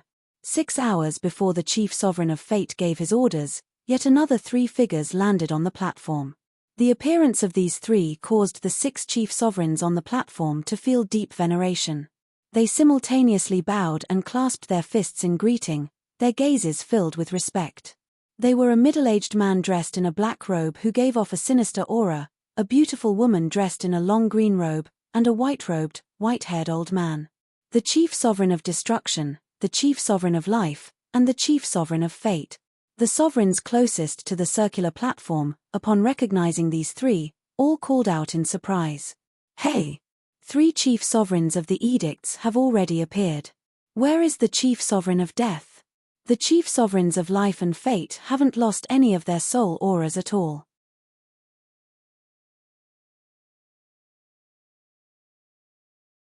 Most likely, they have already reached the level of paragon in terms of the profound mysteries of the laws.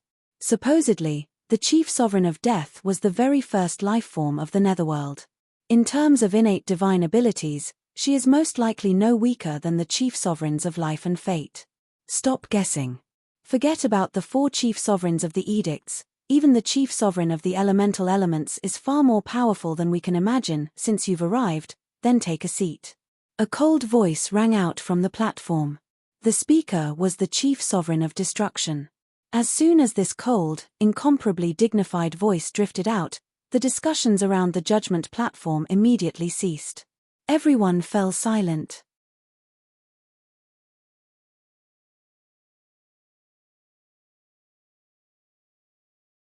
Chapter 532. As soon as the chief sovereign of destruction finished speaking, one exquisite chair after another appeared out of nowhere in the air above the sovereign's judgment dais. The gods were slightly startled. After exchanging glances, they all chose a seat nearby and sat down. 11 chairs appeared atop the enormous judgment dais as well. These chairs formed an enormous circle, and because they were circular, there was no upper or lower position. The 3 chief sovereigns of the edicts and the 6 chief sovereigns of the elements took their seats. Why hasn't the chief sovereign of death arrived yet? The chief sovereign of fate glanced at the 2 empty chairs, frowning, then turned to the chief sovereign of life and asked. The chief sovereign of light hasn't arrived either. Perhaps they were delayed on the way. The chief sovereign of life laughed. Just as the chief sovereign of life finished speaking, a ripple appeared in the air above the judgment dais, and a red-haired, pretty maiden descended and sat down on the chair next to the chief sovereign of life. Little sister, why are you so late? As soon as the chief sovereign of death sat down, the chief sovereign of life asked in concern. Big sister, there's been a change in the situation. The chief sovereign of death glanced at the chief sovereign of fate, then shook her head and sent a message to the chief sovereign of life through divine sense. What situation? Are you referring to the matter of the current owner of the All Heavens Judgment Shop? The chief sovereign of life also sent a reply through divine sense. The chief sovereign of death nodded. You'll find out soon enough. The owner of the All Heavens Judgment Shop isn't an intermediate sovereign. He's far more powerful than we imagined. What do you mean? Can it be that he's already at our level? The chief sovereign of life's mouth opened slightly, a look of surprise on her face. The chief sovereign of death shook her head, then continued to send through divine sense. Big sister, you're wrong. He hasn't reached our level, he's already surpassed us. What? From what you're saying, you've already fought him? The chief sovereign of life asked tentatively, a look of disbelief on her face. I lost. I lost completely. If it wasn't for the fact that I had a death substitution technique, my body and soul probably would have been destroyed. The chief sovereign of death took a deep breath, a hint of fear in her voice. You used a death substitution technique? How is that possible? Did you use an overgod artifact? The chief sovereign of life frowned, her face became incomparably solemn. To him, a so-called overgod artifact is no different from a piece of scrap metal. He has already surpassed us. He isn't on the same level as us. The chief sovereign of death continued to speak through divine sense. He doesn't belong to us. What do you mean? The life dominus narrowed her eyes. The death dominus shook her head. He didn't say much about that. Then where is he right now? The life dominus asked. Radiance world. The death sovereign pointed at the empty seat beside the darkness sovereign. Is that why he hasn't arrived yet? The life dominus was surprised. Radiance world. Impossible. It's fake. Everything is fake. You're not an intermediate chief god at all. Above the radiant temple, the chief sovereign of light Augusta's aura was in disarray, and his face was rather pale. He looked at the young man in front of him, his eyes flashing with disbelief. Other than that, there was also a strong sense of hatred. Of the 7 elemental sovereigns, he was unquestionably the strongest. He was already infinitely close to the 4 elemental sovereigns. If he had an overgod artifact in hand, he would be confident in being able to do battle against the 4 chief sovereigns of the edict. But in that clash just now, he had actually been defeated. He had been at a disadvantage. Previously, he had been planning to go to Tranquil Heart Island in the Celestial Realm. If the 4 elemental sovereigns spared the owner of the All Heavens shop, he would secretly kill him. After all, he had destroyed his foundation in the Yulon continent. However, he had never imagined that the owner of the All Heavens shop, who should have been put on trial, would actually come directly to the Radiance world and seek him out first. In addition, his opponent's level of cultivation wasn't that of an intermediate chief god at all. Judging from the earlier clash, his opponent definitely wasn't any weaker than him. In fact, he had the feeling that this owner of the All Heavens shop was already comparable to the 4 elemental sovereigns. When did I ever say that I was an intermediate chief god? Chu Bei laughed as he looked at the chief sovereign of light, Augusta. He then waved his hand towards the northeast. The void there instantly distorted, and then several white-robed women with 6 pairs of pure white wings flew over. These women were the 12 winged angels of the Radiance world, and had the power of a high god. In the instant that these angels appeared, Hog's pupils contracted, and his gaze focused on a brown-haired angel. Hog's mouth was wide open, but he didn't make a sound. His eyes instantly turned red. Lena. Hog called out in a trembling voice. Hearing this, the brown-haired 12-winged angel turned to look at Hog, a puzzled look in her eyes as she frowned slightly. Father, is she mother? Seeing Hog lose his composure, Linley seemed to have guessed something, and he cleared his throat. He began to carefully inspect this beautiful brown-haired angel. In terms of appearance, she did indeed look rather similar to himself. Mother, Linley could sense his heart tremble slightly as he murmured to himself. Lena, you don't recognize me?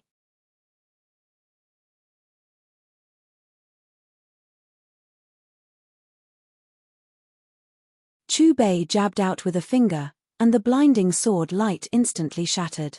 And then, with a single step, he pierced through space and appeared directly in front of Augusta.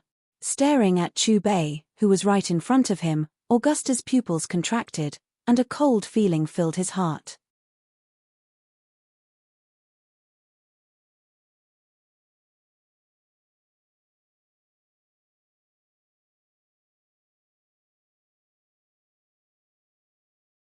At almost the same time, the other sovereigns on the judgment dais, as well as the gods who had come to watch the show, all followed Orloff's lead and looked towards the sky.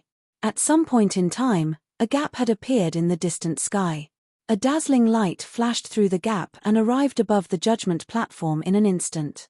That's the chief sovereign of light, Lord Augusta. I thought he was busy, but he still came in the end. Unfortunately, although the Lord Ruler of Light has come, the owner of the All Heavens business has yet to arrive. Upon seeing the newcomer's appearance, the expressions of the Juggernaut and the gods on the judgment platform changed. Lord Orloff, save me. At this moment, an anxious voice spread from the sky, echoing throughout the entire Tranquil Heart Island. What's going on? The Lord Ruler of Light is actually asking the Chief Sovereign of Fate for help. Lord Augusta's aura isn't right. It's extremely chaotic. He's fleeing. Someone is pursuing him. How is this possible? He's the strongest sovereign under the 4 sovereigns of the laws. Who in this world can harm him? Let alone kill him. Hearing Augusta's cry for help, the gods' jaws dropped, disbelief written all over their faces. They didn't dare to believe their ears and doubted everything they had just heard.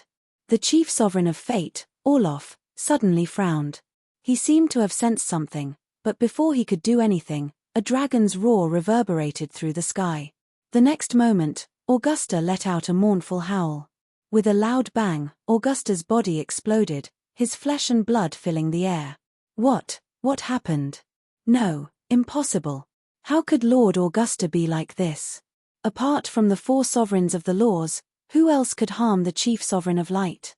Staring at the golden rain of blood and sensing the aura of light within it, the gods, high gods, and even sovereigns around the judgment dais all sucked in cold breaths of air. Their faces were filled with bewilderment, as though they had been struck by lightning. They looked like clay statues.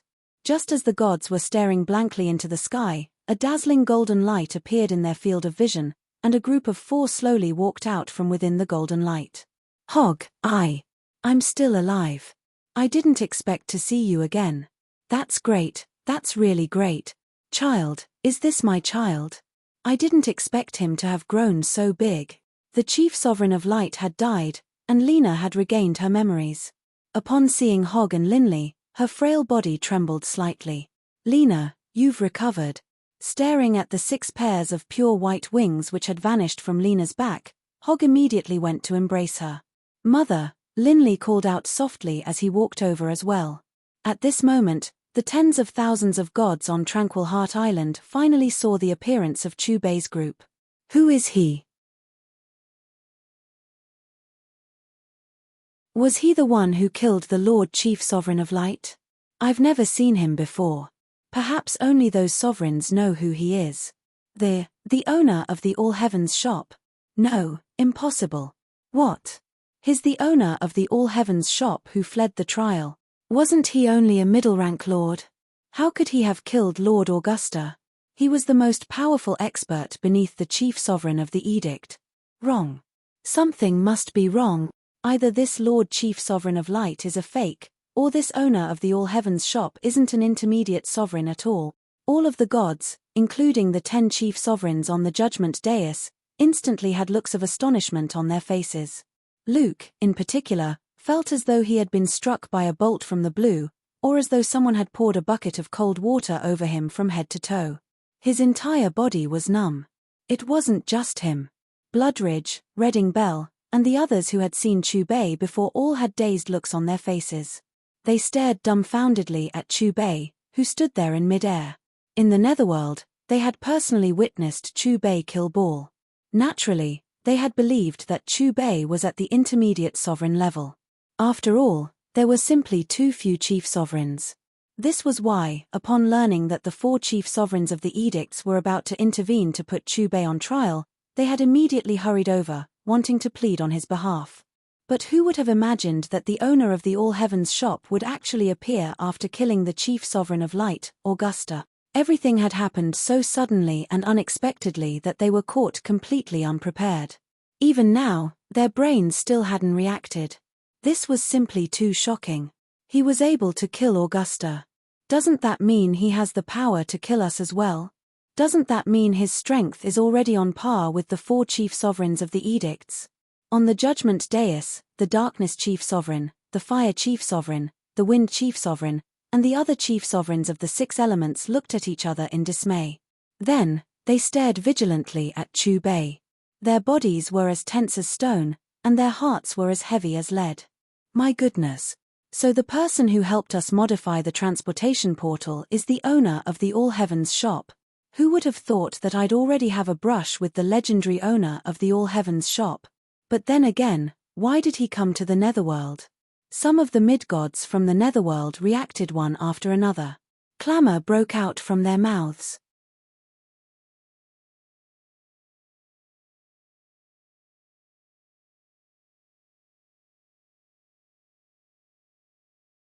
Chapter 534.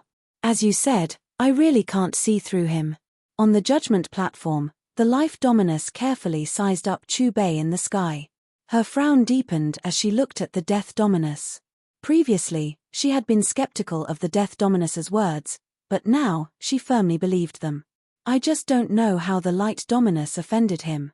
He's quite a pitiful person. The Death Dominus shook his head and sighed. The Light Dominus. The Life Dominus murmured. Then, as though she knew something, she subconsciously looked at the Fate Dominus.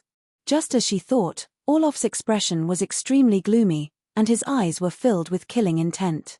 The Destruction Dominus was silent, but from his expression, it was clear that he was also shocked by the previous scene. This is the place where you're going to judge me. In the sky, Chubei crossed his arms in front of his chest, looking down at the circular platform with a playful expression. As soon as he finished speaking, Chubei's gaze swept across the group of gods, Then he raised his hand and snapped his fingers. Rumble. Suddenly, the sky above Tranquil Heart Island thundered. In the next instant, the clear sky darkened. Dark clouds rolled, and thunder rumbled. Looking at the rapidly changing sky, the gods instantly revealed looks of astonishment. Compared to the mid-gods and high gods, the powerful sovereigns felt an inexplicable chill in their hearts when they looked at the dark clouds. But before they could carefully sense the source of this chill, rolling thunder and lightning intertwined. Then, accompanied by a resounding dragon's roar, the dense golden lightning intertwined to form a five-clawed golden dragon. It bore a terrifying aura as it bore out of the dark clouds. This, when they sensed the monstrous aura of the five-clawed golden lightning dragon, the group of gods instinctively gulped and stared with their eyes wide open. Rumble, amidst a deafening rumble, under everyone's shocked gazes, the 30,000-foot-long five-clawed brontosaurus seemed to have received Chubei's instructions. It opened its savage mouth and swooped down. In an instant, the five-clawed brontosaurus appeared above the judgment platform. Wherever it passed, thunder rumbled and thunder rumbled. Terrifying draconic aura filled the air. On Tranquil Heart Island, mountains collapsed one after another. In just a few seconds, the Tranquil Heart Island, which was as big as a continent, was turned into ruins.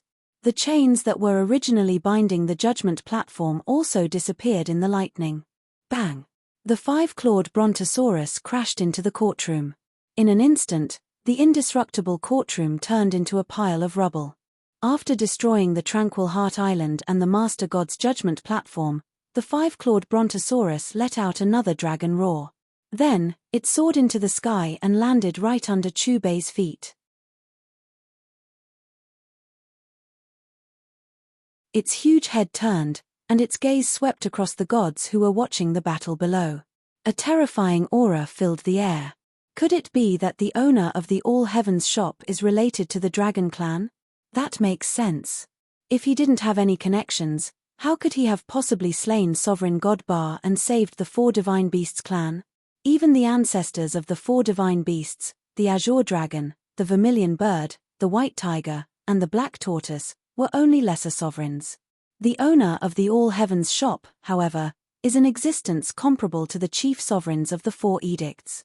In terms of seniority, doesn't that mean that he's even more senior than the ancestors of the four Divine Beasts clan? Gazing at the enormous brontosaurus in the sky, the gods couldn't help but take a deep breath. They glanced in the direction of the Redding clan. Some of the weaker gods were so frightened by this draconic aura that their legs turned to jelly. It really is a power that surpasses ours. The chief sovereign of fire, the chief sovereign of darkness, the chief sovereign of wind, and the other elemental sovereigns stared at the five-clawed brontosaurus in the sky, their faces growing increasingly solemn. You've violated the rules we've set down. You've wantonly slaughtered lesser sovereigns, and you've even destroyed the judgment platform. This crime is unforgivable. You deserve death. Just as everyone was stunned by Chubei's methods, an icy, emotionless, powerful voice drifted through the sky, seeming to ring out directly in everyone's minds. Is Lord Orloff going to intervene? According to rumors, Lord Orloff is the most mysterious and most powerful of the chief sovereigns of the Four Edict. Even the chief sovereign of destruction is no match for him. With Lord Orloff intervening, the owner of the All Heavens shop is in danger. Only, even now, we still don't know where the owner of the All Heavens shop came from. He's far too mysterious. It's like he appeared out of thin air. After recognizing the voice of the chief sovereign of fate, countless gazes fell upon Orloff. His black robes fluttered as he flew into the sky, instantly facing off against Chubei. Judgment is a prelude. You're here to avenge Augusta, aren't you? Chubei looked at Orloff with an amused look on his face, then reached out and pointed at the chief sovereign of death, the chief sovereign of life, and the chief sovereign of destruction. In terms of power, you are indeed much more powerful than the three of them. Augusta? I don't have any dealings with him. Orloff frowned and said in a low voice. Have you forgotten that you were once one with Augusta? Chubei laughed. How did you know? Upon hearing Chubei's words, the chief sovereign of fate's aura clearly began to ripple, and the killing intent emanating from his body grew even more intense. As I thought. The distant chief sovereign of life let out a long sigh. Big sister, what exactly is going on? The chief sovereign of death and the chief sovereign of destruction both looked towards the chief sovereign of life, confusion in their eyes.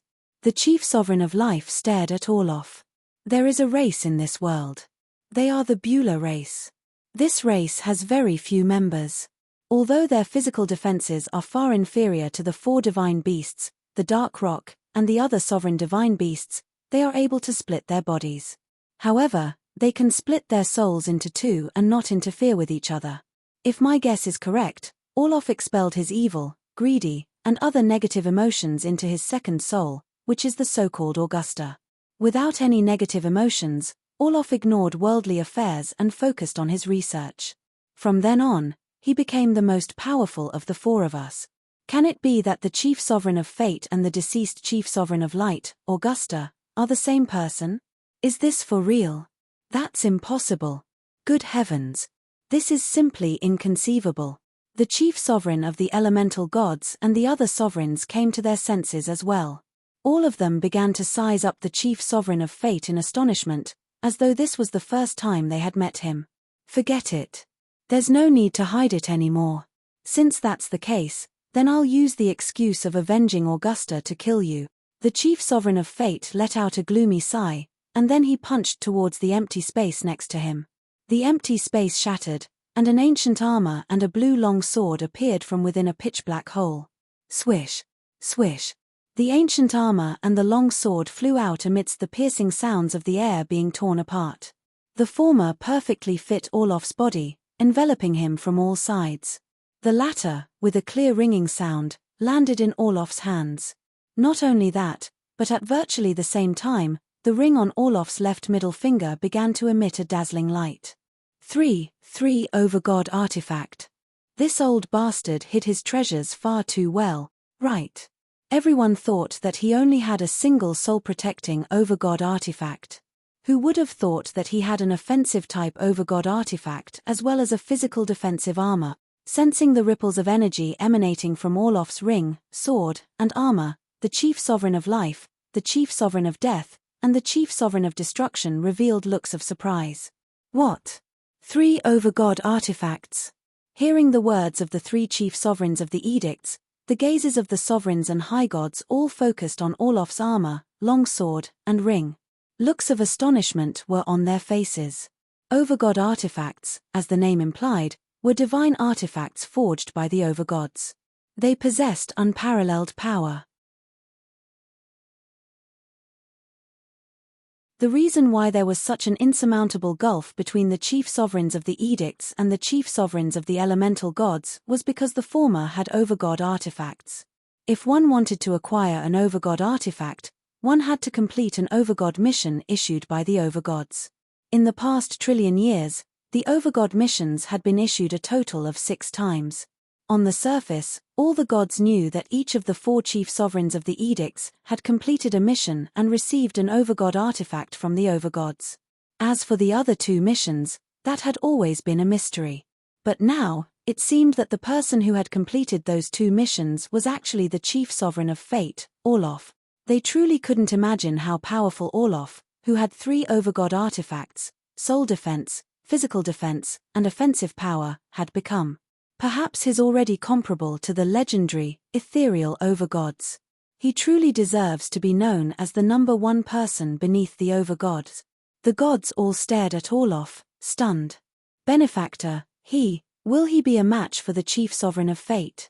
Readingbell looked at the Bloodridge sovereign, a look of worry on his face. Difficult. The Bloodridge sovereign shook his head. Forget about the fact that the chief sovereign of fate had 3 overgod artifacts on him. Even if he didn't, he would most likely be more powerful than the master of the All Heavens shop. Not bad. You'll be able to give me a bit of exercise. Chu Bei looked at Orloff with amusement, not a hint of fear on his face. You really think too highly of yourself. Orloff's gaze was cold and sinister, and a murderous aura, so thick and solid, shot towards Chu Bei. Crackle. Chu Bei's eyes flashed. That murderous aura, so thick and solid, shattered when it was still 100 meters away from him. And then, Chu Bei's right hand danced, chopping through the air. At virtually the same time, the 30,000-meter-tall brontosaurus beneath his feet rapidly shrank, transforming into a bolt of lightning. A draconic roar rang out, and the finger-thick bolt of lightning, which had been condensed to the limit, flashed out. Space itself seemed to have been sliced apart, and a long, pitch-black hole appeared in it. The spectating gods, including the chief sovereign of destruction, the chief sovereign of life, and the chief sovereign of death, didn't even have a chance to use their divine senses to clearly see what was going on. Clang! The clear sound of metal striking metal rang out. In the next instant, the skies shattered. The hearts of the tens of thousands of gods trembled. For a brief moment, they felt as though their bodies no longer belonged to them. Orloff didn't try to block at all. He was incomparably confident in the overgod armor he was wearing. But just as that bolt of lightning struck his armor, his face changed. His smile instantly vanished, replaced by a look of agony. That twisted look on his face was like that of an ordinary person who had just been struck by a 1,000-pound hammer. Slash! The terrifying impact caused Orloff to stumble back several steps, and he spat out a mouthful of golden blood. He then looked at the part of his armor that had been struck by the bolt of lightning. A thumb-sized hole had appeared there.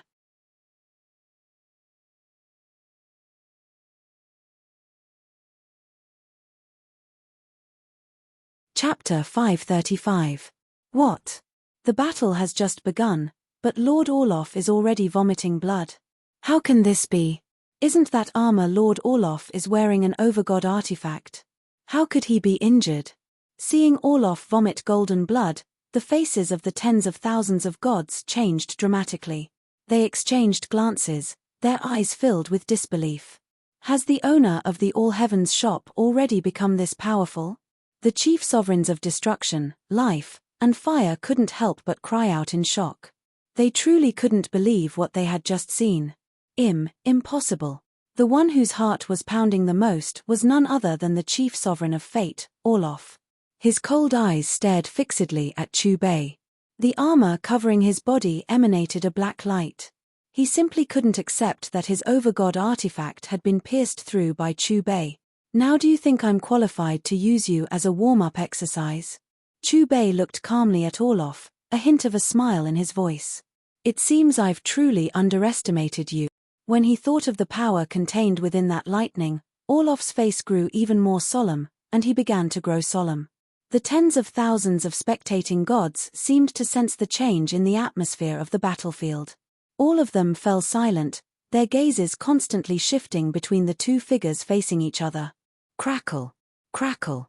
As Orloff's icy voice rang out, a resplendent golden light spread out from him, instantly enveloping the entire celestial realm. Augusta's existence is so that I can be unaffected by the conflicts of the mortal world, so that I can wholeheartedly pursue the path of cultivation. I can't even remember how many tens of millions of years it has been since I was injured. In order to show you the damage you've done to me, I will use my newly developed, powerful technique to kill you. Orloff strode towards Chu Bei. With every step he took, the skies of the celestial realm seemed to tremble, as though they were being locked down. Sounds rather interesting. I'm rather interested. Make your move. As he watched Orloff draw closer and closer, Chu Bei's expression didn't change in the slightest. A smile remained on his lips. Hearing Chu Bei's words, Orloff stared at Chu Bei with an increasingly cold gaze. With a cold snort, Orloff gripped the hilt of his longsword with both hands. The sword hummed, and the sharp sword light caused the surrounding chaotic space to shatter. The gods watching from below all sucked in a cold breath of air. They knew that this long sword represented an offensive-type overgod artifact. Fortunately, Orloff had stepped into the chaotic streams of space before attacking, treating that place as his new battlefield. Rumble! The heaven realm rumbled as the boundless, resplendent golden light instantly retracted. It appeared in the new battlefield along with Orloff and fused into his body. In a split second, the gods who were still watching the battle in the celestial realm felt as if a vacuum had appeared in the surrounding 500 kilometers. There wasn't even a trace of energy flow. Dark Rock 10 Swords. A strange, deep voice rang out from Orloff's mouth.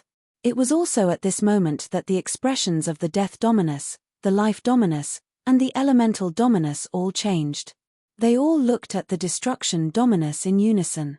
The one with the ugliest expression was none other than the Destruction Dominus. No matter what, he never would have imagined that Orloff's research on killing techniques would involve him. Within the chaotic streams of space, an enormous figure appeared in front of the long sword that Orloff was wielding. It was 30,000 meters long. This was an enormous, coiling, snake-like monster. One could faintly see that its body was covered in black scales, and it had sharp claws that gleamed with cold light. The most eye-catching part of it was its enormous, symmetrical wings. Isn't that the Destruction Dominus' true form? Heavens! The Fate Dominus is actually developing the Destruction Dominus killing technique. Based on what I know, the Destruction Dominus has only used the Dark Rock 7 swords. Lord Orloff is actually using 3 more swords. Upon seeing the enormous creature that Orloff had created from the tip of his sword, the sovereigns came to their senses and cried out in surprise. At a glance, whether it was its scales, claws, or wings, they all seemed to be made of black steel. The strangest thing was that one of its eyes was white, while the other was red. After my battle with Wadrid, I spent 100,000 years experimenting with this technique before finally developing it. Its innate divine ability is the Dark Rock 7 swords, but I added 3 more swords to its 7 sword. At this point, Orloff paused for a moment, his gaze still locked onto Chubei. His voice grew deeper and deeper. Ever since I developed this killing technique, I've never used it in battle. Today, I'll sacrifice you to my sword. As soon as he finished speaking, Orloff brandished his sword with both hands, and the enormous dark rock in front of him began to move as well. With a buzzing sound, the dark rock split into 10.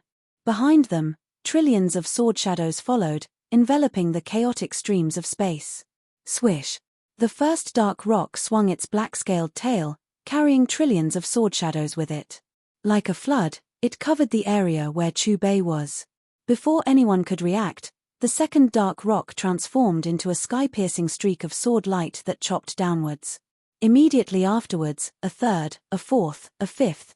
With each swing of Orloff's sword, a dark rock would charge towards Chubei. Rumble. The battlefield rumbled as it began to collapse.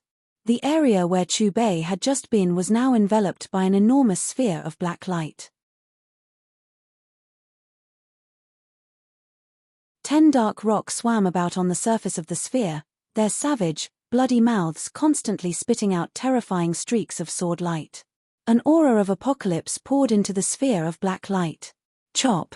Orloff gripped his sword with both hands and chopped downwards. In the instant that he spat out a single word, the 10 dark rocks simultaneously transformed into sword shadows that glowed with dazzling light as they chopped down from different directions. Boom!